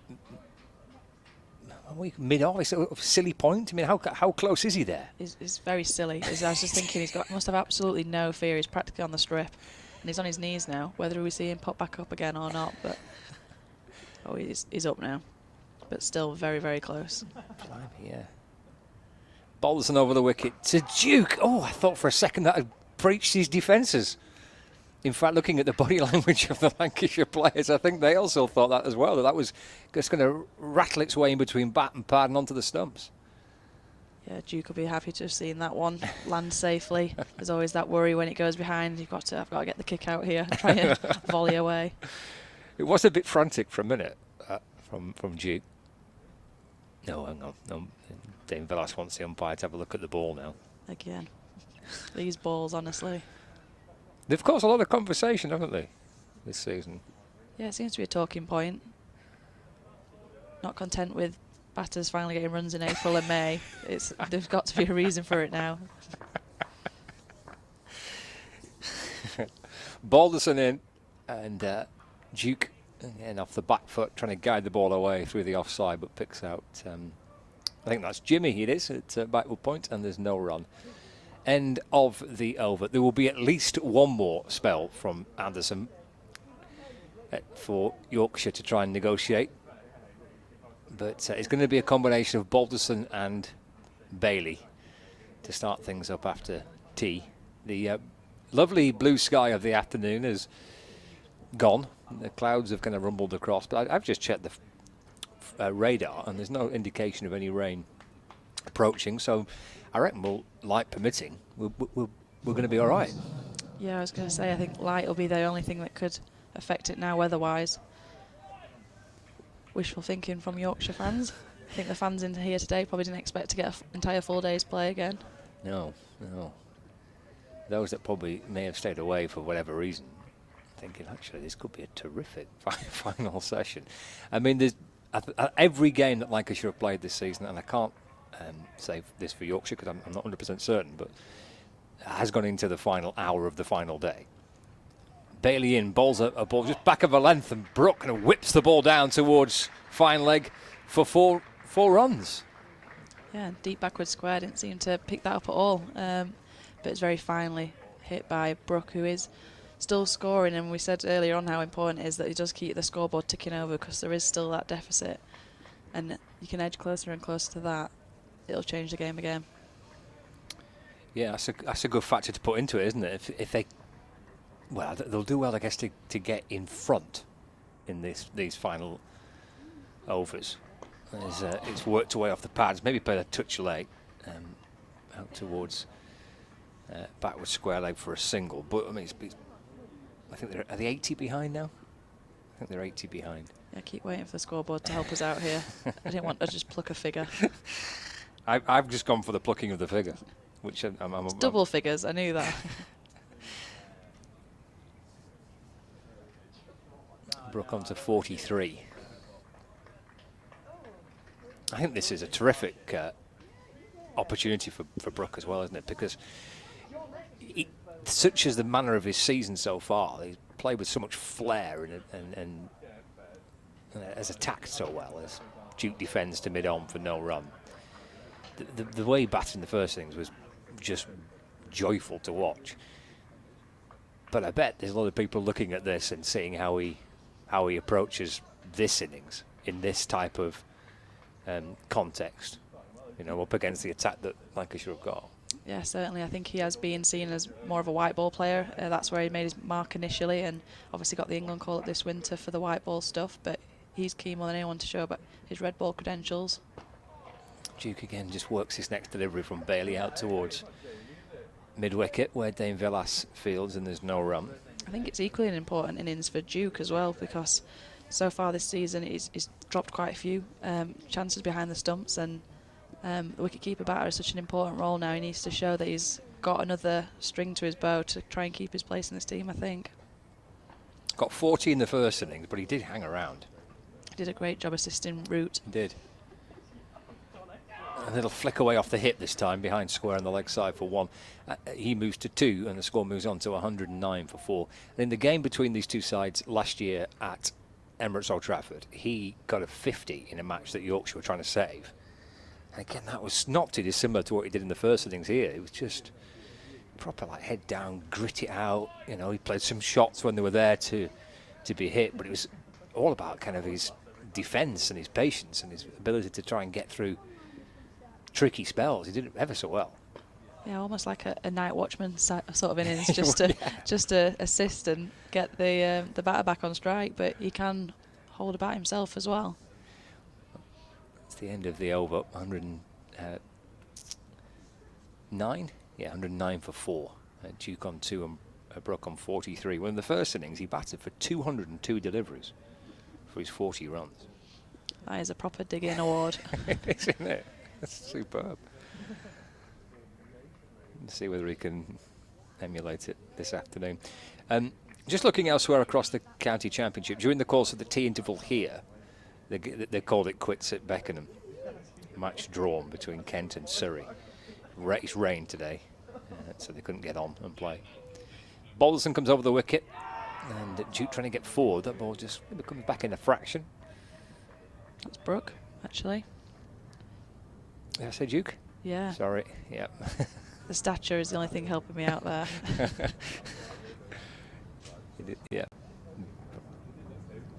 Brook remains on 44. So Kent 114 for 1, but Tom that second innings total. And the match drawn between Kent and Surrey. Durham beat Glamorgan a little bit earlier on today. As Brook from the crease just pushes into the offside for a very sharp single. Well, Dame Villas with a pick up and throw doesn't hit. It's impossible to tell, I think, isn't it, Katie, from where we are, just how close that would have been. But the reaction from the players, the drama that the Lancashire players are giving off is that it was close. Yeah, they seem to insinuate that was like a hair's Yeah. width away. But it's an interesting run from Brook. Is it necessary at this point in the game?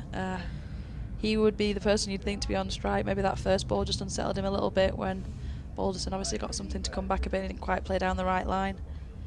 But if I was a Yorkshire coach right now, I wouldn't be too happy with those unnecessary quick singles. No, you wouldn't want to run out next to your name in this situation, would you? Absolutely not. Balderson to Duke. It's pushed out to point and there's no run. So Durham beating Glamorgan by 58 runs. I tell you, a timely way to produce your career best figures for Matty Potts of 7 for 40 for Durham. Bowled Glamorgan out for 137 to win by 50 something, 58 I think it was. Yes. He's another one that's put his name in the hat, especially with the New England captain watching on. Duke works a ball. You may have heard it. Shots from the balcony down below us through the onside for 4. Parkinson's chasing after it, but he won't get there. That was nicely timed away off the pads, and Duke showing again that there's more to his game than just digging in and staying there and surviving. Far from it. It's a nice little shot, wasn't it, that? Yeah, must have been well timed. A few of those have just pulled up before the rope throughout today, but that one went all the way. Well timed. The other games, it would seem, are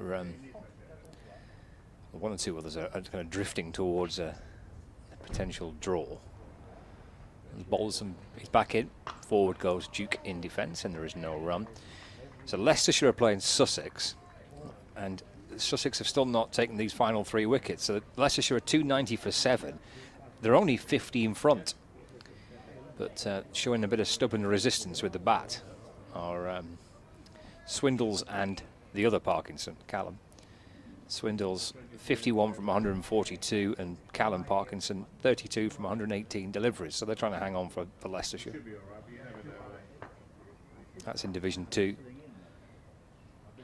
Balderson to Duke, who defends to mid-on. It's the end of the over. 36 remaining, 115 for 4.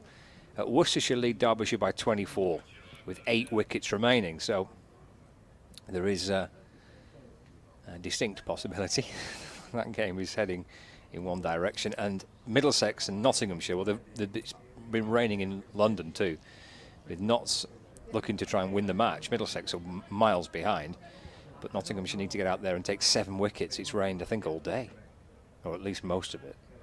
Yeah, I feel like that's been the same update every time we looked across the scores. And another dig in for Max Holden, who's 18 not out from 115 deliveries.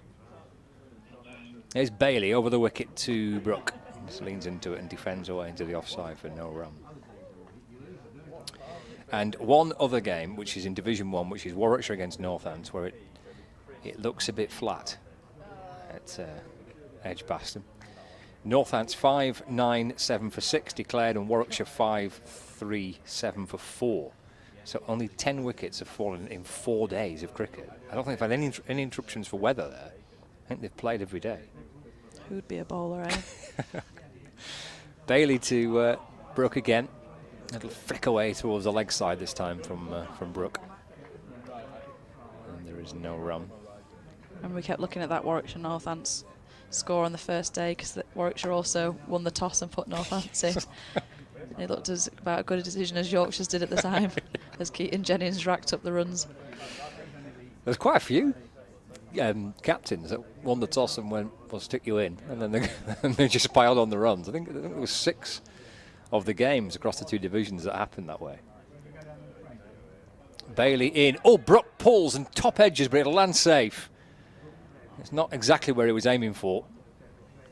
And it's picked up by Anderson running away from mid-on. He comes back for a second. I wonder whether his heart may have skipped a beat there for a second, Brooke. Yeah, I think a few people's did. He's not been without chance in this innings. He has been willing to throw a couple of loose shots out there as well. But well bowled by Bailey to try and create something. Floodlights are just starting to flicker on as well. Bailey's into Brooke. That's left and through to Salt. And there is no run. The floodlights here at Headingley in the shape of the white rose, just starting to flicker into life as the cloud gathers above us. Quite a humid day. I was outside for a bit before.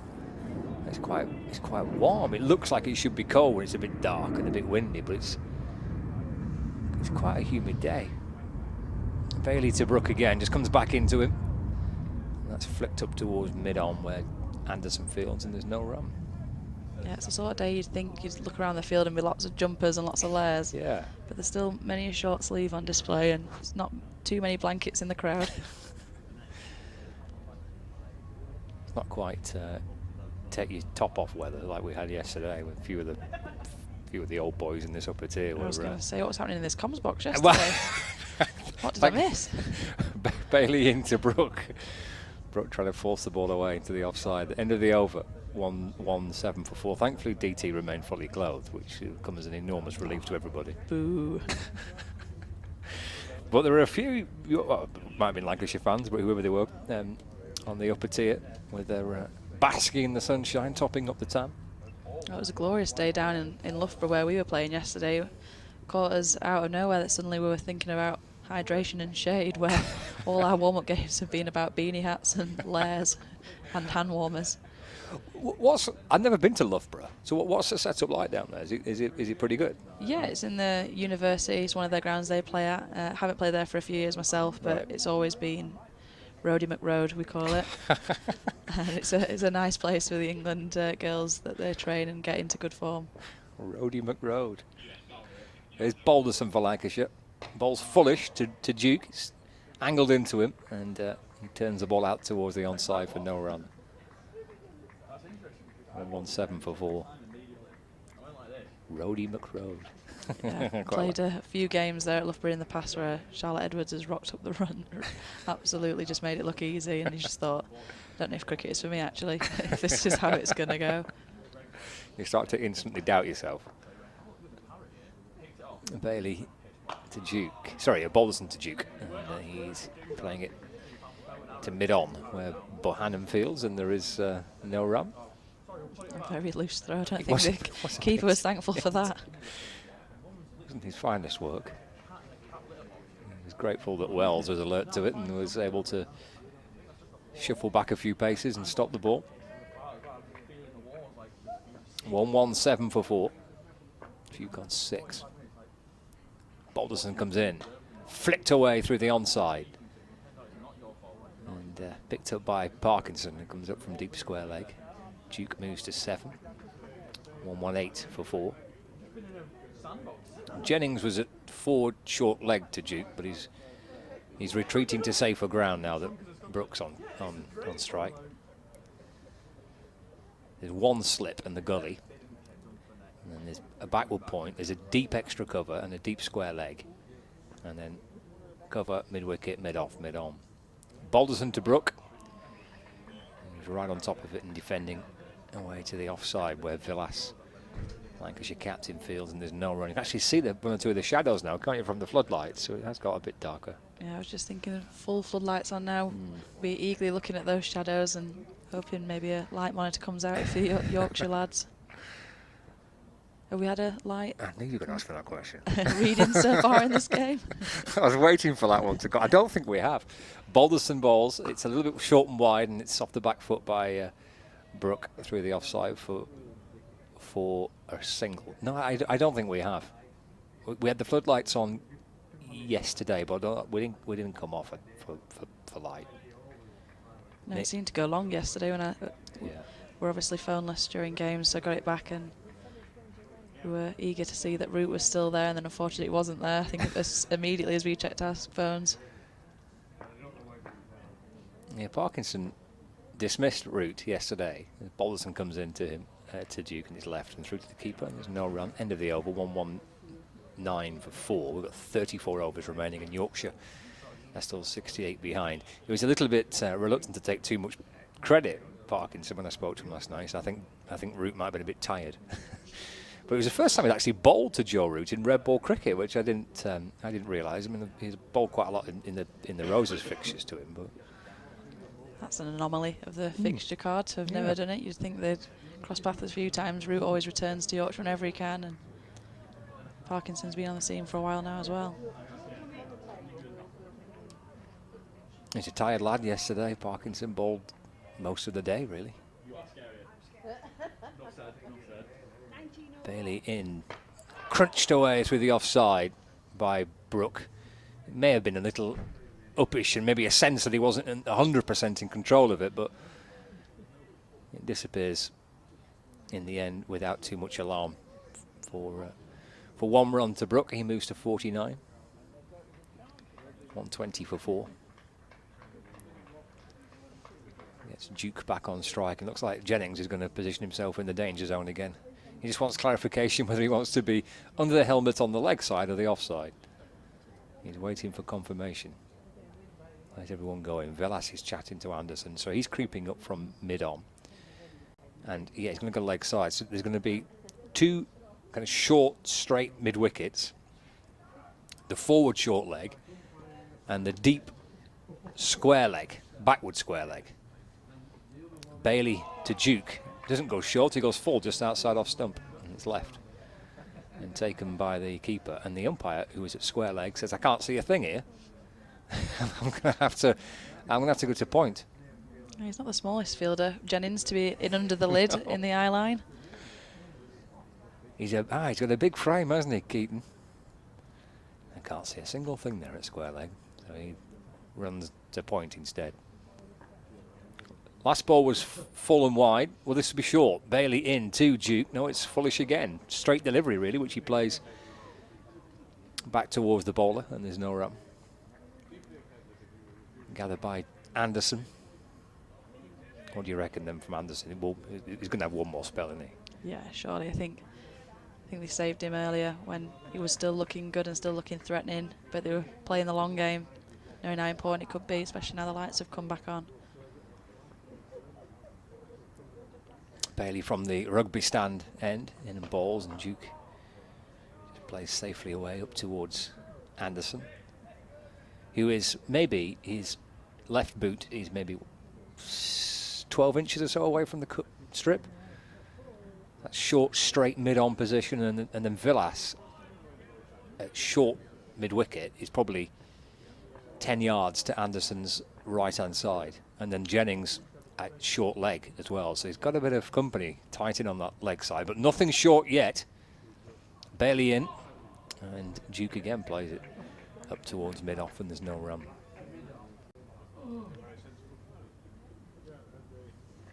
One slip fielder, which is Luke Wells, and Croft is at gully. They've actually all kind of creeped in a little bit nearer as the game's gone on, the keeper, the slips, which I suppose it reflects the pace of the pitch.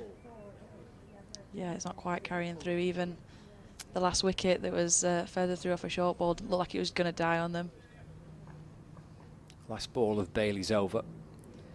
He's into Duke. It's just eased away off the hip behind square. And Luke Wood comes up from backward square leg to field, and Duke has kept the strike. And that is the end of the over. So he's on 8. So Brooks on 49. And Yorkshire are 121 for 4. Still 66 runs behind. We have a minimum of 33 overs remaining in the day for Lancashire to find 6 deliveries, or 6 moments in this evening session that can produce wickets.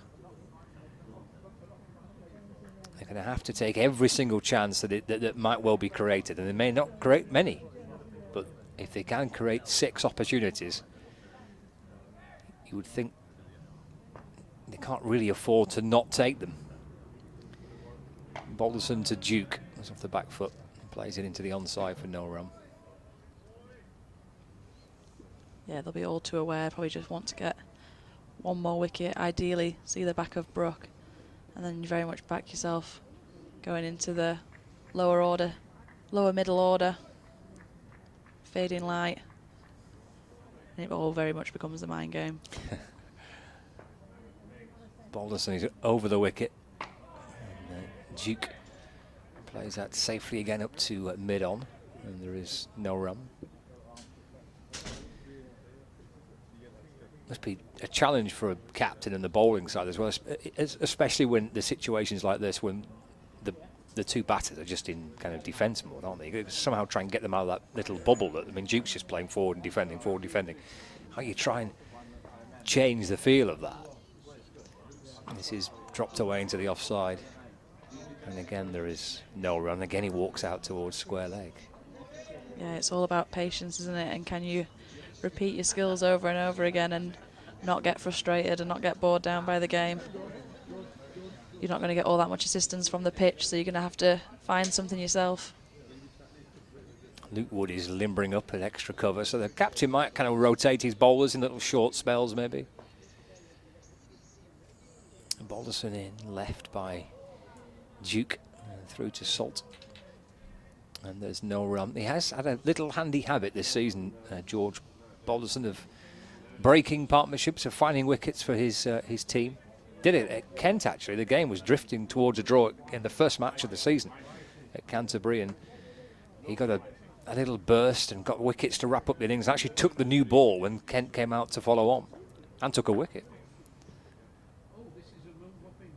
Short ball from Balderson, but Duke is quite comfortable crouching down and getting out of the way of that.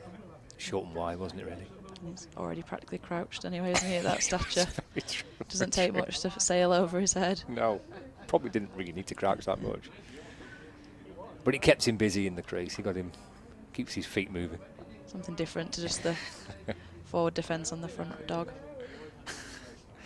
Balderson to Duke, just shakes back in a little bit to him, but he defends it safely enough, and he has done so far. That's been a real feature for Duke. I've seen him back now last season and this against Lancashire, and I'll be honest, all the innings have been the same, but he's been doing a very good job for Yorkshire. End of the over, 121 for 4, Brook 49, Duke on 8. 32 overs left, and I think we've got a change. I think we've got a double change. I think we're both due off. So we'll bring DT in, and we'll bring Doji in. I've got an update to do at 4:30, so I'll have to shuffle off myself in the not too distant future. With what looks like maybe a bowling change. Is Parkinson coming on? He is. We're going to see Parkinson coming on.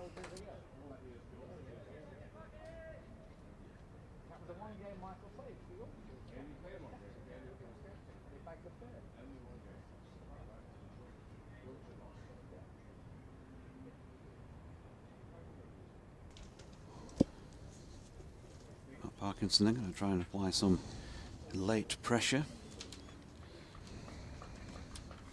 to this Yorkshire second innings. 121 for 4, still 32 overs to go. If we get that far, DT back alongside. I'll let you do this one because by the time he's finished, it'll be perfect for my 4:33 update to Radio Leeds. Parkinson round the wicket to the right hander, and a pad is offered to that one from Brook. Oh, good Lord. Music in our earphones. That'll wake you up. 121 for 4. Parkinson to Brook. Brook just very watchfully carves that one out to deep point for a single, and applause there for Brook's 50. You can probably hear in our effects mic. Yep, another half century for Harry Brook. This one took him 90 balls, 128 minutes, and was much needed. It's still just the one innings, that first innings here, where he hasn't made a half century this season. A very different look to this one. Yes, he's played the game. He's played the situation today, hasn't he? Which is excellent. Parkinson then to Duke, who's, as Scott was just saying, he's got that very familiar defence, and it's exactly what Yorkshire need at the moment. 8 runs he's got, and he's already faced 48 balls. So we know how he's batting, but he's doing the job. He's saving the game for Yorkshire. That one's tossed up by Parkinson and driven away up to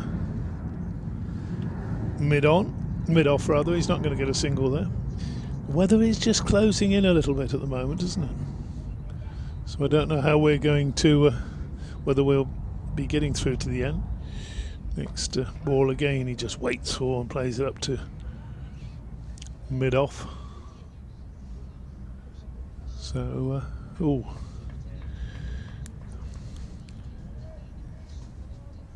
around the wicket again to complete this over. Bowls, and again Duke happy to just let that go through. Parkinson, well, no success has he so far in this innings. We thought he might be a threat on the final day. Maybe there's not quite the zip in his shoulder after having to bowl 30 odd overs yesterday. But applause there for the details of Brooks' half century. How many has that he's had this year? Ask me a stat that I've got in front of me. How many innings will he have played? This will be 9 or 10 now, won't it?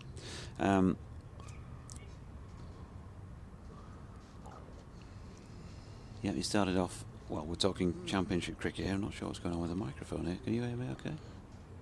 I can hear you, but it just seems to be about it. I think you put the cue down a bit. So, dot ball, by the way, first up from Balderson to Harry Brook, who made 101 and 56 at Gloucestershire, so that's 2 half centuries. 84 and 77 not out against Northants, 4 half centuries. 194 against Kent, 5 half centuries. 123 against Essex, 6 half centuries. This one is 7 NDT. 7th half century, and he got that failure of 41 in the first innings. Yeah, 7 half centuries, 3 of which have been turned into hundreds, and one of them a massive one. And he's pushing this latest one out into the covers for a single off the bowling of George Balderson.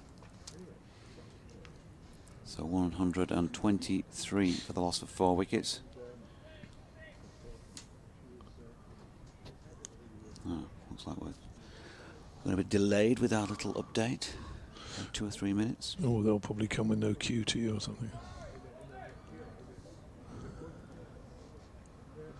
So, Balderson, number 10 on his back, in the Headingley gloom as it is now.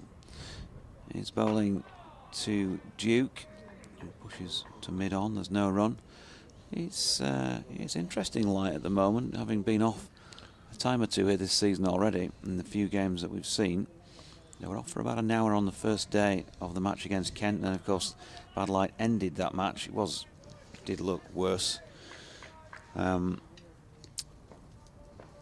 When they couldn't play. I don't think Stephen Patterson had many issues with the decision in terms of the fact that the light meter was showing a lot worse reading than it had been when they went off on the first day. Duke turning this latest delivery from Balderson square on the leg side for 1. But it's that sort of gloomy feel that, yeah, don't have to get much worse. Floodlights do feel pretty strong. Brook back on strike on 51. Not much chance of rain according to the Met Office. 10% chance this hour. But becoming even darker in the next hour. So here's Balderson again. That's pushed up to mid-on. Don't always get it right, of course. Don't always get it right. No, there was some moving through in south to north, pretty much sort of due north on the weather map I saw this morning, but it didn't. It was breaking up in parts and reforming in parts, that sort of thing. So rained overnight, didn't it? Quite a bit by the looks of it. Here's Balderson into Brook. Again, very late. The feature of how he plays that drops it into the pitch at the side of himself, and there is no run. 30 overs remain. Yorkshire 124 for the loss of 4. Brook 51 and Duke on 9. Trail by 63, DT. Yeah, what's the earliest they can actually shake hands on a draw? You were saying 10 to 5. Is that how it works? I think so. That was what they shook hands last week. They had a drinks break at 4:45 at Chelmsford last week. Walked back on. Harry Duke unstrapped the pads and took the ball in his hand, and Adam Lyth put the pads on, and Harry Duke bowled an over, and then they shook hands at 10 to 5. That was after what? That was some way through the third innings, wasn't it? Yeah, and also there were fewer overs remaining in the day. Quite a lot fewer overs remaining in the day, in fact, because they got through their overs whiz bang last week in that game. So 10 to 5, there'd be 27 overs. It would be more like 14 or something last week. I can't remember quite. Parkinson to Duke, who pads off to a delivery pitching outside leg stump.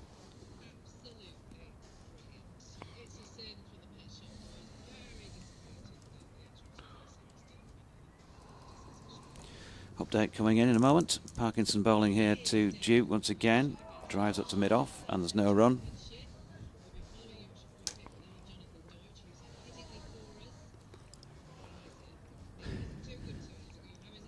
Bit gloomy, I've got to say, Liz. Yorkshire probably wouldn't mind if they went off for bad light. It's not quite that bad, but it's, you know, it's at the stage where it wouldn't need to get that much worse before they're having a chat about coming off. As it is, Yorkshire 124 for 4. So since we last spoke, they've just consolidated, really. I guess they lost George Hill, caught behind off the bowling of Luke Wood, and he was out for 26, a ball he should have left alone. To be honest, so kind of needless wicket really. They're still 63 runs behind Lancashire. There's 29.5 overs left in the match, and they're just really playing out time. We've just seen Harry Brook get his 7th half century of the season. He failed by his standards in the first innings, and I say that advisedly. He made 41. It's the only time of the season so far he hasn't got to 50, but he's back on it again in this innings, and it's an appreciably different look to how he's played in this particular innings to many of those he's played this season. We usually see beautiful fluent play, and he's been more circumspect. Now then, it looks like they've lost a wicket because Matt Parkinson has got Harry Duke to edge one to slip, and Luke Wells has dived to his right and taken a really good catch. So it's not over yet. Harry Duke's gone for 9. Yorkshire 124 for 5 now, Liz.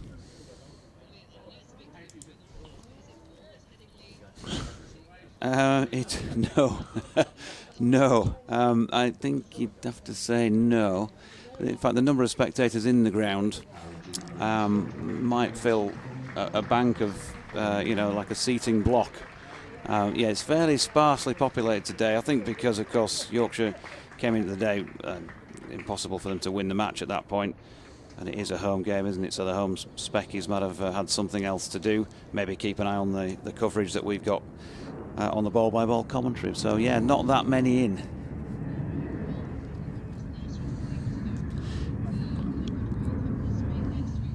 And we shall indeed. I look forward to it. Take care, Liz.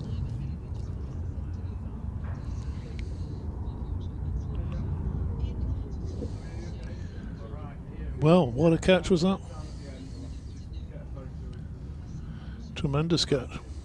You still think there's something in this game? What are you looking at? You're looking all quite happy and chirpy. She was saying that there we are, Jonathan at Headingley with DT doing his breathing exercises in the background. Did she say that? Don't think so.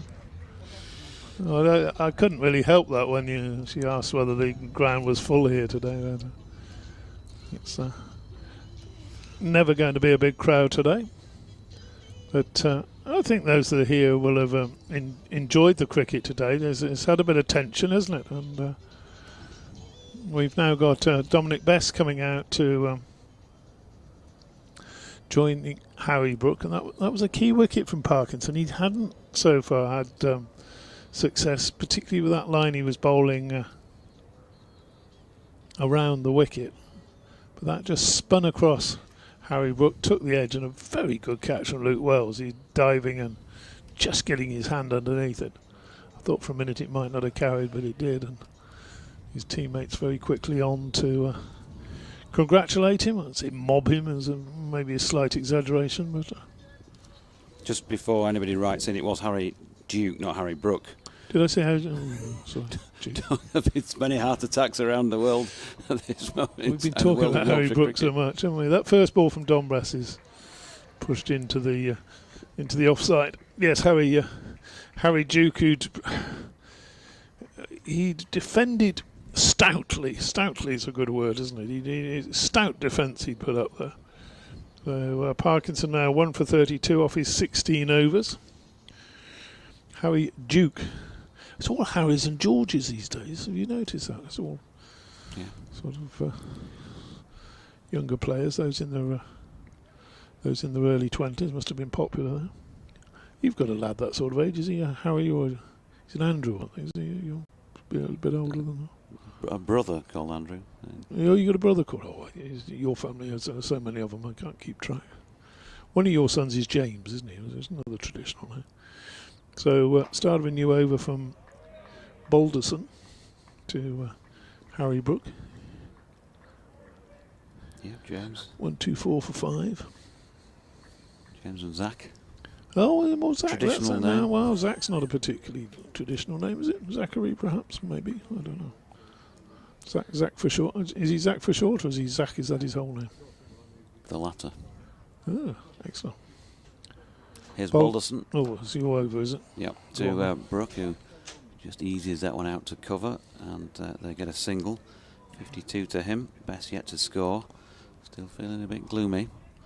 Yes, I'm surprised the umpires haven't had a little chat about it, if nothing else, because you can see the green lights are in the control room over in the corner there, shining very brightly, aren't they? It's often a sign. Lights at the top of the new stand as well. The lights burning brightly. Chat between the two batsmen. We get a man in at short leg, Keaton Jennings. And Balderson going to bowl here to Dom Bess. Wide of off stump. He opens the face and runs it out to point, no run. Still the money on the draw, DT? I think so. A lot of overs to be bowled yet, though. In theory. So Fred Boycott was right as ever, saying that Duke's going to get a ball with his name on soon. Yes. Did his job though. He defended a goodly time. 58 balls he chewed up. Here's Balderson and Bess opening the face, pushing out into the offside, no run. Nearly 10 overs. Lily suggesting that Harry Brook has been watchful. And she's surprised the umpires haven't said anything about the line. Well, yes, I'd go along with that, Lily. Knows her stuff, Lily.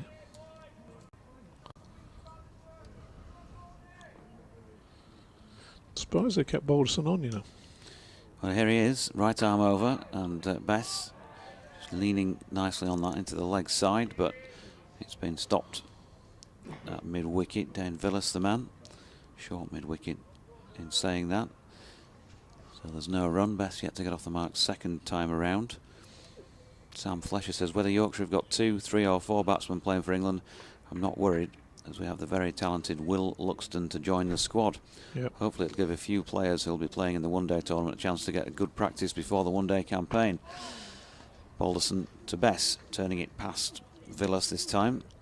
Fielded at mid-on, and that will complete the Balderson over. 6 overs, 1 maiden, none for 11. Sam goes on, I might even be as bold as to say that replacing Brook with Luxton is like replacing Smith with Labuschagne. It's a big call for a player who's not yet played a first-class match. Very talented young lad, though, isn't he? We saw him at Scarborough last year, didn't we? The one-day matches against. Did they play Northumberland in a warm-up and then Northants? Old Rad was up there, wasn't he? No. They were supposed to play Northumberland in warm-up, but didn't play it. Did they? They did play it. Yeah, sorry, they did play Northumberland in warm-up at Scarborough. It was going to be in the northeast, and I think that's the plan again this year. as a prep game for the RL50. So Parkinson starts a new over, and Brook defends. God, you've got to think that Jimmy's got to have another bit of a bowl at the moment, or maybe they're just holding him back for a bit. Get in and bowl at Dominic Bess early. Parkinson hurries through onto Brook, who plays into the offside. Gets no run there. Brook's on 52. 125 for 5. Parkinson gives that a bit of air. Brook's not tempted, he just eases it into the offside. Single takes him to 53, 126 for 5. Not getting any brighter, Dodgy. no. You can see the shadows from the floodlights a little bit under the feet. Is that like not getting any younger? Next ball, oof, well, Bess offers the pad at that, and had that been a top spin or a googly, he could have been in trouble there, because it was on the line of off stump, and he's just allowed that to spin away into the gloves. Bowls again. That one's on middle and leg, and strikes Bess on the front pad as he pushed forward. You heard the plaintive wail. Yeah, down on one knee, Matt Parkinson going the full Monty. I can see that they've been given those ones, but bowls again, and forward defensively comes Bess, who's not comfortable against Parkinson, but he gets that one off the thickish edge and it drops safe. End of the over, another one ticks by, 126 for 5. Yeah, they just want to see him ticking by. Yorkshire take a few runs off as well. That'll still got Tom keep Lowton helping to come, a little of course. bit. Yeah, Tom Lowton at 8, maybe, or Jordan Thompson at 8. Stephen Patterson and then Harris. Meanwhile, it's going to be George Balderson continuing from this Kirkstall Lane end of the ground. Shadows quite clearly visible from the floodlights as he turns at the end of his run then, and leaves us behind. Comes in past umpire Paul Pollard, right arm over the wicket, bowling to Harry Brook, who takes it late, right underneath the eyes, and deals with that with a little defensive shot into the leg side. Can't even see the passing air traffic at the moment because of the cloud cover.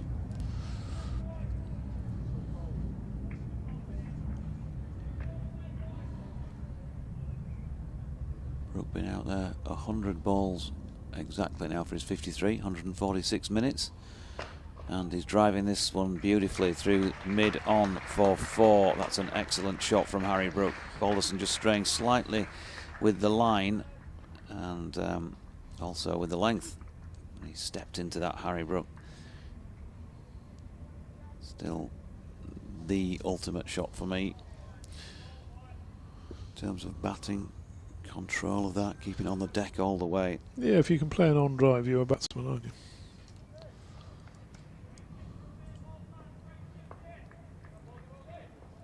And that he certainly is. And he waits as Balderson comes in again. This is slightly wide of off stump, and he punches it along the deck to Villas, who's in there in the covers. There's no run. The boundary took Brook to 57. And also means that the deficit is 57 at 130 for 5.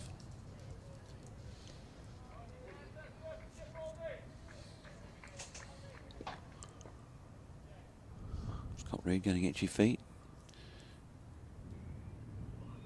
As Balderson's in, it's wide of off stump. Brook pulling right out of the way of that.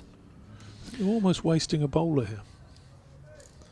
Wasting an end. I mean, I know, obviously, Luke Wood, James Anderson, Tom Bailey are going to be tired having been out there for a couple of days, but you're trying to win a game here, and although Scott said that Balderson's got a happy knack of taking wickets this year. Doesn't look like doing it at the moment.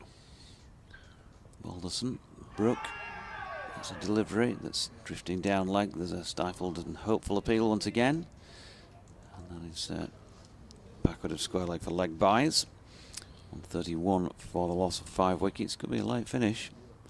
It goes the distance here. 26 overs remaining. And if they keep chipping away at the wickets column, it could even be a third new ball.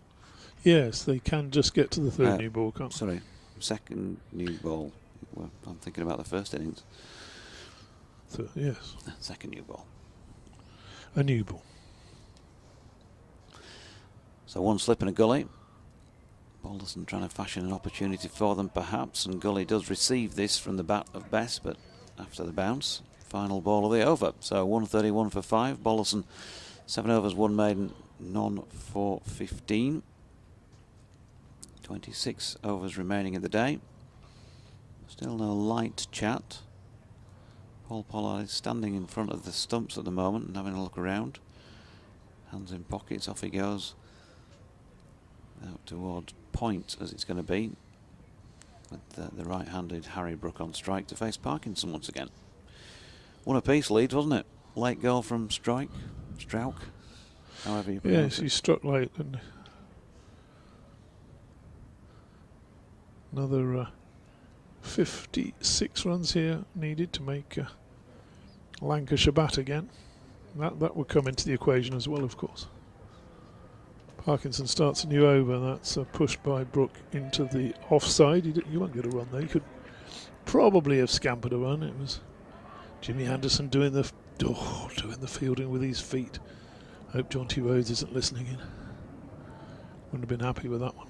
Been out there a long time, the old boy, though. Parkinson tosses up, and that's chipped into the onside for 1. They could have probably looked for 2 had it been a T20 or whatever, but Brook happy to settle for the single.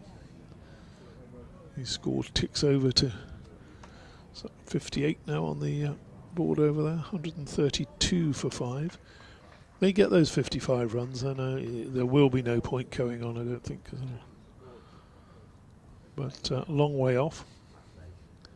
Parkinson bowls, and Bess looks to push that one on the offside, gets a thickish inside edge up towards mid-on, and there's a no run. I doubt this will go the distance light-wise at the moment. It's getting even darker as I speak. Parkinson bowls, and Bess just props forward. Defends.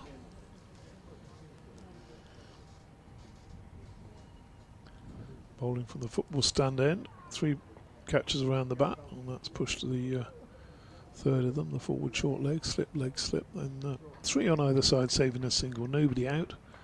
I can't see Don Bess having a wind up and a massive hit. Wouldn't be a bit daft, but there we go.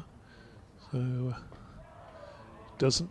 Comes forward defensively. That's the end of the over. 25 remaining now. And 5 wickets still to take.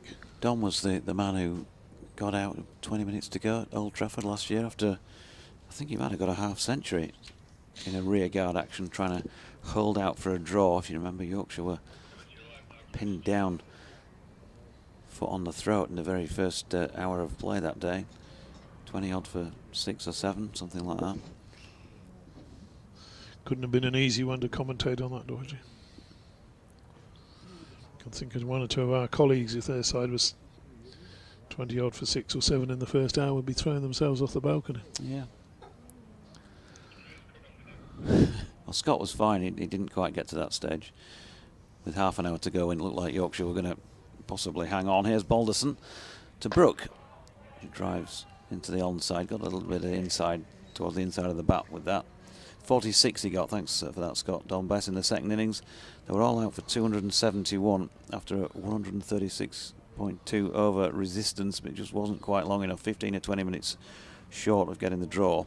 On the first morning, Live 4, TKC 10, Frayne 0, Brook 0, Hill 2, Bess 3, before Harry Duke got 52. A good job he did to get him up to 159.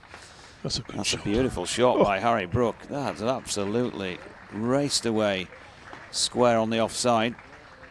And despite the fact that there is a sweeper out there, well, he got somewhere near it, but he didn't have far to move. Really did travel.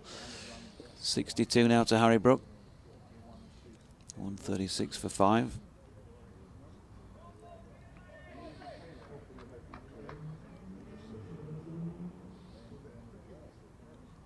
Here he comes again then, Balderson, looking for his first wicket in this second innings. That's wide of off stump, and Brook treats it with respect. Lily says the light's not got any better. Surely the light is dodgy.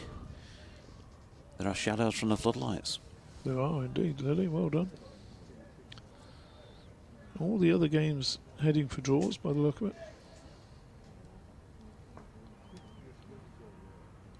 It's important for Yorkshire that they do manage to hold out here then.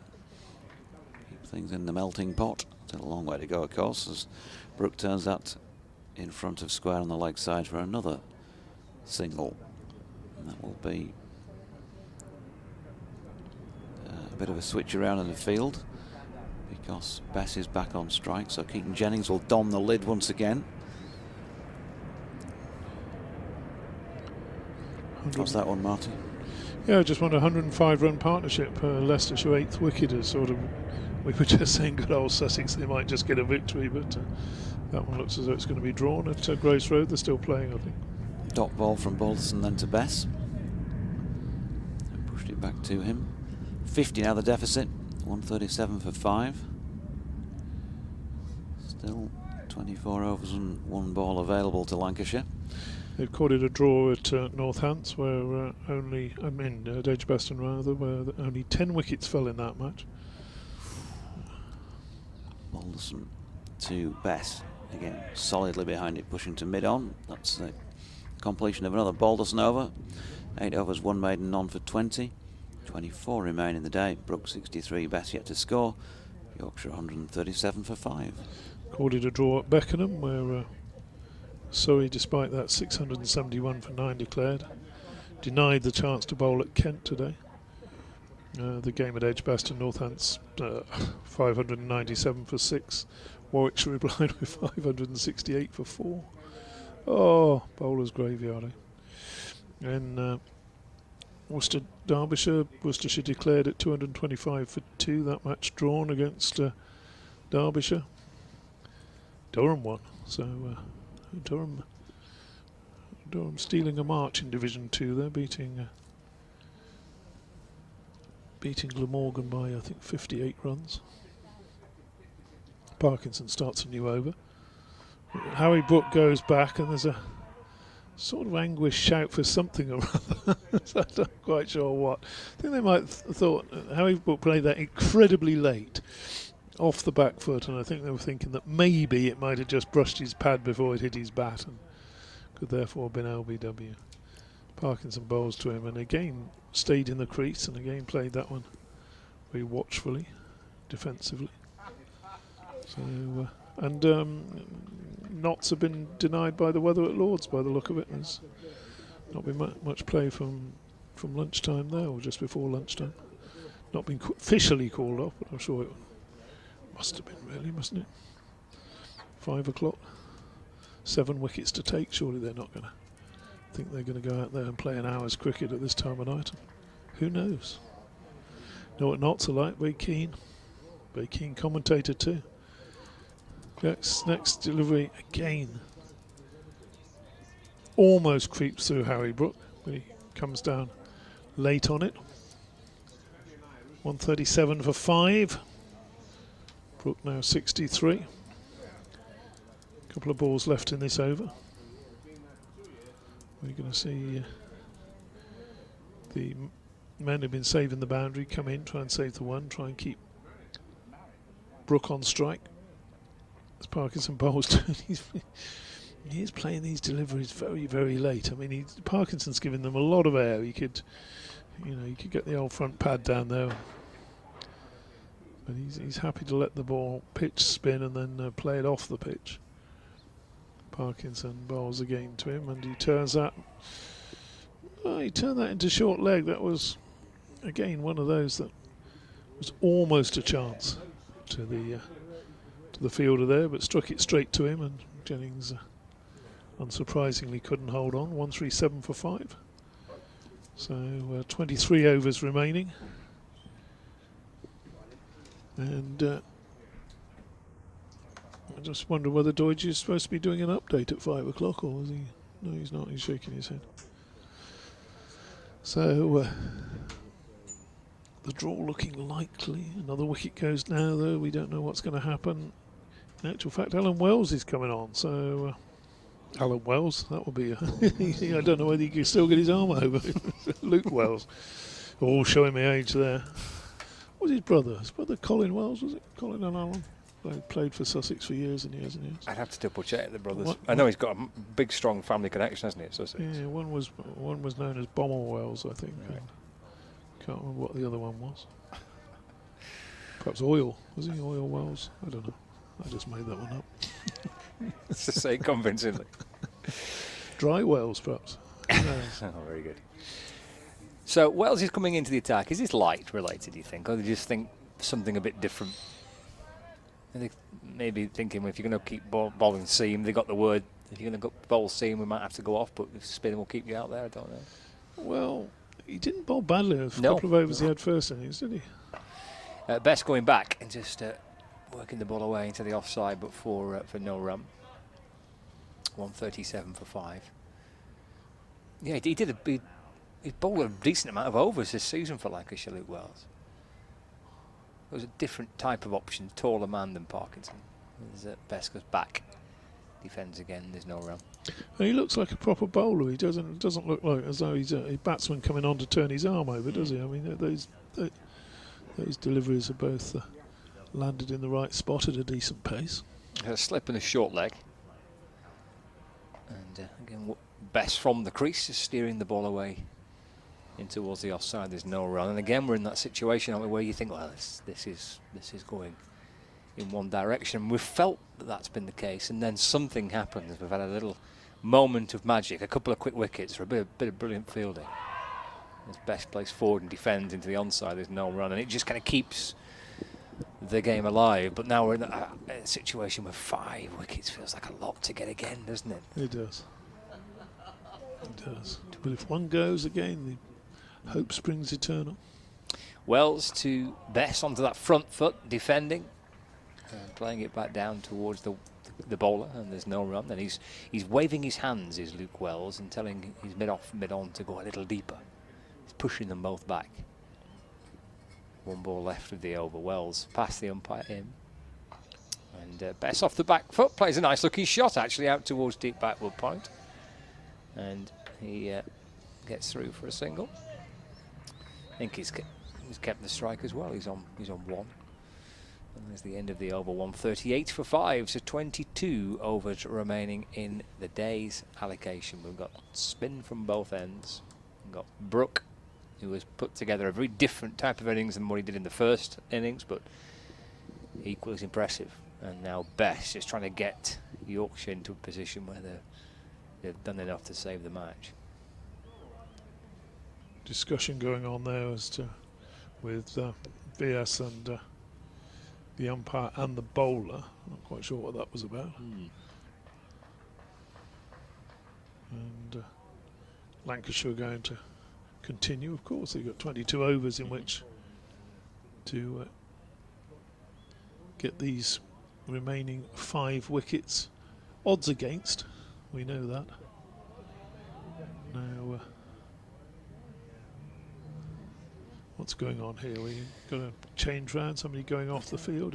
Is that Jimmy Anderson? It is Jimmy. He's sprinted over to the boundary, but I think he's sprinted over to the boundary to get extra protective equipment. I think they're thinking of another. Where's he going to field then? Well, it might not be for him. Yeah, he's shrugging. He doesn't know what's going on either. No, he came sprinting over, didn't he? Oh, here comes 12th man with a helmet for Josh Bahanan, by the looks of it. Leg slip, perhaps. A leg slip, a forward short leg, silly point. And now Anderson's sprinting somewhere else. Sprinting to extra cover. Still a bit of energy left in the old legs. It's a fair old stint for him out there. It is. Right, this would be his 7th session in the field, wouldn't it? On the trot from Friday night. So after all that, it's Parkinson to bowl with 4 men around the bat. Bowling there, and the bowls are wide. And it's signalled as such. They've not been signalled today, but that one is. So the score ticks over again. And the score's relevant, really, only in the sense that if Yorkshire get to 187, then Lancashire have to bat again and uses up another couple of overs. Bess plays defensively there. And you just wonder in this situation whether 5 wickets in hand, perhaps when they get into the 150s, they might just have a little dash towards that 187 just to try and get in front. Kill the game off, really, wouldn't it? Parkinson bowls. That's oohs and ahs, and as you could probably hear in the effects mic, as Best just pushed forward to that. Nobody out. Parkinson getting the odd one to turn and bite. We saw one bounce quite alarmingly earlier, but nothing much since. Good delivery, nothing to get rid of. Harry Duke spinning it across him, very well caught by Wells at slip. That delivery's just played defensively. There's a plane going over, as you can probably hear. Quicker delivery there down the leg side, put a bit more into that. You can see the shoulder going into that one. Best flicks at it. If he gets anything past short leg or between short leg and leg slip, there's acres of space there. Runs to be had. Now we've got Parkinson coming around the wicket. Bess is just going to kick these 2 away, isn't he? Last couple of balls of the over. Bowls, I know he kicks that one away. Where's Parkinson going to put this one in? No, he's gone back over. Gone back over the wicket, very sensible.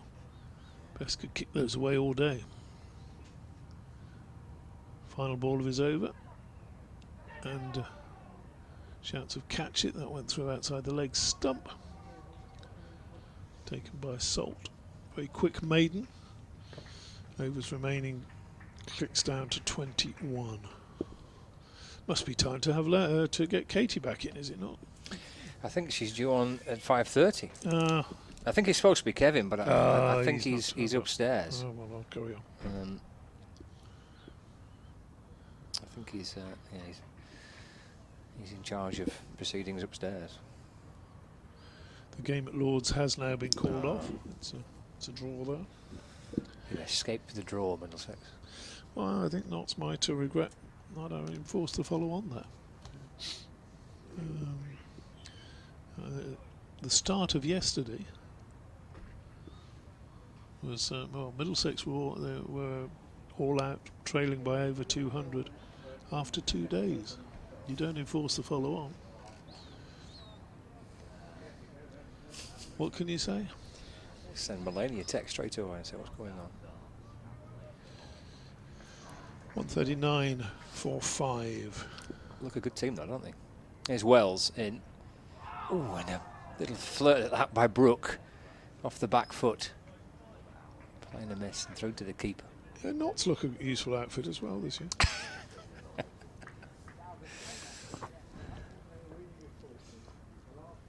$139 for 5. Wells in and getting Brooke off the back foot, pushing away into the offside. There's no run. Leicestershire have lost another wicket. Yeah, but there's a very big partnership there for the 8th wicket. Virtually saved that game. Yeah, 8 down, lead by 80. Done well there, haven't they, the Foxes, to get that to make that pretty much make that game safe. Here's one for you, Scott. A tweet from Chris Toop. I hope I pronounced that correctly, TWOP. Is there any benefit to county cricket by making international tickets dependent on having attended county matches? Anderson versus Root and Milan, and only 300 odd folk in to watch it. Possibly a few more than that, but I know what you're saying, Chris. Proper cricket fans can't get tickets to England. Big football clubs wanting proof of attendance for their bigger games. Best gets forward, the ball rolls up off a pad. Whether there's any bat or glove on that, I'm not sure, but it landed safe anyway. And this is a good draw for Yorkshire, he says, finishing off. He obviously had a few characters to spare at the end there. Thanks for that, Chris. Might as well use your characters. Wells again. Best jabbing at the ball, and the ball deflects down towards leg slip, and Luke Wells says, how is he? The situation where any kind of sense of uncertainty and a shot that's lacking in full commitment might well result in Lancashire asking questions and appealing for things that are not really there. Square leg drops back to the boundary, as indeed does point, and indeed mid-off and mid-on drop a little deeper with the final ball of the over. Best just goes back and works it out into the onside for no run. And that is the end of the over. So we've got 20 left, 140 for 5. Brook on 64 and Bess on 1. So most of the games drawn today. Durham, though, winning. This game looks as though it'll be drawn as well. Worcestershire getting a draw, and there's a tweet here from Frank Watson, who does a bit of commentary for them and has written a book with Daryl Mitchell. Did you know that? Called Once a Pair. I did know that. Once a Pair. I've not read it yet. We've promised to swap books when we get to meet him at Durham next month. So the Girdler's read it, he recommends it. So. Great servant to the game, Daryl Mitchell. Delivery from Parkinson. Brook tries to force on the onside. One fewer catcher for Brook, and paying him respect, Lancashire, by offering him the single really in most parts of the ground. Extra cover remains in. Clever field this actually. That ball outside the off stump, no run. Clever field in the sense that they're putting the pressure on to try and get a catch around the bat, but if you want a single, Harry, by all means nudge one and we'll have a go at your mate. Parkinson bowls again. Oh my word, that turned, didn't it? No shot offered by Brook, and he could have had a bye there if he'd have wanted one. That's turned sharply. And Salt's going down to look to see where it pitched. He was unable to take it, just hit his glove, ran past Wells at slip, and could have run a bye there if they'd wanted one. Next delivery has Brook playing back. Now I don't want to see you playing back at that, Harry Brook, if you're going to be playing for England. You need to be getting your front pad forward there. I'm not sure about this paying off the pitch, particularly now it's starting to spin a little bit. He's played back a lot, hasn't he, to Parkinson? He has. Last half an hour or so. Parkinson again bowls, and that's more like it. Forward defensive, solid middle of the bat. And now the field comes in to try and prevent a single off this final ball. And Tom Best leaning on his bat at the far end. Oh yeah, want to bowl at me, do you? I've got an England cap as well, you know. In fact, he hasn't down that end. And that's defended. You haven't got an England cap for batting though, Dom, have you? Good batsman as he is. That's the end of the over. 19 remaining, 140 for 5. Got to get to the point soon, haven't they, where the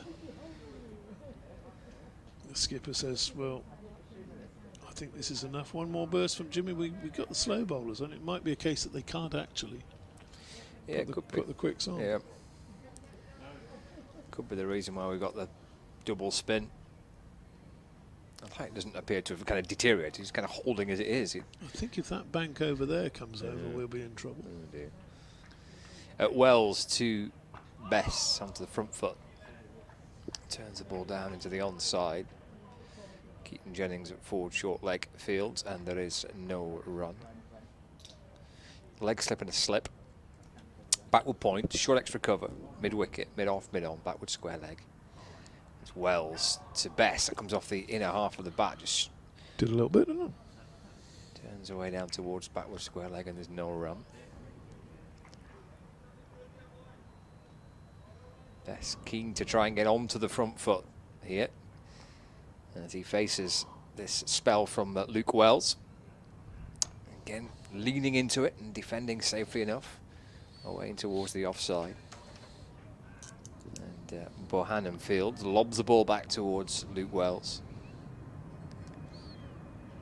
He spins the ball from one hand to the other. Bess still on one, and he's faced 33 deliveries. Now 34 for his one run. He went right back into the crease this time and defending the ball back down the pitch. Salt, the keeper, comes from behind the stumps to field.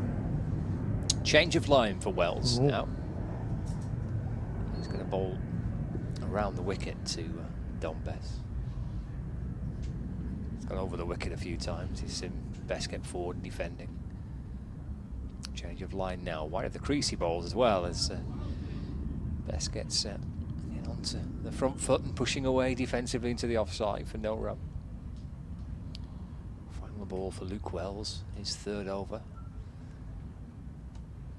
If it is light related, the reason why we're staying out there a little with the two spinning in tandem, he's in for a potentially lengthy spell here. Depends, I guess, how much Dame Villas wants to keep progressing. There's still 18 overs left. That's a lot of balls to face, and Yorkshire still behind at 47 runs. Again, defended nicely by Bess. He looked pretty solid on that front foot in defence. It is the end of the over. 140 for 5. Brooke has 64. Bess unbeaten on 1. That tweet we had recently from Chris Toop about the Test match tickets. Michael Hall has sort of responded to that. He said Test match tickets are readily available to those that book in advance. Restricted access if you have not been to county matches does not seem to, restricting access does not seem to encourage spectators. It was an interesting thought, I thought, Michael. It was one worth considering. Maybe some sort of bonus that if you attend so many county games you get a discount or whatever. And he said he's one of the few hundreds still in the ground here, so I don't know where you are. If you're at the top of the if you're top of the newsstand, give us a wave when you hear that. We'll see where you are. Parkinson starts a new over, pushes, and there's no run to be had there. I don't know where, I can't see him. He could be anywhere in the ground, I suppose. Michael Hall, couldn't he? Just sent that. And Lily, another tweet from Lily telling, reckons it's now a draw because Harry Brooks dug in. Thank you, Lily, for all your tweets during this match. Next delivery outside off stump. No run to be had there. Brooke looks to have earned a draw for Yorkshire. Unless we have some late drama. Again, pushing that back down the pitch. Parkinson doing his own fielding. Single available almost anywhere if he can get it through those 3 grabbers around the bat.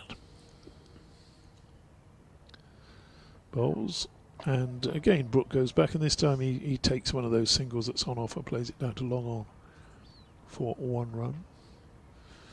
Yeah, the scribes were just suggesting, DT, that Yorkshire really have only got 4 wickets left, with Harris going in at number 11. Yeah, well, but even then Harris, he could survive an over or 2, couldn't he? I mean, he's not going to not bat. He'd probably enjoy that situation. Parkinson to Best, 4 men around the bat, and there's a big shout for LBW, and no, says umpire Saggers. Best just prop forward there. I think that would probably have been a good shout from what we could have seen from it here. Doiji? I thought it was a meeting at the local church because they were all down on bended knee and praying to Saggers. Here's Parkinson to finish his over, and that's just helped by Bess down to the long leg boundary for 4. He pitched outside leg stump, and bowler's now going over to Saggers and saying, well, what was wrong with that then? Why was So probably a bit too far forward. Couldn't tell whether it was going to spin past the stumps or whatever. 145 for 5. Just a second scoring shot from 38 deliveries for Don Bess. A 1 and a 4. He's trying to save the game. Yeah. Most of the games have been saved today. Another tweet in from Dr. Chris Whittaker saying hello again. I think Lancashire should be fined for excessive appealing. Settle down. I've got to say that there has been a lot in this game. In comparison to everything I've seen this season, yeah. Well, yeah. Deutsch is with you, Chris. Start of a new over. And Brooke accepts the single, just chops it out to deep backward point, deep third man, somewhere down that area. Bit, I don't know. Enthusiasm, isn't it? See what Scott's got to say about that. We've just had a cheeky tweet in, Scott. Oh, there's nothing. A cheeky one from. Can't beat a cheeky tweet. From a doctor, Dr. Chris Whittaker. Don't know what he's a doctor of. That next delivery gets the edge and just falls short of slip. Bowling around the wicket. He said, I think Lancashire should be fined for excessive appealing. As I tweet, they appeal again. So there you go. Scott's turned his microphone off just in case he accidentally answers that. Not answering that question is outrageous. Deutsch thought there was something in it. Yeah, but he would. Wells bowls again, and Best covers up and just pushes that into the offside. No run to be had there. How long was he on 1 for? I think it was 37 deliveries. Yeah. Good effort from Bess. Doing his job, isn't Absolutely. he? Doing his job. Wells is bowled well. I would have wanted to see a bit more of him because he's Parkinson's your main man, but he looked over first innings. He's bowling at a decent pace, which of course is important for leg spinners, and he's getting the odd one to turn. I don't know whether he's got much variation, has he? They're all leggies. That one is as well. Pitches outside leg stump. Best just defends, but he certainly needs to come back. He's going over the wicket now. Certainly hasn't looked out of place, has he? No, he's been. He has actually bowled quite a lot already this year for Lancs. I think he's bowled pretty much every game that Lancashire have played so far. Bowls there, and again just spinning away from the bat. And Dr. Chris has been back in touch. And for completeness, I have my PhD in law. He's not a proper doctor, though, is he? You're not going to go to him and say, "Well, I've got a bit of a sore throat here. What do you reckon?" He's PhD in law. Thanks for tweeting in it. That's. We do enjoy tweets, and we do read most of them out. I know I repeat that often, but people still think, I won't bother because they won't. I'm wasting my time. We do read most of them out. The final hour has been signalled by the umpire at 24 minutes past 5. As Parkinson twirls his way back in again, and Brooke off the back foot gets a single. He'd kind of turned down the possibility of ones in the previous little battle with Parkinson, but he's happy to take one this time. I'm only having doctors who are GPs, basically. I can tell that. Hospital. Yeah. Doctor-in-law, what does that mean? Probably spent years studying. And all of a sudden he's getting ridiculed on air by you. There's Parkinson in, left by a Bess, and there's no run. I bet his mum's proud. I would think so. He's not taking a blind bit of notice of you. As he should be, of course.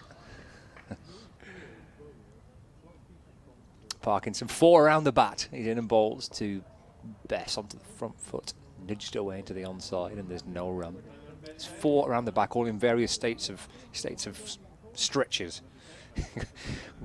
Jennings was leaning low to his left, but Hannon's got his legs outstretched wide. They're all kind of crouching down in different ways as Parkinson bowls, and it's left by Bess, and there's no run. It's been a long couple of days, not just for the Lancashire fielders, for the Yorkshire fielders too. First 2 days. Yeah, you'll want a good soak in the bath, wouldn't you? Nice hot bath and a good soak tonight.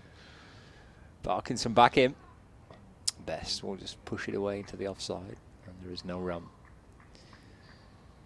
They thought they got that LBW last over, didn't they? I don't think he could have been too far out now. I was at the back of the box, so I didn't see it doing the update. He just sort of pushed forward defensively. Okay. I think it just... Right. In comes Parkinson again. Is there bat? There is. He's been caught. Parkinson picks up his second, and Bess has gone for 5. And Yorkshire lose their 6th wicket. Just looped up towards that man at bat pad and into the grateful hands, I think, of Keaton Jennings. And Yorkshire is 6 down, 147 for 6, and we've got a minimum of 15.1 overs remaining in the day. Still work to do with young Tom Lowton due in next, and then of course another couple who can certainly hang around in Jordan Thompson and the skipper Steve Patterson. And then Harris Ralph, he might just be thinking, oh, let me go in with 9 balls left to save the game. You know, this could be my moment as a batter who's never made double figures, but I could walk off and get applause for my batting for once. Take the moment of glory at the end of a Roses match. And in fact, it's Thompson coming in now rather than Lowton. So coming in at number 8. Odds still on the draw, but again, the door's just been opened slightly to Lancashire, hasn't it? It has, yeah. Can they get one of the quicker bowlers on? I don't think they can at the moment. This is otherwise surely they would have had Bailey or Anderson on for a little trundle. So 14746. So 4 more wickets Lancashire need. They're at the very end of this Roses fixture to win the match. 41 runs Yorkshire still trail by. And that was the final ball of Parkinson's over as well. Dr. Chris has been back in touch. He said, I think many would agree, me not being a proper doctor. Thanks for adding some good-natured humour to distract me from my nerves. Perhaps I need to see a doctor myself. Yeah, it's getting a bit like that, isn't it? Could be, another couple. Another one goes down now, definitely.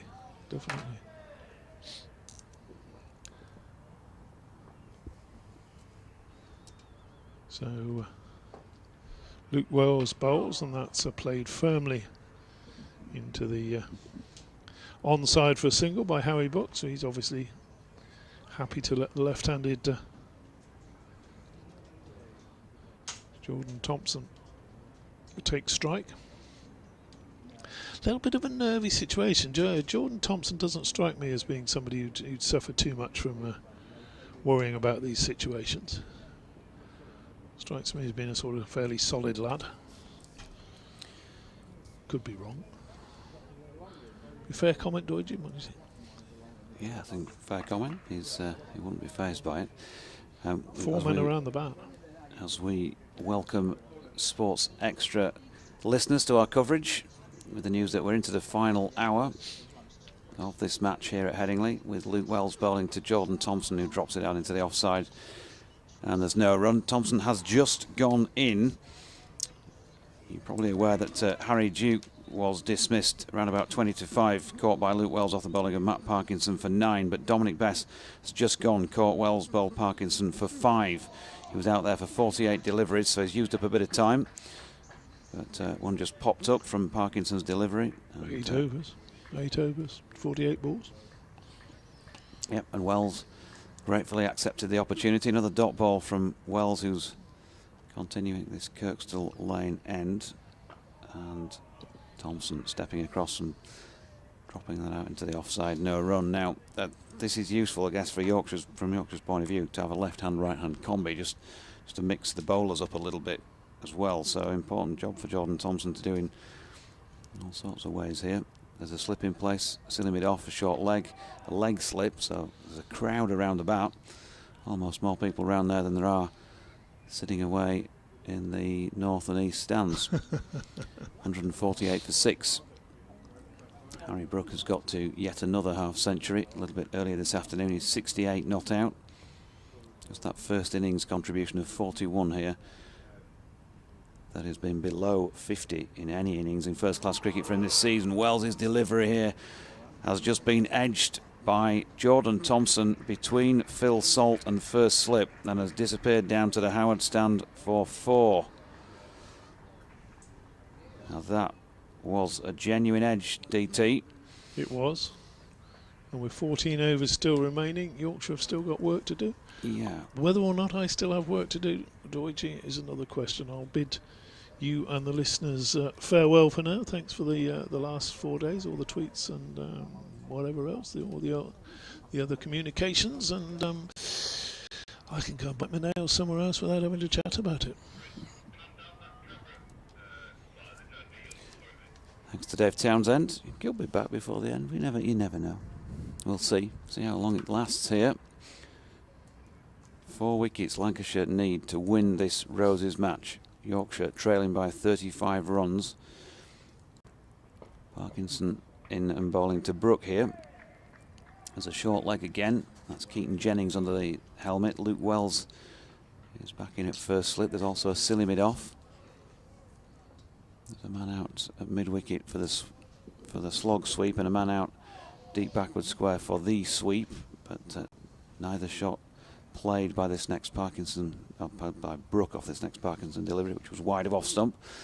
Mid-on and mid-off are deeper than normal, but not right out on the boundary.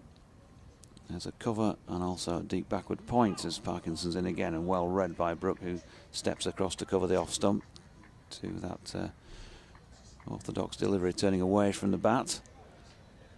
3 left in the over. Katie Levick has rejoined me. Parkinson in and bowling to Brook once again, who's more than happy to watch these go by. So there's going to be an adjustment in the field now. They're bringing up the men from backward point. Jimmy Anderson from out in the deep at cover. The 2 men who were set back on the leg side also coming up into the ring. Quite obviously trying to keep Harry Brook down this end and have a go at Jordan Thompson, the new batsman, who's at the non-striking end at the moment. Brook pushes forward into the pitch. Jennings scooping it up and handing it back to the bowler, who will turn again for the last ball of this over. 13 overs and 1 delivery remaining in this match. Parkinson to Brook, who steps back and he's found a yawning gap through the onside with the men up once it beat the infield. He's got himself another 4 runs, 72 to him, 156 for 6. Parkinson 24 overs, 7 maidens, 2 for 45, and Yorkshire trailing by 31 runs have got 13 overs to survive. Katie. Yeah, nervy times. Parkinson finding the rough patches that have accumulated over these 4 days and getting some turn, and even the inform Brook doesn't look completely at ease. Shaping up for an interesting last hour. Chris Toop says, any benefit to county cricket by making international tickets dependent on having been to county matches? Have you? My apologies, folks, for the repetition. It's already been done while I was out of the building. Thompson pushes into the offside first ball of this Wells over, and there's no run. 4 men round the bat. Jordan Thompson very capable, of course, but also might be a few nerves out there just at this moment in time. He's chosen to go back foot there, and with quite a lot of foot marking. Yeah, he's got lots of assistance as Wells. Knowing the type of batter Thompson is, I can imagine he'd want to try and smash away those 2 enclosed fielders. Wells in. Now then, that's come off Thompson's some part of his equipment. They're all calling that a wicket and already into a premature celebration. Jordan Thompson was not for moving, and vitally nor was Paul Pollard, the umpire at this Kirkstall Lane end, not out. Yeah, the Lancashire boys all enjoyed that one. Thompson didn't move though.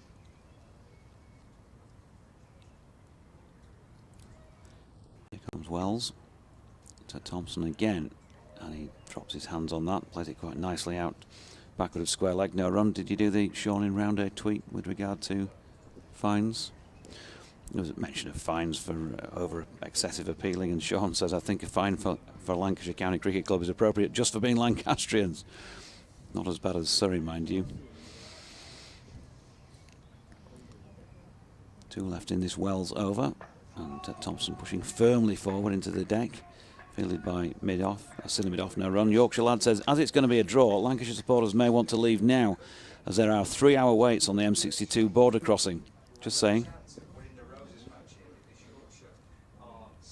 Wells in again, and again Jordan Thompson just playing from the crease and dropping into the offside, and another over safely negotiated by the Yorkshire batsman. Wells, 6 overs, 2 maidens, none for 8 in this Yorkshire second innings, which stands at 156 for 6.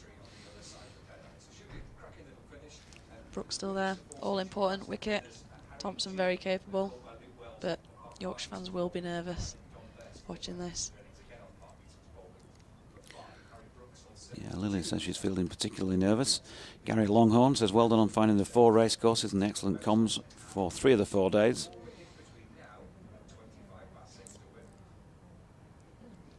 Here's Parkinson coming in to bowl to Brook. Watching one go by the off stump. Gary goes on, the first day was a disaster, but I know that was out of your hands. Hope we can grind out a result, but I've a quite frightening vision of Harris dancing down to the new ball. Well, you never know. Parkinson in again. Looked about a little bit more pace about that, and it kicked on off the pitch, but it was too wide to interest Harry Brook in playing at that. 11 overs and 4 balls remaining. New ball, of course, can be taken after 80. 73.2 overs on the board at the moment as Brook goes back foot and just drops that into the Headingley turf near Keaton Jennings, who's at short leg.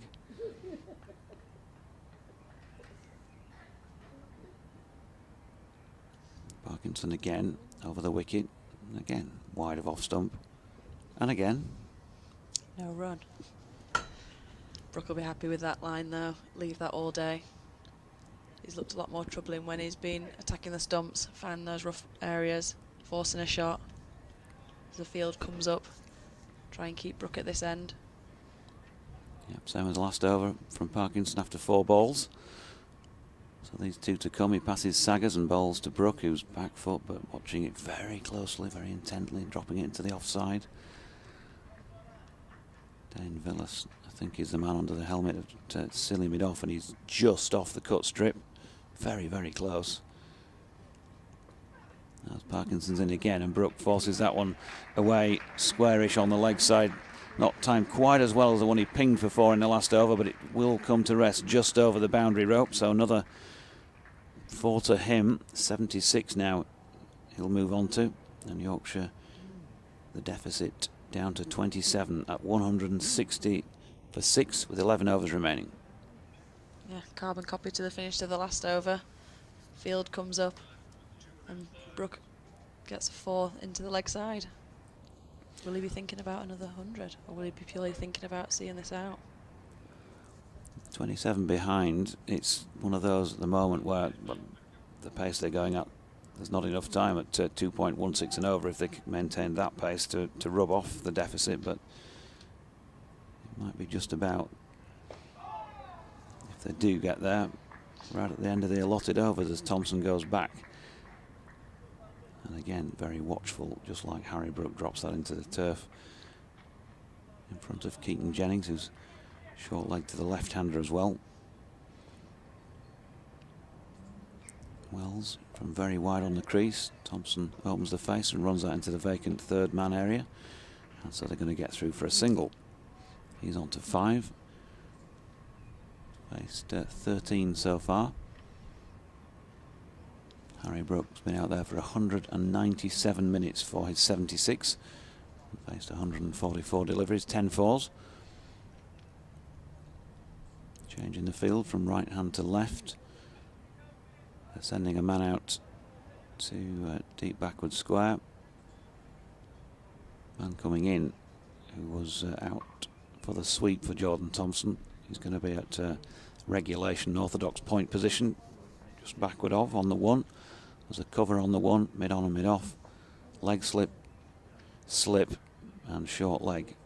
And Brooke just chooses to nudge this one away, pitched outside his leg stump by Luke Wells. Padded it off. Down to the man backward of square leg. And Wells again. Evidence of some turn in towards the right hander this time. Brooke dealing with that one successfully.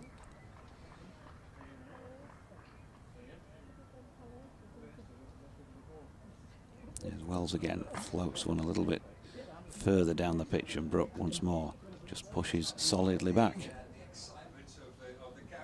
Death bowling length there, right under the bat. They'll be keen to keep Brooke down this end to finish the over and let Parkinson have a go at Thompson. Wells, ooh, now then, that's a good leave by Harry Brooke, because it might have just about shaved the pad. I'll give him the benefit of the doubt. With the runs he's scored this season, he's on 76 in this match, and Yorkshire 161 for 6 at the end of that over. 75 now bowled in this Yorkshire second innings, 10 remaining. Dr. Chris Whitaker says, can you please confirm that if we do get beyond parity, 2 overs will be left with the innings change? It will. You are correct, Chris. It's just like watching the Owls, he says. Commiserations to Katie Lev there. Yeah, all too familiar feeling.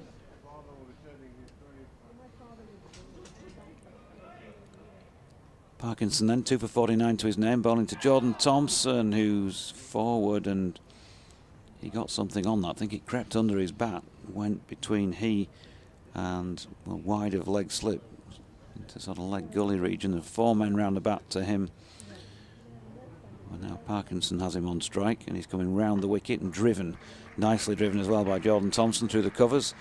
Not gone at that too hard. It's going to be pulled in, and they're just going to be happy to settle for 1 there and leave the donkey work to Harry Brooke. Yeah, Parkinson will have enjoyed those rough areas to the left-hander. He was getting a few to pop to Brooke earlier on when he was coming around the wicket. Brooke was happy to just keep kicking them away. So he'll have wanted to bowl at Thompson a bit longer than he has just there.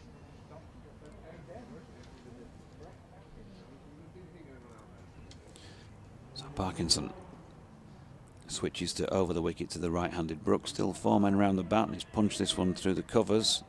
He wasn't bothered about the single at first, but Jordan Thompson was more keen, and in the end they've decided to go through for it.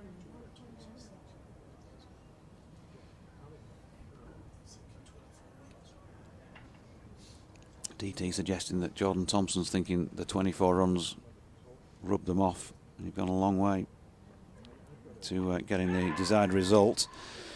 No, he's just received a wide delivery there from Parkinson, who switched back to round the wicket. It was well wide of off stump, and he did have a dabble at it. It was in the air for a little while, on its way in the general direction of Luke Wood at backward point, but dropped short.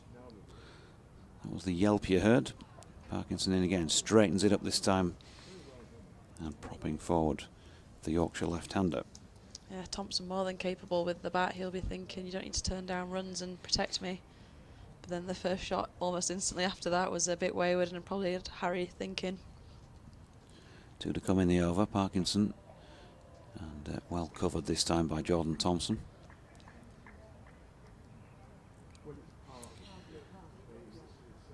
That is over.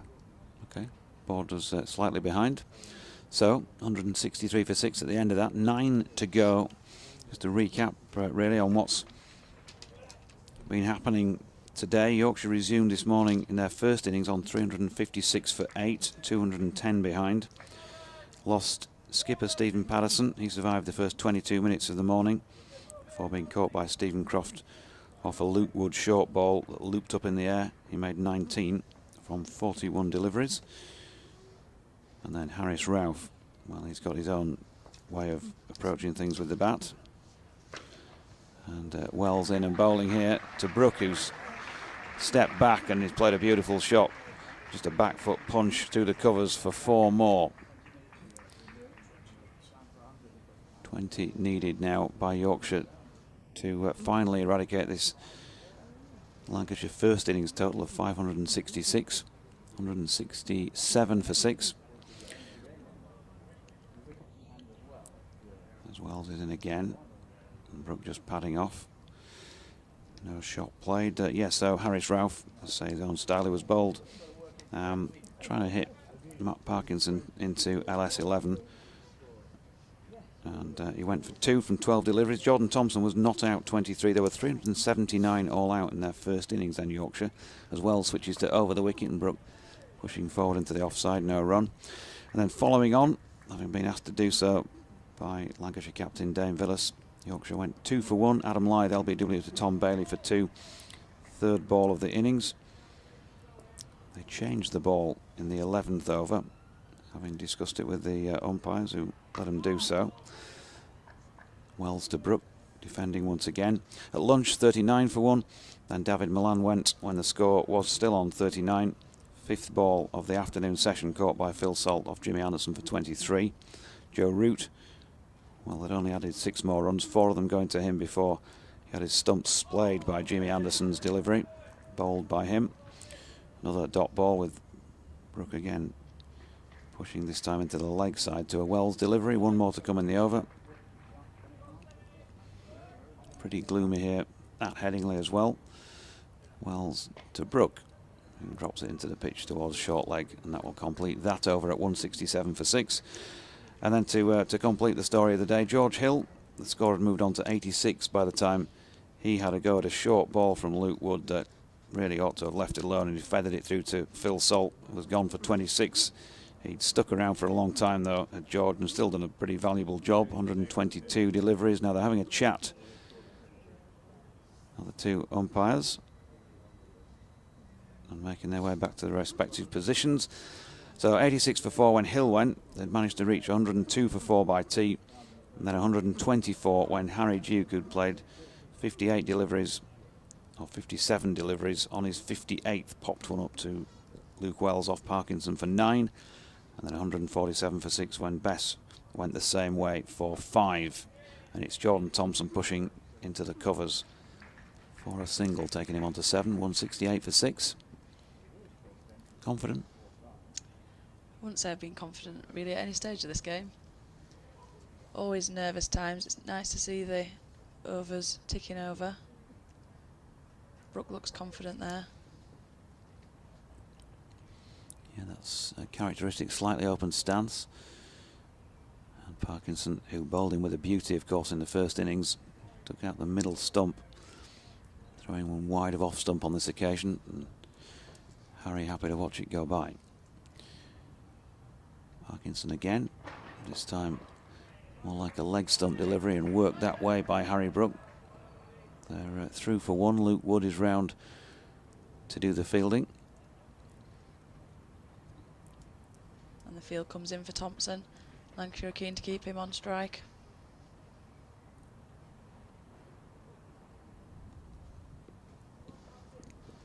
Four men round about still. Everybody else in the ring. Jordan Thompson steps a long way across to play a delivery wide of off stump, but does so safely. Just 40 odd deliveries left in this match. Lank's going nowhere at the moment. They want to find 4 wickets from those that remain, and Thompson pushing forward up the pitch. There's no run. Yes, of course they can play till 6:24 because that was when the final hour was called.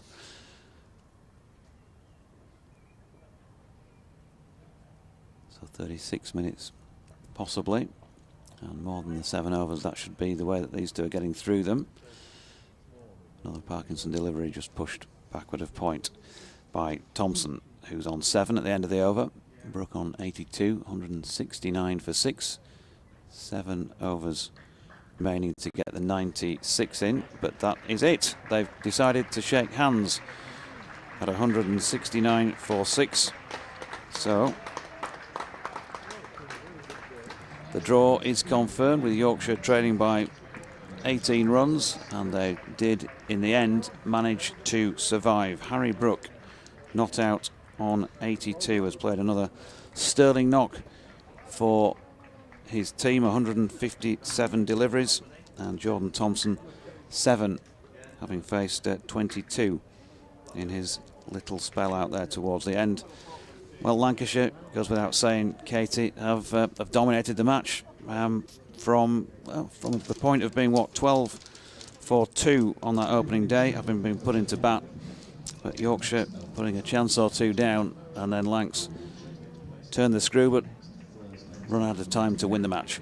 Yeah, the small but faithful Yorkshire crowd that's in here today were very appreciative of that handshake. They'll have had some nervy times throughout today. 12 wickets seemed like a big ask on this pitch, but Lancashire have bowled well. Managed to get 8, which wouldn't have been the option you thought would happen today, considering how well the pitch has played for these 4 days, but well dug out by Yorkshire to get that draw. They'll certainly be the happier of the two there to come away with something from this fixture. Yep, chasing it for quite a lot of the time, so 8 points apiece for the draw. Lancashire get 5 bonus points, Yorkshire 4, so 13 and 12 I make it in favour of Lancashire in terms of the points there. Another county championship match for this 2022 campaign ends in a draw. Thank you very much for your company over the last few days, to Scott Reed, to Dave Townsend, to Katie Levick, and to Kevin Howells, of course, as well, and from myself, Jonathan Dodge, and from all of us here at Headingley, thank you for your company. We'll be back for Yorkshire versus Warwickshire on Thursday morning, but for Sports Extra listeners, I'm going to hand you back to Kevin Howells. And for everybody else, thanks once again, and we'll see you on Thursday.